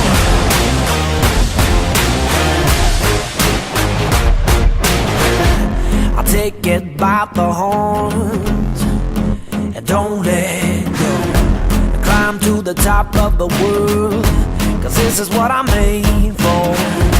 I grab it by the horns and I don't let go. Do the impossible. Welcome back to the Razer SEA-Invitational 2020, and we're already on our final series of today. It's gonna be in between Team Laos versus Team Cambodia, and apparently the tiebreaker in between Team Philippines and Team Myanmar have to wait for just another day, because we will be playing it for tomorrow. And of course, don't forget to follow the official Team Razer page for you to be able to know about the details of the tiebreaker. But let me go ahead and share you first one of the more interesting product from Razer, the Razer Huntsman Tournament Edition. This keyboard was built with absolute speed in mind. When a split second is actually can mean a difference between victory and defeat, the absolute speed of the Razer Huntsman Tournament Edition is what separates the champions from everyone else. Designed and tested by Team Razer athletes, this gaming keyboard is armed with the fastest Razer switches to give you the edge you need to thrive where the competition is fiercest. Product features Razer linear optical switches for actuation at the speed of light, double shot PBT keycaps for increased durability, onboard memory so you bring your settings anywhere and be ready in no time, compact form factor in detachable USB Type-C cable. And yes, once again, ladies and gentlemen, I would like to give you also a quick overview of what going to be the prices of our top four from the top two, and all combination of the top four who will be playing for the playoffs of the Group A and Group B. The top one, or the grand champion, will be winning $5,000 together with Razer gears, and the second place will be having a $3,000. The third will be $1,500, and the last, or the fourth place, will be taking home $500. And all in all, we'd have Razer gears on their team. But yeah, we will be having a short break as our players from Team Laos and Team Cambodia are still joining our lobby. Don't go away.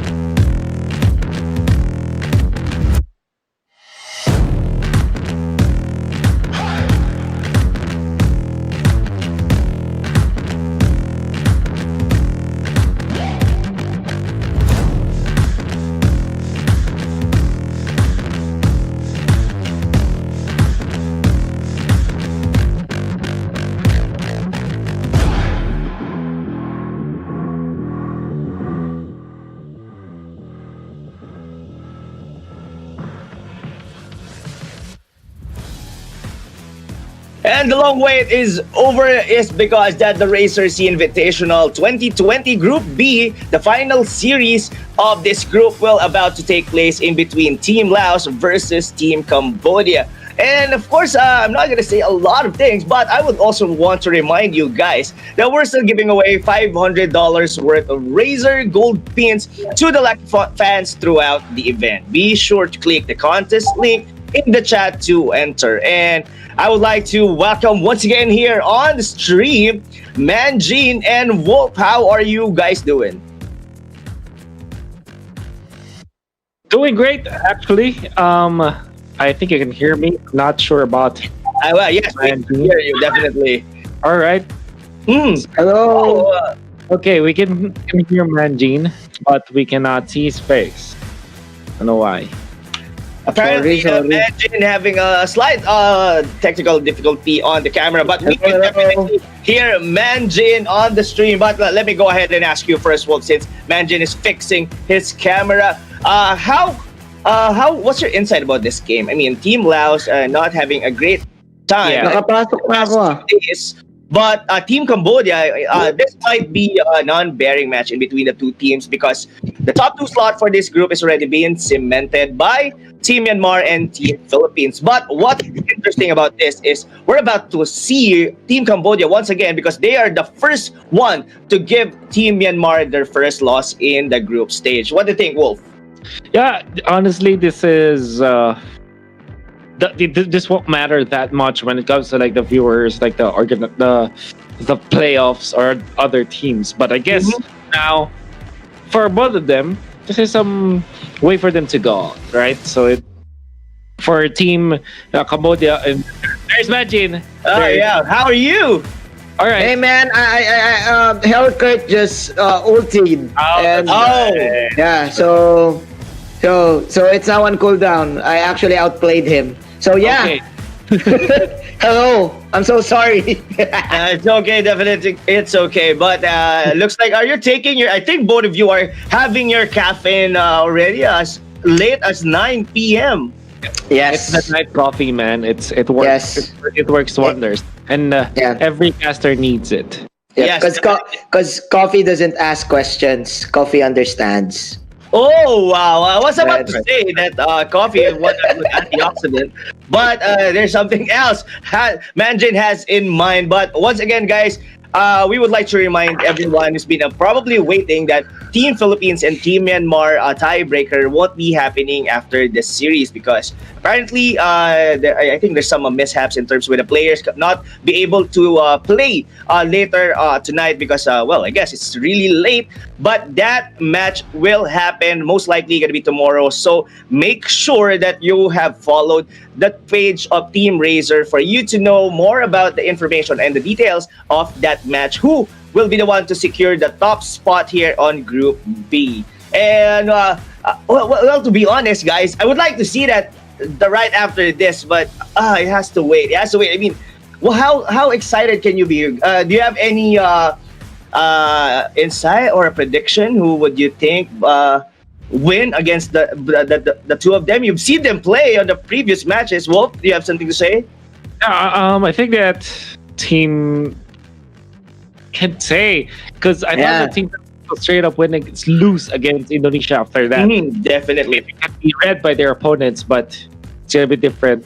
What I'm expecting though is that at least we're gonna be entertained if we watch that series for sure. That's one thing is for sure. Yes, well, we will be entertained, and of course, what's more entertaining is to hear the draft is already on its way in between our final series. That's Team Laos versus Team Cambodia. Manjin and Wolf, floor is yours.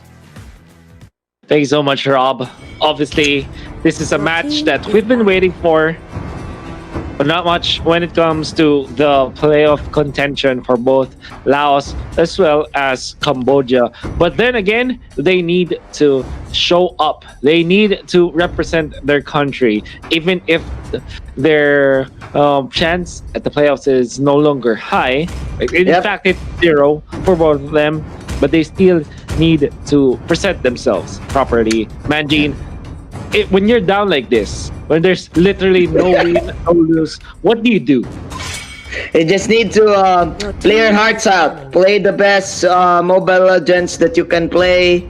Just probably choose your favorite heroes and go out with a bang.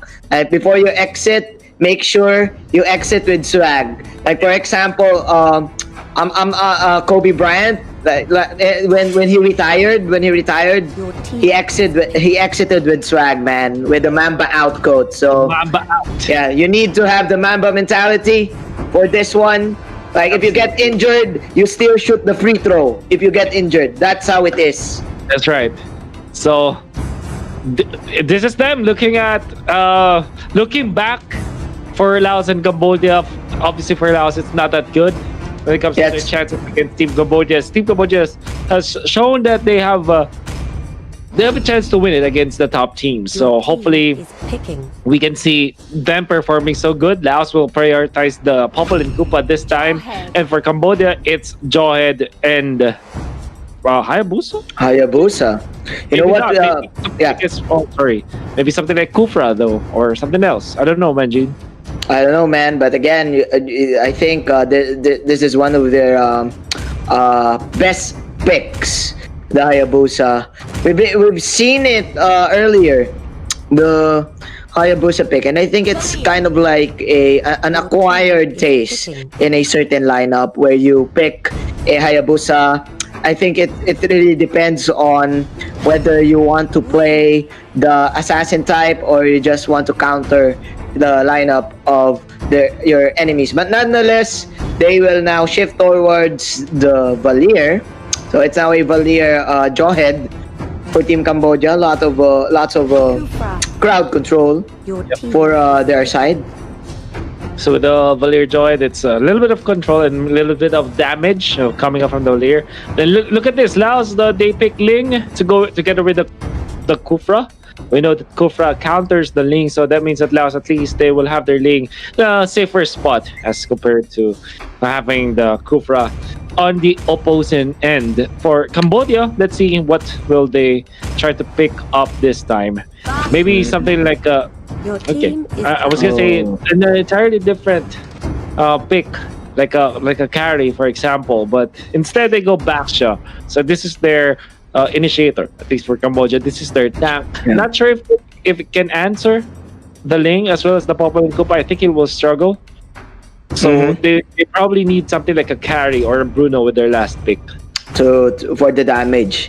But I think they also need a carry that can go in, because having the Popolin Kupa and the Kufra, let's now call them Popolin Kupra for Team Laos, having the Popolin Kupra on your lineup means that they're blocking certain initiations. Again, the dog, it's so irritating if you're up against it, because you can't really initiate, you can't really go in, especially if you're an assassin, especially if you're a Ling, you're a carry, you're a Claude. So yeah, I think this Team Laos right now, they're on a good spot in their first few picks, their first base picks. Yeah, I agree with you, man. I think Team Cambodia, they need something here for the damage. Is picking. Go to Rizla instead, man. This is surprising. Laos, considering the Carmilla, which we haven't seen in a very long time. Maybe they'll snatch Kaja. I think that we haven't seen in a while. So X-Borg or Cho. I think X-Borg is much better. So they'll secure it. Here it is. And they go so it's Popolin Kupa support, and then you have your Popolin Kufra support combo, Manji, and then the Cho in there. Cambodia, I think it just makes sense to go carry this time. Or probably a Lancelot, perhaps. A Lancelot, but Lancelot got banned. How about Granger? Kimmy gonna be bursted down by the Ling and controlled by the Popolin Kufra. Oh, okay. So this is a core Jawhead, a core. I like it. And it's gonna be Harith in the middle. And we saw OP perform well with this Harith. So maybe this is like the positive case, at least for Cambodia. And hopefully it is they find comfort in this. Nevertheless, Laos, solid draft, honestly, Manjin. With the population, great push, great early game control. You have Ling as well for the burst down. So it's promising, at least, to say the least, from their team. Yeah, but I like the last pick, Harriet. Did not expect that. Again, if you're up against a Kufra and if you're up against a Popol and PNK, the Harriet can easily access the backline because of the Zaman Force. Plus, it's interesting when the Harriet pops the Zaman Force, he can actually wait for the Ling inside of it, especially in the Steel Tempest. So it's a battle of arenas here in the game. That's right. It's how you set up that up, right? You take advantage of it. We'll see what will happen. Exciting matches for sure between Cambodia and Laos. You know what? In non-burning matches, sometimes it's more entertaining as compared to intense matches. Obviously, you want intense matches as much as possible, but sometimes we get rewarded for watching non-burning matches because sometimes it's spicy, sometimes it's funky. Okay, but hopefully this one is entertaining, Manji. And it's fun to watch. It's fun to watch, bro. F-U-N. F is for friends who do stuff together. But now they're not friends. They're enemies. And look at this. 4-man rotation in the mid. Meanwhile, Shun, I think he went back. Okay, there's a little bit of technical issues there, I think, for the side of Chun. So we're gonna have a pause here. But yeah, Wolf, in terms of draft, I think Laos, they clearly won the draft because of their easier route. But Team Cambodia, it's quite flashy for me, this kind of lineup. The Harriet, the Terizla, and the Baksha, you kind of have like flashy skills in your arsenal, and it's so satisfying to do if you are Team Cambodia.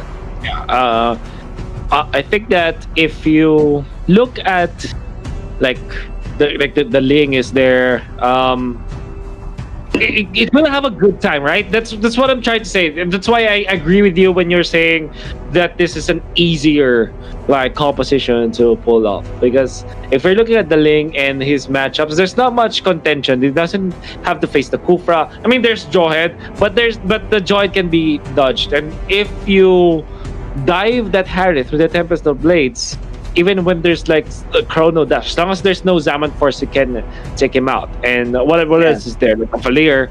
Obviously, there's a lot of targets for this Ling. Also, by the way, Terizla doesn't have a good time against a burst type of hero like that of the Ling. So yeah, I think that in the grand scheme of things, it's easier.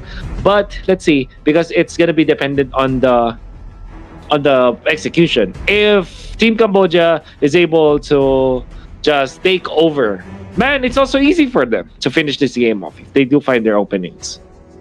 Yeah, just need for them to be patient and execute it properly for them to actually snowball this game. Again, the one way for you to counter the Ling is to shut him down or steal his resources for you to negate his power spike. So yeah, let's see if that's going to happen for Team Cambodia.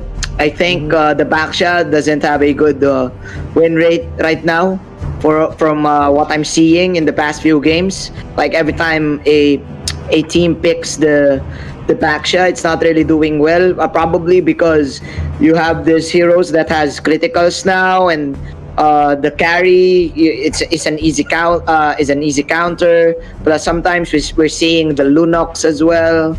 So yeah, we shall see if this Baksha pick is going to work for Team Cambodia. Maybe honestly, that's the only question mark I have, I say, with the lineup of Cambodia. What was the idea from the Baksha? Because there's not really a hero that he was able to counter the early picks, right? I mean, there wasn't any Esmeralda, there wasn't any Kimi for additional sustain, right? So I don't know, honestly. Let's see if this will be a different case for the Baksha. Hopefully it is, because the way I always feel with the Baksha is that it should be a counter pick. It's not like a pick that you get out because you just like it whatsoever. It's a pick that's very conditional, but hopefully Team Cambodia can show us something else about this hero. Definitely, man. As Team Cambodia is now funneling OP to get him overpowered. No pun intended. But Boom is trying to make a play here in the bottom side. That is, of course, the first strike as the Salmon Force will be popped by OP, but Dream will just flicker away. Shut up! Uses the Tyrant's Revenge to get out, but he won't make it, as Team Cambodia will pick up one hero in the bottom side. Top lane, there's a little bit of an exchange, I guess, the crab coin, but the Tempest in place with a dive. We're talking about this thing is definitely gonna have a good time, but did not overextend there. So nice judgment. By the way, the crab coin also belonged to the Ling, and Chun will have a good time now. Level 4, first kill with the bounty hunter. Such a good time to be a Ling. Both of the teams mimicking each other here. Wolf. You know what? It's interesting because Chun, he has the bounty hunter and he has a kill, which means he will get extra gold. And meanwhile, OP has the mystery shop. But as I say this, shut up is now shutted down in the mid lane. But there you go. I too have blade, says Chun. But that is the Baksha running away with the kill. Team Cambodia getting a 1-for-1, but they lead by 3. They lead by 1 kill. Shut up, the Kufra is way too confident against the Harith. And I can say that I understand why he has the bouncing ball. With the Zawan Force available, he should have the advantage, but with such a good targeting from OP, he was able to survive all throughout that bouncing ball as Team Cambodia secures themselves the turtle. Now shut up. Too deep now. Oh, Chun actually secures this one out. The jump from 7K, the 7K is gonna be caught, but with the revitalize, he's gonna be safe. Team Cambodia keep themselves. Was that the arrival? Oh, that was a flicker. No, in comes the Tempest of Blaze. It's gonna be enough. Seems like it's not, as they take out the mobile in Koopa with that Synchro Fish and double kill for the Harith. He misses that one against the troll, but with 3 men down on the side of Team Laos, Team Cambodia is so happy with that clash. The kick was perfect from Dream. That was the best way of the dragon that you could have wished for.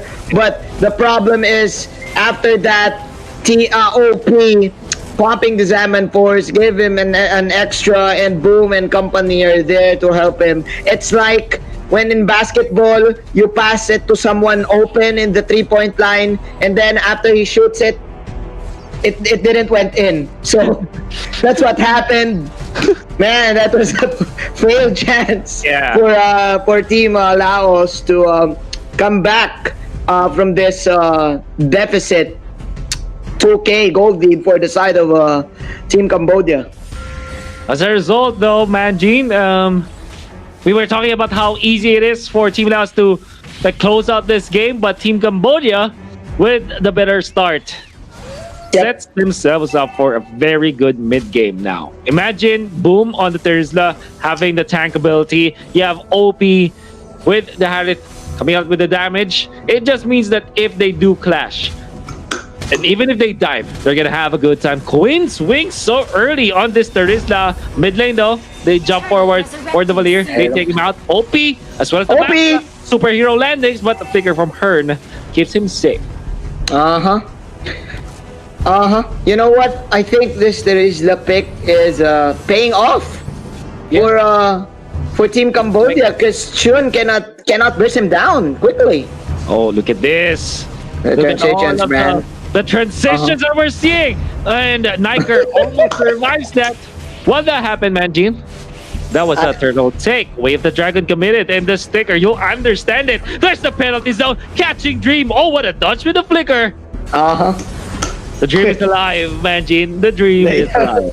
The Dream is alive, but Boom is going boom boom in the bottom side. Meanwhile, the tower in the mid lane will fall down. Examine Force with Tempest plays the Tyrant's Revenge as well from Shout Up, but OP is still alive, half health, and the shields are helping him to survive. But the Tyrant's Rage will get to, and there you go. OP is now dead. The Spitter Pitrix will go for the last Insanity as 7 is out sustaining everyone. Dream is running for his life. There you go. Dream is also dead, and Dream is now a nightmare. 10-5 is the score. Team Cambodia will, I think this time Team Cambodia, they're playing the sustain game. They just can't die because of this because of their defense.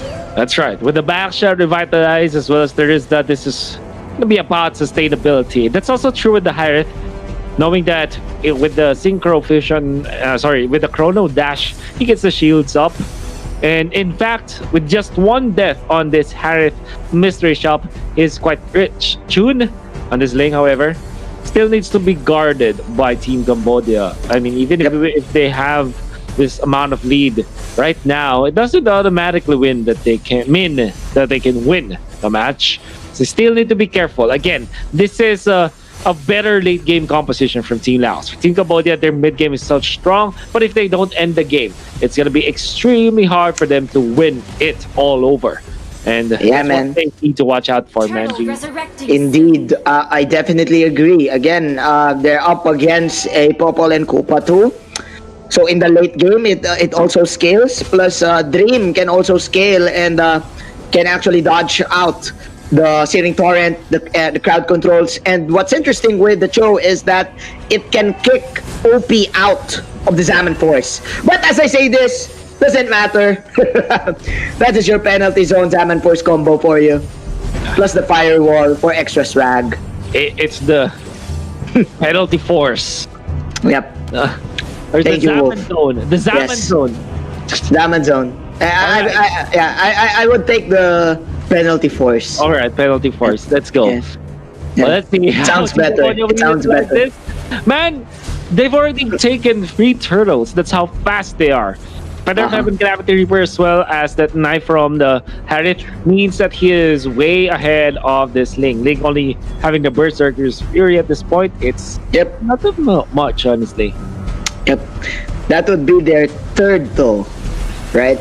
Yeah. Right. Okay, I tried. There you go. Here in the top lane, Shun trying to make a play once again. Pops the Tempest early, but OP is in from the back. The bouncing ball will stop his initiation, but he will still pop the Zaman Force with Synchro Visions and the dashing out. But the dog is there. That is a clear change of target from OP. There comes Dream. Here comes another kick. Alley-oop to his ally. The Revitalize will help him survive. And OP is still alive as Dream is running away.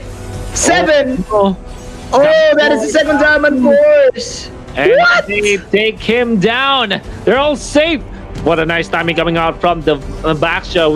You were talking about the sustain game. And now 7KH wants to go for Chun. There's the Tempest of Blades just to completely get away. But OP is here.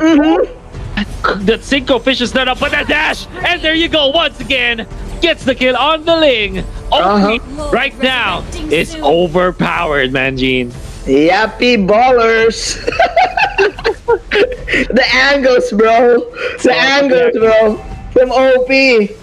Oh, no. It's an acute angle. He measured it up with a protector.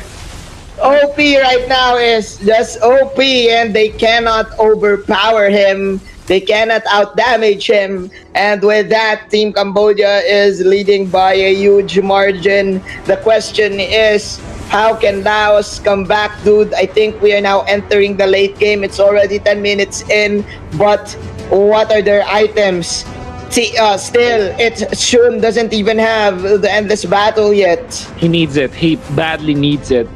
Again, I'd say Team Cambodia, they can lose this game still, even if they have this kind of lead against Team Laos. But Laos needs to play perfectly at this point. Fortunately for them, the X-Borg is having a good time, at least for their team. So I think that they need to combo their Cho with the X-Borg. Maybe they layer their skills, because the times that when they were losing the fights, they were separated from each other. So I think that if they do group up, maybe they can win, Manji.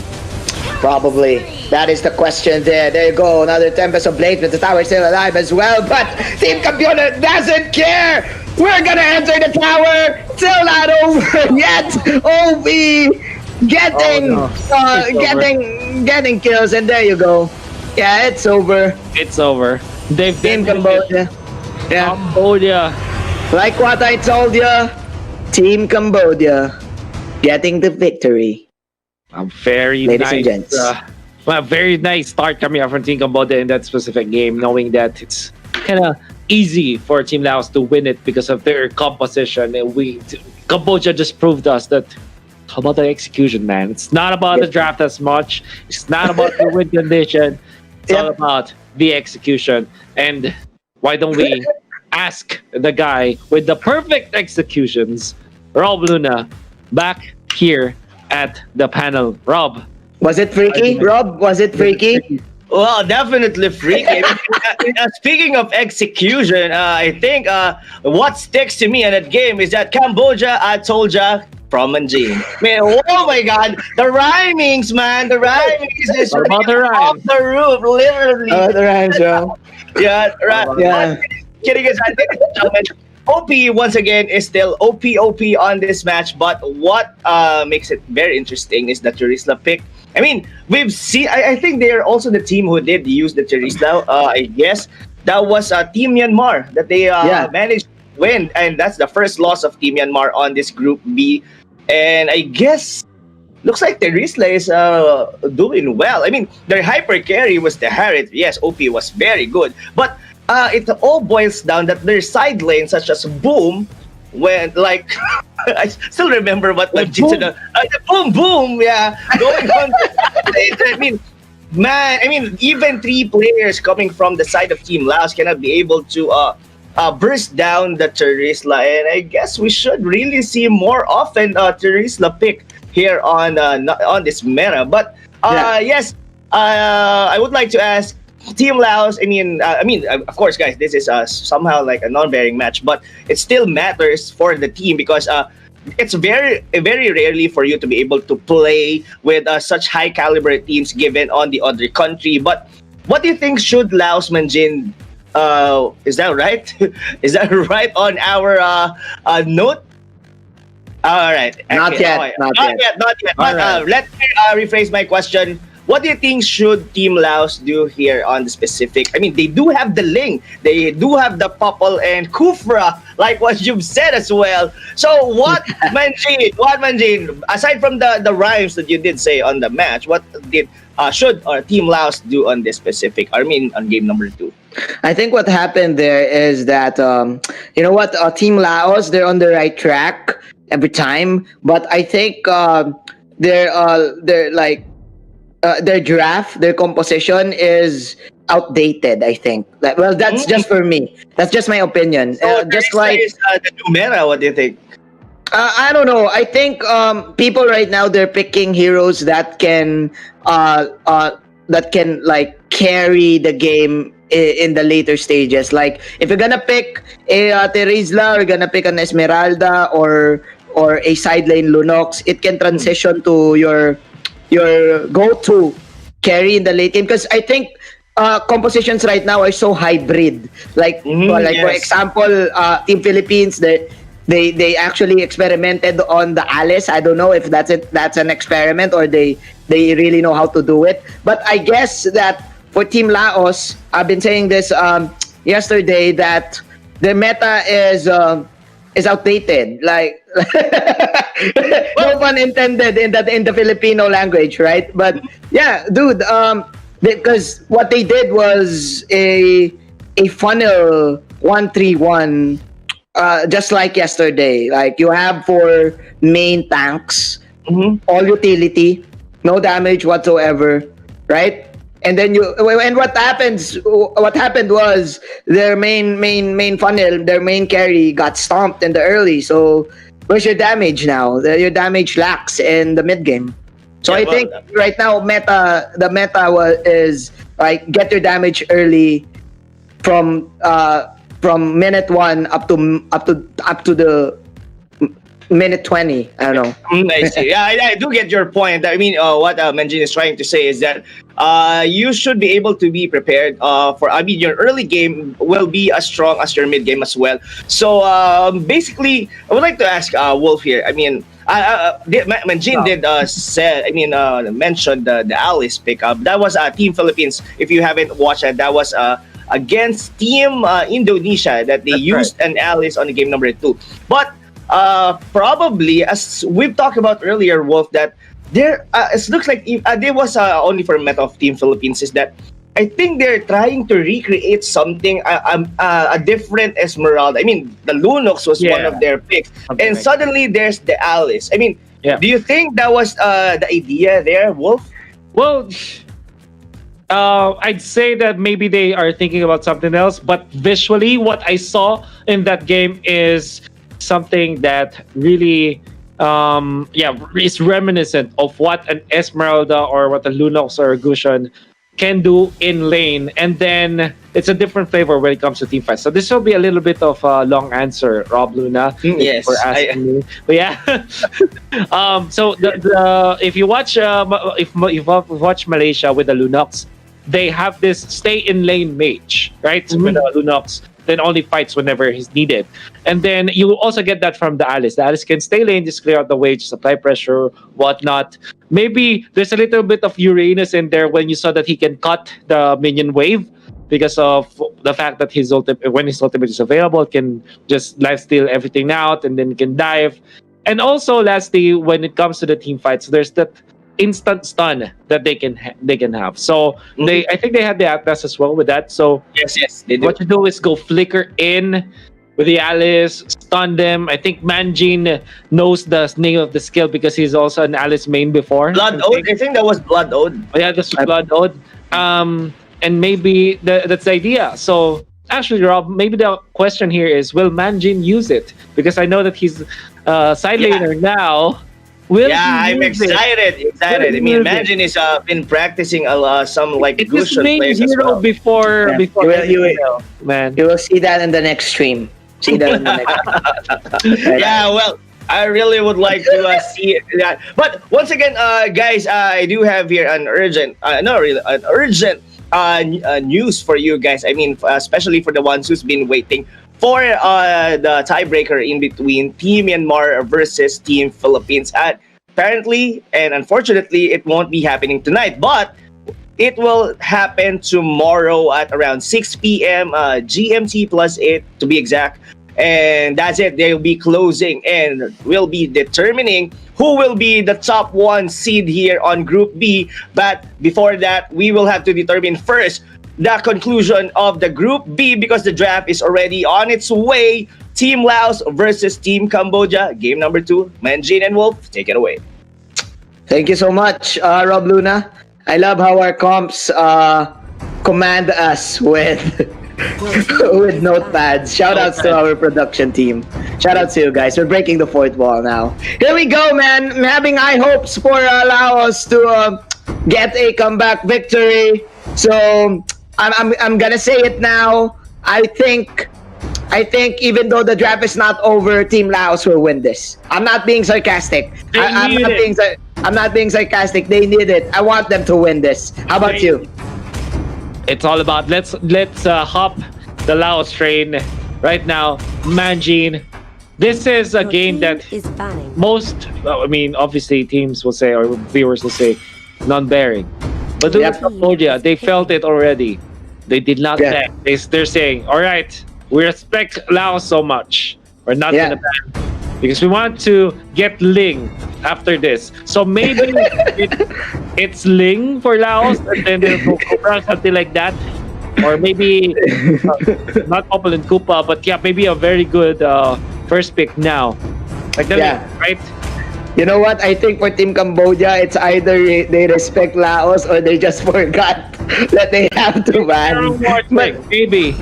But it's okay. It's a link freebie. There you go. You would take what you would take, and there you have it. The Claude is the priority for Laos, but I think Team Cambodia they won't go for Ling because they're now hovering the other handsome guy.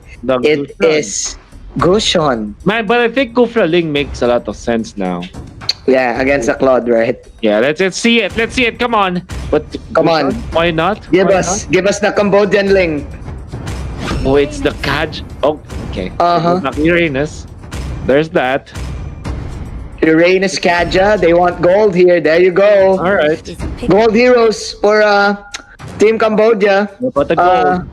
So I think it's Valir Kufra now for Laos, or maybe like Tham's Valir or Joy Valir, something like that. Or Valir Ling.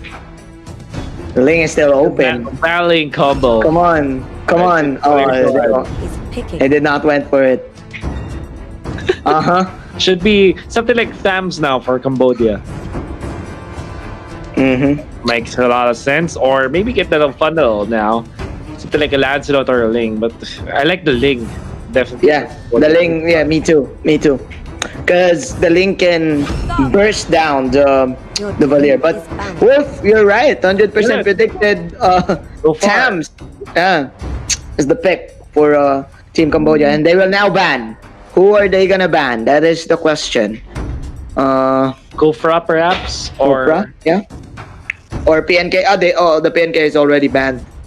Maybe something like Masha or Cho. But yeah, I think X-Borg maybe? Kufra now. X-Borg, that's gonna be a good ban. Yeah, that's Cambodia if they're thinking thoroughly about this. Yeah, they'll ban X-Borg. Nice predict in there, man. So for Laos, you ban out either Lance or Ling. Double L. Yep. Double L. It's all Double about L. L. Laos. Yeah, only choose one L. That's a lot. Only choose one L. Come on. Only one L. Come on, Laos. One L.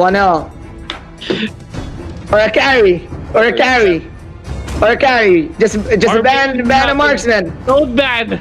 Ban a carry. Or maybe don't ban. Oh. There it is. We're wrong. Yes. Okay. So Cambodia, their Ling is free now, so they can take it. Yep. Or a carry. We shall see, because available. Instead of go Lunox this time, Angie. Oh, the Lunox damage is so good against the Jawhead too. Plus, it can dodge the Blazing Duet if he play the Brilliance right. Like if he played it properly. But we shall see. Martis being hovered here by Team Laos. Looking at Cho now, as well as Helkert maybe. Oh, Helkert. Here we go. Wow. Here we go. The hype only in Razer SEA-Invitational, ladies and gentlemen. This is the destiny draw. This is it. Play the theme song, Wolf. Play the theme song. This is it. This is anime mode. Team Laos. I don't care. Shout out to the people in the chat. I'm gonna be honest here. I'm all in Team Laos for this game. I'm gonna cheer for them right now. Yes, I'm gonna cheer for them right now. We all know. Let's be honest here. We all know that. Okay. Okay. So we had. It was a mistake. It was a mistake. Fake hype. Is it was a fake hype? Fake hype. Fake hype, Manjin. I don't know. We got orders from our director that a team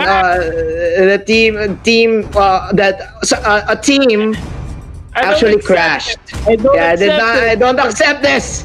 I was hyped. It's fake. Oh my.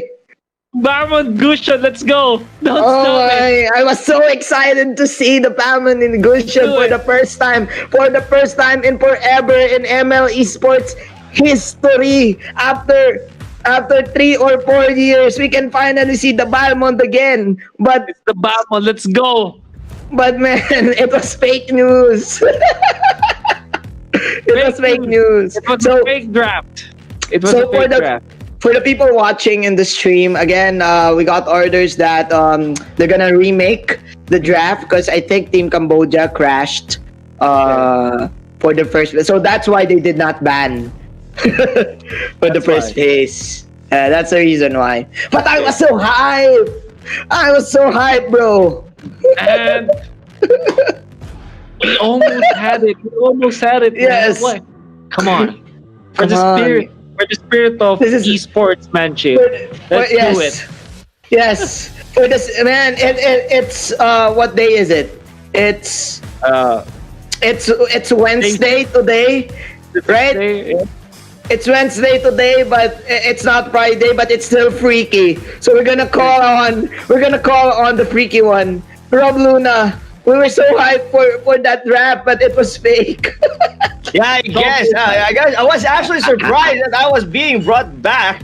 But yeah, well, I was. I'm not gonna lie. I was hyped as well with the Balmond pick. I mean, I saw the skin. It was like the basketball skin from the Balmond, and I guess like Rabbit should. I mean, you've been playing the game as freestyle with the basketball, and that's the perfect hero and skin for the Balmond. But well, anyway, guys, we might have to wait a little bit longer to see the conclusion in between the two teams. Now, we will be having a remake probably. Is it going to be the same on the draft or on the point of the Balmond? Well, no, I'm not sure. I think they're gonna remake everything because. I hope they don't remake. Oh, yes, God. we do. Will. I mean, I guess the fans, you're also watching it, right? I mean, they will. Laos bringing something new to the table. I mean, Balmond was revamped. Don't get me wrong, right? Yeah. Yes. Have you tried to use the Balmond? Not yet. Not yet. Not yet. The last time I played it was when I installed ML. Right. But I think the difference for the Balmond now is his dash like something like a slight slow or stun.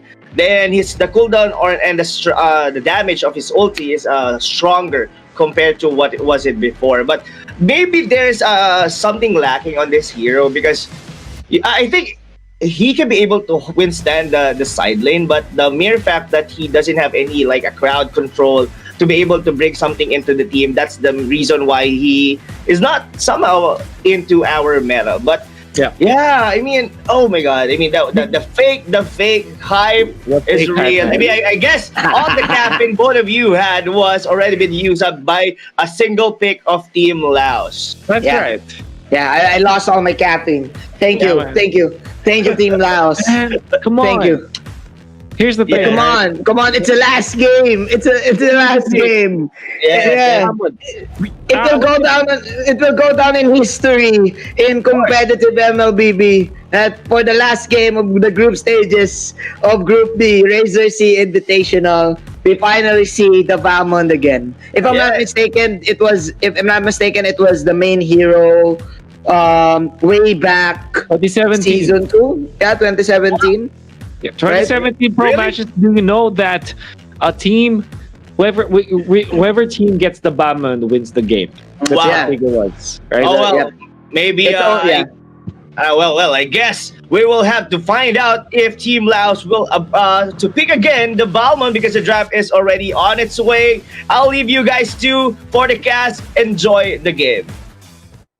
All right, let's enjoy this, Manjin, as we have a repeat of the draft. Thank you so much, Rob. Yep. For staying with us with the panel as we drink our coffee. I think that this could be a chance for both teams to kind of change up their draft, or maybe be the same. Like Laos, maybe they'll ban out the Esmeralda ones again. Yeah. I think that their first one it should have been the Cloud, but they weren't able to do it this time. They make it sure that they have the Cloud now. For Cambodia, I think that this is a big change up because it means that they cannot get something like Ling or whatnot. Maybe they can get Esmeralda at this point as the first pick. If they get Ling, Laos will just go like, okay, let's pick Esmeralda Uranus. So I guess that Cambodia, they need to get either Esmeralda or the Uranus with their first pick. It really depends, I guess. It really depends on what will Laos open up to. By the way, in all seriousness, guys, we're just joking around earlier. Again, we would love to see serious Mobile Legends, but we're just having fun because again, we all know that this match is non-bearing in the tournament, but still the players, they respect each other, right? So if you are an esports player, even if it is a show match or even if it's a non-bearing match, you will definitely give your best because again, the game is a game. A game is a game, and that's how you respect your enemies too, right? And Manjin, we did say that if you're right, dude, they let go of the Esmeralda Uranus, they will take it further. Yeah. Now Cambodia, I think they will go Kufra Link or something else. Perhaps. The Hylos pick, they can go carry actually. Like Kimmy is good here though for Cambodia. Okay, can see it, but I don't think that they will. Laos can go Tams this time, I think, or no, they won't go Tams anymore. Sorry, so they might secure support now, something or carry, or carry, or literally a carry, right? You can do that. Yeah, a support. Oh yeah, Tams is good. Tams or. Oh, Lu Yi. Your team is banning. I have this feeling that the Lu Yi and Esmeralda is such a good combo right now. Because the Lu Yi just gives so much to the Esmeralda. Like, if the enemy is away from the Esmeralda, the Lu Yi sometimes vacuums the enemy toward the Esmeralda for her to get extra shields. But yeah, we shall see what's the answer here for... Team Cambodia. Ooh, Bling is now banned. Well, I think Lancelot is gonna be the pick now for Laos. They go side in as well, the Lancelot with I guess the Lancelot funnel, or maybe they'll wait. Maybe they can get their tank now, something like Atlas or so Atlas makes a lot of sense, or Kufra now, something like that for Laos. So it's Kufra, and then they pick Lancelot. Kimmy and Lu Yi. Okay, it's Kimmy. Wow. Okay. Is it gonna be good? It's a big question. Because Kimmy is good whenever you have a high loss. Like, it's good with a high loss, and then it's good against a high loss too. Yeah. Yep. So they go Harit now. Harit Kagra. This is weird because Team Cambodia, they like using this Harit even if there's like straight up counters against it. Like for example, in the previous game they picked Harit even when there's already a Kufra. This time there's another Kufra and Esmeralda. These are the traditional counters or answers to the Harit. What's surprising to me is that they still pick it up. So hopefully Cambodia will prove to us that counters don't matter if you cannot execute, because it can end badly for them. By the way, it's it's like Ash choosing Squirtle against a Venusaur. That's right. Against a Venusaur, but he managed to win it because he has the power of heart. Every time. Every time. That's right. That's how Team Cambodia is. You know it's over when Ash put his cap sideways or backwards, right? It's already over. Even though his Pokemon is weaker against the other Pokemon, he will still win, and that's how Team Cambodia is. They're now saying, hey, doesn't matter Wolf and Manjin. We can execute this right, and we will try to execute Laos. But then again, guys, for those people who are watching, I'm gonna be honest, I'm gonna be cheering for Laos this time. I don't right now I don't care about the draft anymore, Wolf. But in all seriousness, guys, we're just kidding aside.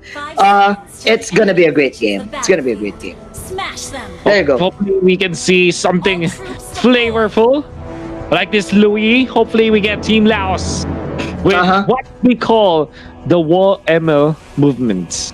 Yes. If there is War Dota, there's also War ML. By the way, there's also Dota in the Razer SEA-Invitational, right? It's gonna happen starting tomorrow, I think, along with PUBG Mobile. No, shut up.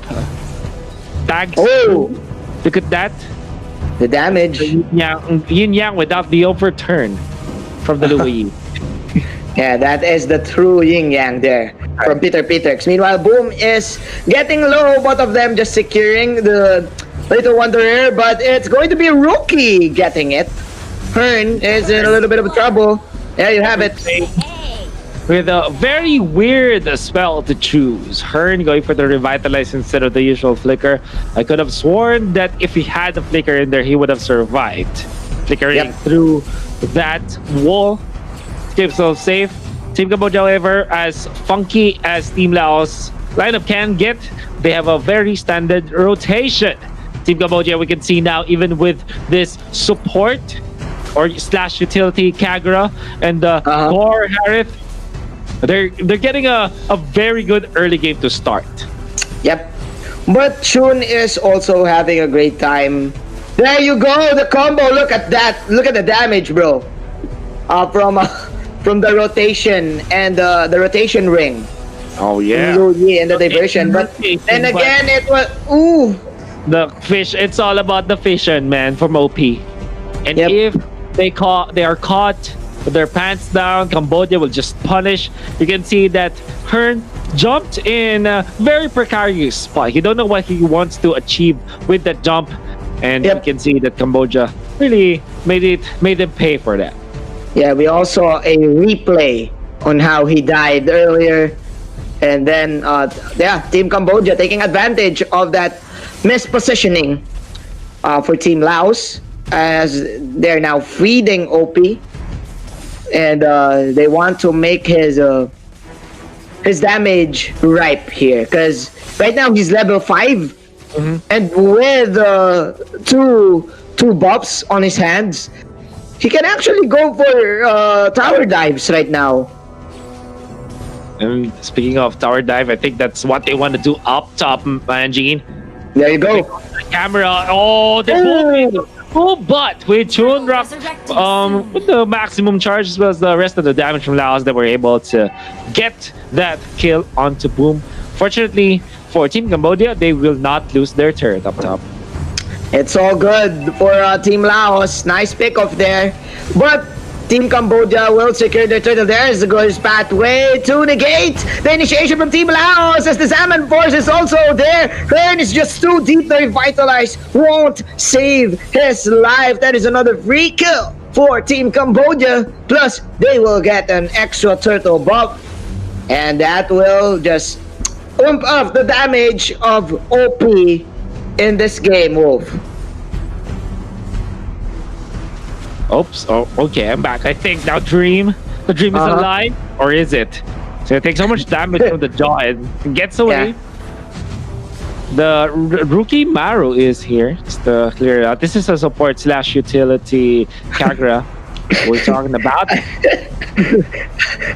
Laughing, man, dude. I heard the Maru. I just figured that out. Like, that's how you read it. Rookie Maru. Right. He has three U's in his name. That's right. You're gonna have to sing.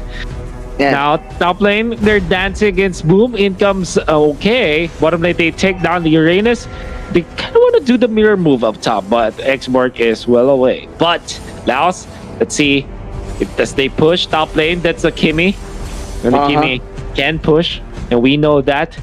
A little bit of cut now for Team Cambodia in the bottom lane as they are applying pressure in the middle. Oh, look at that burst. The damage from Chun, but that is the vacuum to the rotation ring. Oh my, slam dunk coming in from Esmeralda. The high loss, he tried his best to get away, but the DPS damage was enough for Team Laos to pick up 2. And probably, is this a free tower take? No, because Team Cambodia will still defend this, as that is the last insanity from Boom. Oh, the dodges, but it's not enough. He's gonna be fancy footworks. Fancy footworks though, but it's not enough. Yes. Yeah, you can move all you like, but you still cannot survive the Boom. Now Rookie Maru and OP, they're taking down the turtle. Shut up, wants to shut down Boom, but he is gonna be denied of that. His team Cambodia just takes down the turtle. Bottom lane, Manjin, there's the push that you're looking for. Both of the teams, I think, doing a lot of confusing skirmishes all throughout the mid part of the map. But for Team Laos, one thing is for certain: the push from Chun. Yes, objective taken from Chun. I want to see more of that combo, Manjin. I want to see more of that pull, the vacuum push and pull combo. The push and pull. Combo, right? We want that. Come on, show it to us. Show it to us. Come on. Come on. We shall see it for sure later. But man, I think it's still Cambodia. They're unfazed, even though they're getting picked off one by one. Hearn once again. That is the Zaman pathway being layered up, but the rocket is there for the Kimmy damage. But man, OP's damage is just too much for Team Laos as booming his way towards the side lanes, towards the backside. And man, Team Cambodia still getting the upper hand here. Another Zaman force. Esmeralda will start us his way out. Shun, another rocket. But come on, OP. The synchro vision after synchro vision. Team Cambodia still leading by 1K. This is OP's court now, man. Gene, he's just crossing everyone. Right? It's my yard. Yeah, it's my court. It's his yard, basically. And Team Cambodia will have a little bit of lead now when it comes to the economy because of the push that they're getting. Like some of the side lanes. Now Dream is gonna be tagged. There's the Zaman Force. There's the stun and the dive. Killing spree now for OP on this Harith. Back to back. Game 1 and Game 2. The performance is so good from this guy. In comes the Boom. And they take out the Kimmy, the Gross pathway. And not enough. Oh my. The Kupra Falling Star Moon is just nothing at this point. Team Cambodia, they're taking the floor. The handles. Yeah. They're taking the floor, man. I think Rob Luna should pass the floor to Team Cambodia next time. Rob Luna thought that he's passing the floor to us, but instead Team Cambodia says we're gonna take the floor. We're gonna take the floor. Zaman Force. Yep. My goodness. And the floor is hot, bro. The floor is hot. The floor is lava. Fire is burning. The floor is lava. The floor is lava. We're just kidding, guys. Don't worry. Oh, don't worry. Don't worry. Go for Uranus. They have 3 members here. Fortunately for Uranus is gonna be alive. Man, the OP just showing us some handles, bro. Like he's too fancy. He likes to dribble. He likes to cross over. And Team Laos, they don't have any catch. Where's their stun? There's the carpet and there's the sword, Manjin. There's the sword. Look at that acute angle. If you can see that from the top view, that is an acute angle, ladies and gentlemen. The Zaman Force and the Glorious Pathway combination. Both of the lines intersecting to each other, making the letter V, and that's where Cambodia is dominant. Yeah, you know what? V's for victory. That's what V's for victory. There you go. That's right. We're so sorry, guys. We're so sorry for the people who are watching. I hope that you can understand our jokes. Yeah, I hope you don't cringe. Yeah, I hope you don't cringe because we're cringing. We're cringing. Yeah. Oh well, dude. I think Team Cambodia, they're kind of like confident enough now to spend their ultimates without hitting enemies. This is like them now showing dominance against Team Laos, because OP, like, dude, right now he is on Harith mode. This is how you really play Harith, right? The Harith mode, yeah. It's the thing with Harith is that if you start good, we know this. If you start good, you're okay. I mean, you're set for the rest of the game. But if you kind of fail, it's easy for you to fall out when it comes to the farm and when it comes to like your overall performance, right? So I think that for Team Cambodia, the fact that they're getting away with this Harith pick, they're saying it doesn't matter what the meta dictates. If we can play right, we can take it. Yep. Yeah. Oh my, Team Cambodia on the road to victory here. What can Team Laos do here? Because, well, the Kimi has the glowing one. That's good news. Because at least the ticks from the glowing wand will help them out with the damage. Okay. But the problem is they're getting dove in by the Harith every time. There's a team fight. In top lane, Lord, that's shot up actually picked off by Team Cambodia. We did not see that happen. You know what? Maybe we're enjoying this game so much, but we still are looking for that massive teleport from Team Laos with the diversion. I think that's the ultimate from the Louis. Yes. And hopefully we get to see a good one. Oh, what a nice vacuum in there, of course, with the ultimate of the Kufra. But they don't really care that much. Hydus is sustaining. Is going to die. But the Lord will also be taken with the same amount of time that Team Laos committed to killing that 7kh Hylos. It was the diversion. It was misdirection. Misdirection. For Team Cambodia.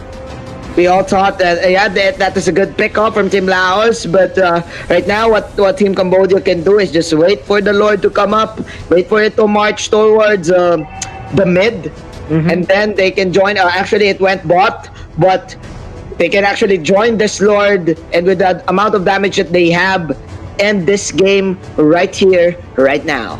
10 minutes in, Manjin, they have very farmed Harith. They're setting up for this death rush. Niker.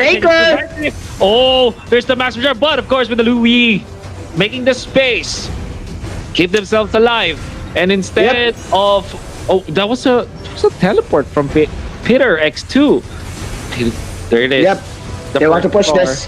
They're coming with the Lord. The Lord is in the bottom lane. 23 seconds in the death timer. Coming in from Naker. Team Laos right now defending their towers. The Lord is now in half health, but that is the stun. That is the Zaman Force in the bottom side. Rookie Maru now getting away, but 7 will fall down. He'll rob them inside, but they are inside the Zaman Force. No damage, but the burns are there. The fire is burning in the dance floor. Just kidding. For this Kimi, Chun and company, they were able to defend their base from the casualty. It's not over, Manjin. They have survived the first level. They need to survive for more. When will the next attempt for Team Cambodia be? That's a big question. But I think the problem for Team Cambodia is that they did not commit their strategy in good unison. But now maybe it could be, as Team Laos oversteps their bounds. There's the double stick. Let the bodies hit the floor, says Team Cambodia. They want to go for Peter on the backlines. They've taken the Kufra this time. Boom, almost they've been taken out, but they already taken 3. Make that 4 as the killing spree procs for this Kagura and Manjin. They take the floor. Yes, it is the Zaman pathway for Team Cambodia on the road to victory. They're on the road, but it's not into the region city, but for the V, for the W. Team Cambodia going out with swag. They will take the series in a convincing fashion. 2-0 against Team Laos. Let's say that we want to be entertained, and I'm sure that our viewers were entertained. That wonderful match that we see between Team Cambodia and Team Laos. I like that even in this non-bearing matches, teams are really showing up, right? They're giving us this different style of play, and we're getting so much. We're getting so much fun while we're seeing new meta rise. It's Harith that we're seeing, and maybe teams will now consider picking up more because of what Team Cambodia did. But Laos, man, I thought that they can take it. Unfortunately, they weren't able to do so. This is how they respect each other. And That's still props to Team Laos and Team Cambodia for putting up a show and showing up to the Razer SEA-Invitational. I think Team Cambodia, they're now returning the floor that they took, because we are now passing it again to our friend Rob Luna. There you go, take your floor, man. The floor master. Yes, the floor is very much taken. As Wolf said, let the bodies hit the floor. Yes, congratulations to Team Cambodia getting that 2-0 win. Yes, but unfortunately, they won't be able to proceed to our playoffs that will be happening at a day from that's July 10, I guess, for the playoffs. But I guess you guys were too excited. I mean, even the both of you was being I don't know, man. It's like you were casting a grand finals on that specific series. But I may ask you guys that do you have final thoughts on what happened in the game? And of course, before we actually end the show, start with you, Manjit. Yeah, I think it was all OP. It's OP's game. Like he outplayed 3 heroes in the mid game, and after that they can't kill him, because they have stuns, yes, but after they stun, they don't have the damage to burst the Harit, because that's what you want. You stun him and then you burst him, because if you don't, he will pop the shield, and the shield will help him survive, and sometimes he can actually kill you too. Every time he goes for the reset. So yeah, man, congratulations to Team Cambodia for taking this one. It was fun. All jokes aside, guys, for the viewers out there, we're so sorry for the cringe, but yeah, it was a fun game. We enjoyed so much. You know what? In these situations, man, it's more important for us to look at the brighter side always. Like, this is an unbearing match, but both teams showed up, and I think that's more than a victory for us. You know what? So I love it. Thank you. Yes, well, very well said to our casters. But once again, guys, we will be reminding you that we're still giving away $500 worth of Razer gold pins to the lucky fans throughout this event. Be sure to click the contest link in the chat to enter. And I guess it's gonna be the curtains will be close to a few teams here on the Group B, such as Team Laos, Cambodia, and Team Indonesia. Thank you so much for participating here on the Razer SEA-Invitational, and hope to see you soon on the next tournament. But for the Group B, the curtains will not have to close for 2 teams, because they have to unfinished business tomorrow. So I guess the exact time was 1800 GMT plus 8. That's 6 p.m. Philippine time, I guess. But yeah, that was the tiebreaker, best of 1. It's only gonna determine who will be seated on the upper bracket on the playoffs, and that's a very crucial matchup in between Team Myanmar and Team Philippines. Then I guess that's it for us on behalf of our amazing caster who are hitting the floor, or the bodies have hit the floor with this 2 amazing, beautiful man here, and to all the production and the broadcast crew, the Razer and Tier 1 entertainment staff. Thank you for watching. We'll see you once again tomorrow. Stay safe and good night.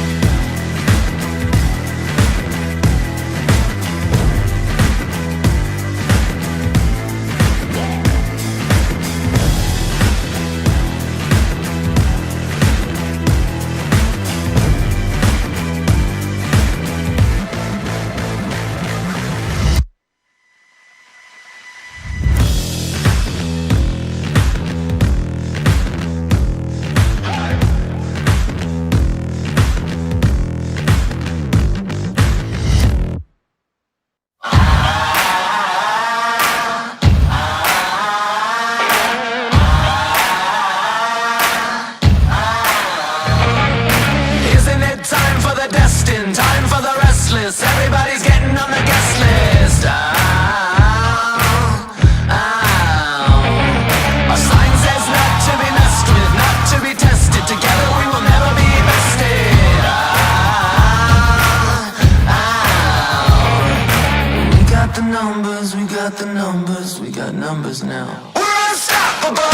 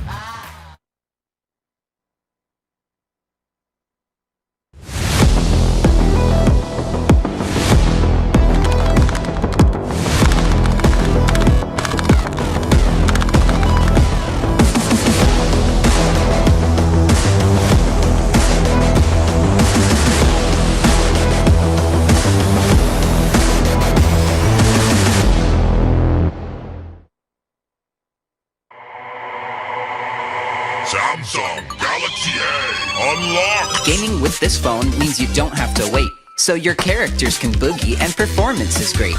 Go Dragon, go Dragon, go, go, go, go Dragon!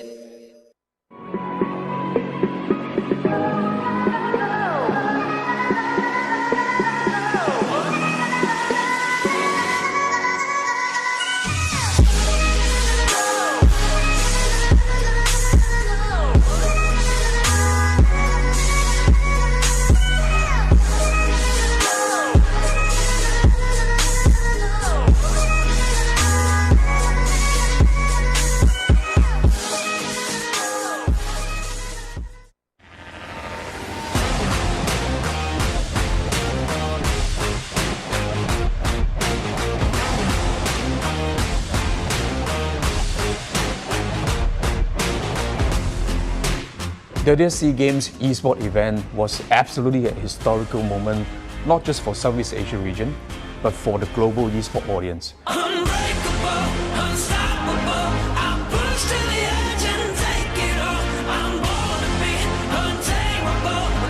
With our sight firmly set to establish eSport at Olympic Games as a vision of our CEO Minang, there are three focuses that we have to really go forward and have our vision established in the near future.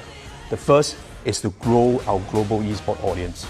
Second is to establish the fundamentals, infrastructure, and local development among the country at the grassroots level. And the most scalable and sustainable way is to work with the eSport Federation, where they have the sole objective to develop this as a true sport in the country.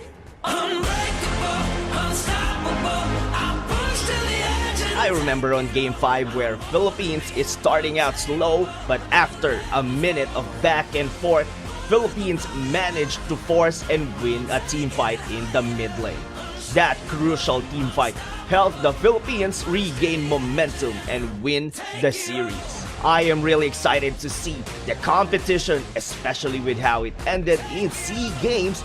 Will Philippines defend their title, or will Indonesia stop them?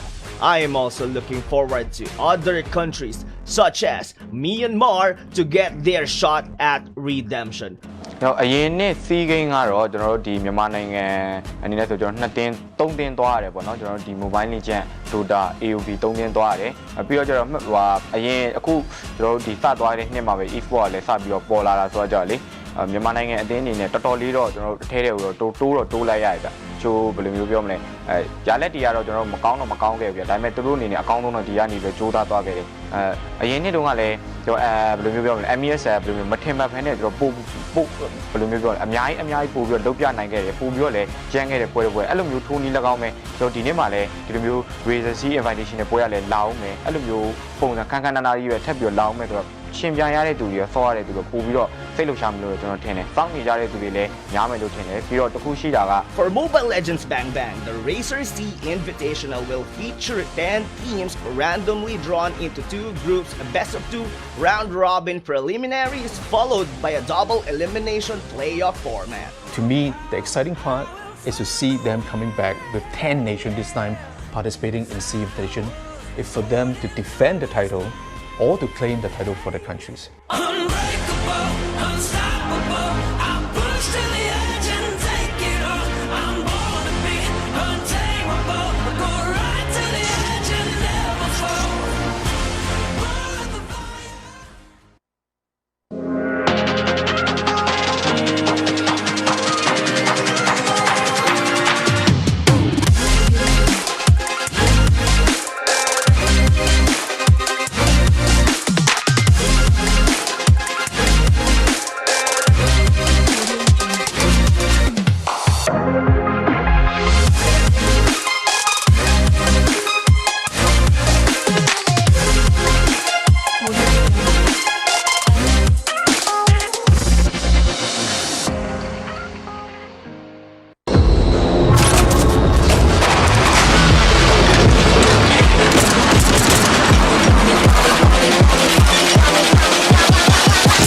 Walk me through my two-step.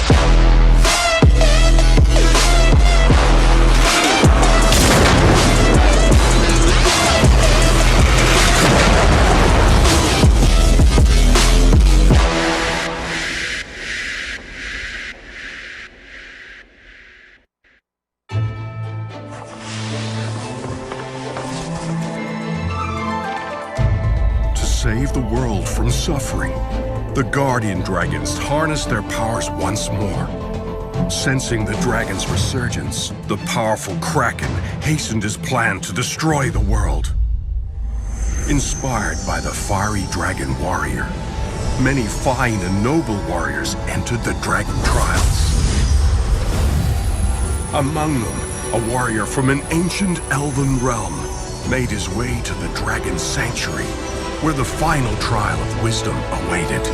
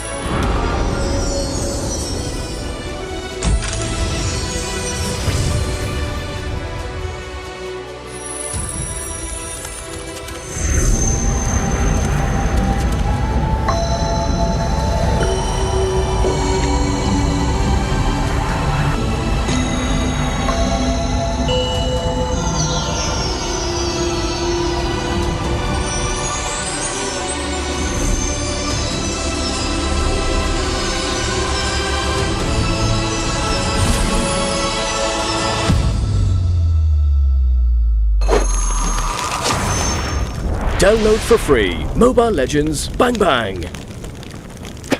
You got the best of me.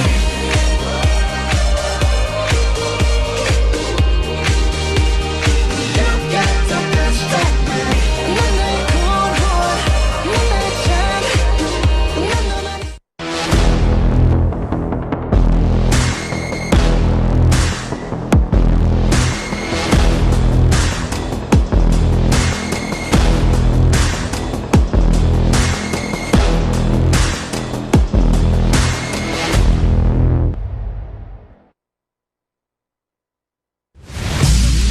This isn't about fame, fortune, or following.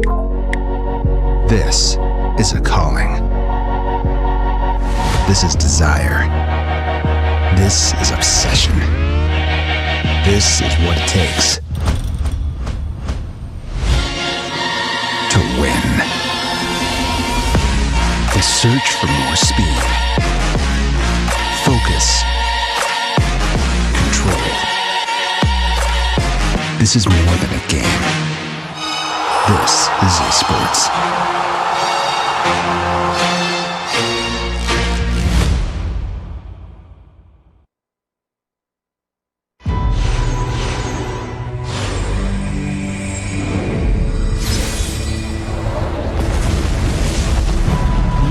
get this over with.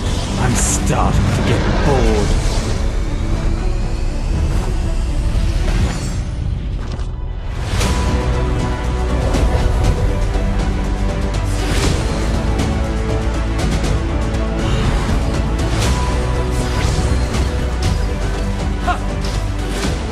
Mega kill! I am only a shepherd. Monster kill!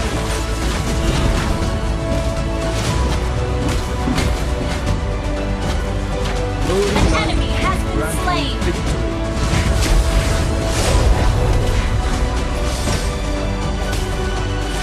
Bathe in the holy light.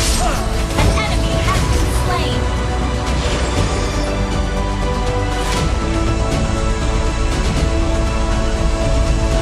Download for free Mobile Legends Bang Bang.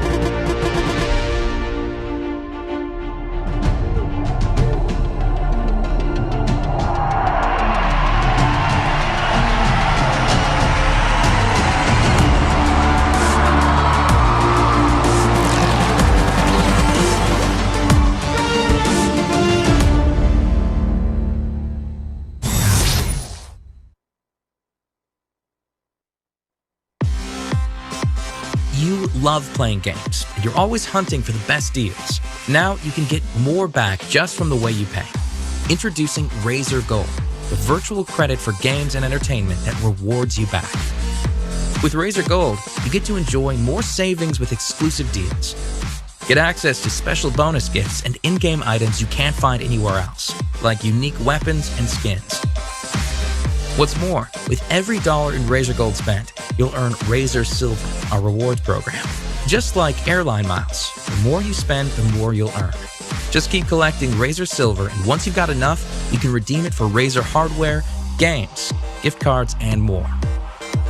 With Razer Gold, you get more savings and gifts, and automatically earn Razer Silver to redeem even more cool gear. It's the best way to get rewarded just for being a gamer. Get started by signing up for a Razer ID on gold.razer.com. Take a moment to verify your account so it's totally secure. And that's it. Start filling up your e-wallet with Razer Gold and enjoy rewards with every spend. So how do you fill up your e-wallet with Razer Gold? It's easier than you think. We've got over 1 million partners and stores around the world, both online and offline, where you can top up your e-wallet with Razer Gold. Don't have a credit card? No problem. Reload your wallet by purchasing these Razer pins. You can easily find them at your nearest convenience store, supermarket chain, or pawn shop. Prefer to do things online? We've got you covered.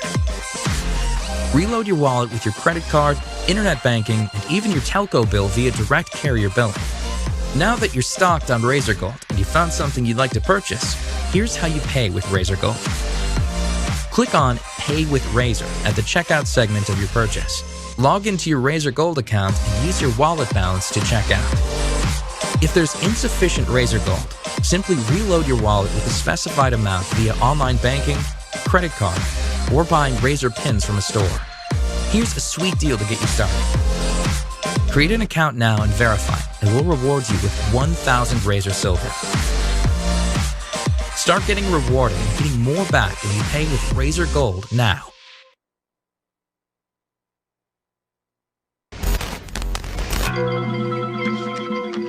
Probably a little bit of the traps. probably a little bit of a spinning light wheel, but who will target? There go Fatal Links into 2, but look at Hyde. They're free hitting them from the back, placing duet to the monster kill from the Claude Broly. Just like an anime, finishing up all his enemies. Phantom stepping up. Phantom stepping out, and I think it's over now. Chantel, 14-2. 5 heroes are here. Team Vietnam, this is it.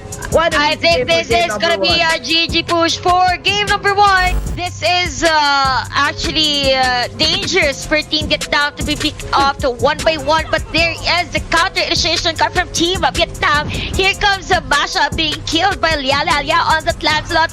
Oh my god, what a blazing duet into 3 with a triple kill plus the free hit. It's gonna be a savage for this one of Team Vietnam.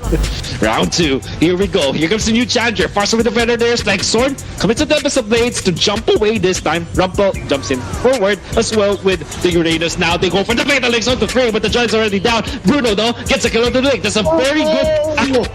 Because this, Lunox with the ultimate. Now he is safe, but he's trying to take down the base. Can they defend? The answer is no. Team Malaysia will take game 1. Keep them safe. Inhibitors down in the top lane and the mid lane. They jump in. Rumpel really wants to go for the kill of the Farsa, but the Winter Treasure is going to be popped. Rumpel not going to be punished though. Arts jump and not going to hit the mark. But they do kill off 1. That's Kaja down for the count. Ling tries to go for the Tempest of Blaze on the backlines, but it comes the Shadow kill onto the Farsa. Not gonna get the kill though, but they will take out the Atlas in the middle. The base in shambles now. Double kill coming off from the Hayabusa as he takes on the Thams. Go for the Lunox, going for the Farsa. I mean, they take them all. Only Link to survive. Chased down by Soren. Immortality for Framesy, but you know what? I'm not interested. I'm actually going to the base. They need to dodge at least 2 crowd controls come from Team Thailand. It's gonna be from the this Kufra and from the penalty zone of the Terizla. But I think we did not count the dog. The dog is inside the base. Koopa, and there you go. Oh my god. And another one. Shoutouts to DJ Khaled. Chantel, I think this is it. This is the final hoorah of Team Singapore inside the base.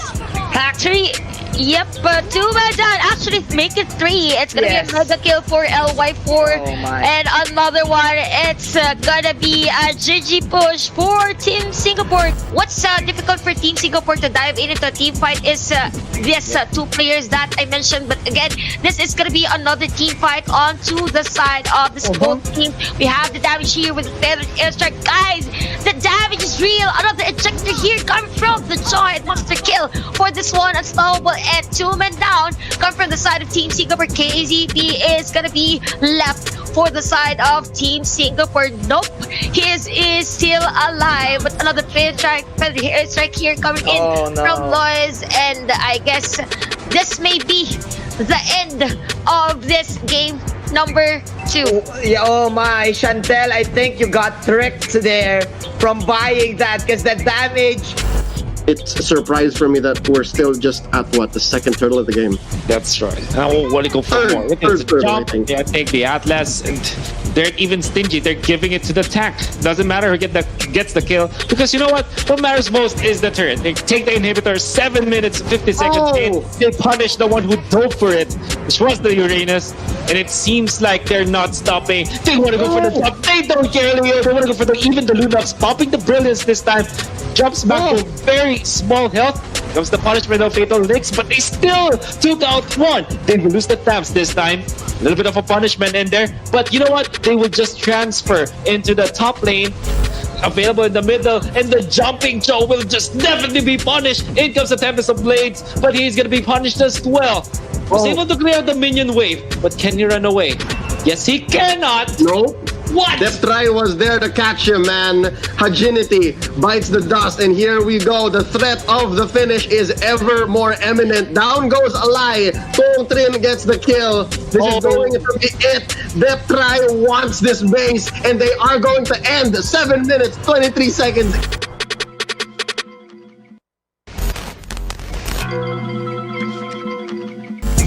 And then put up damage without even stunning the Uranus. Yep, they don't care anymore. I mean, they used Glorious Pathway as an engage, and oh my god, Framesy takes out Hajinity.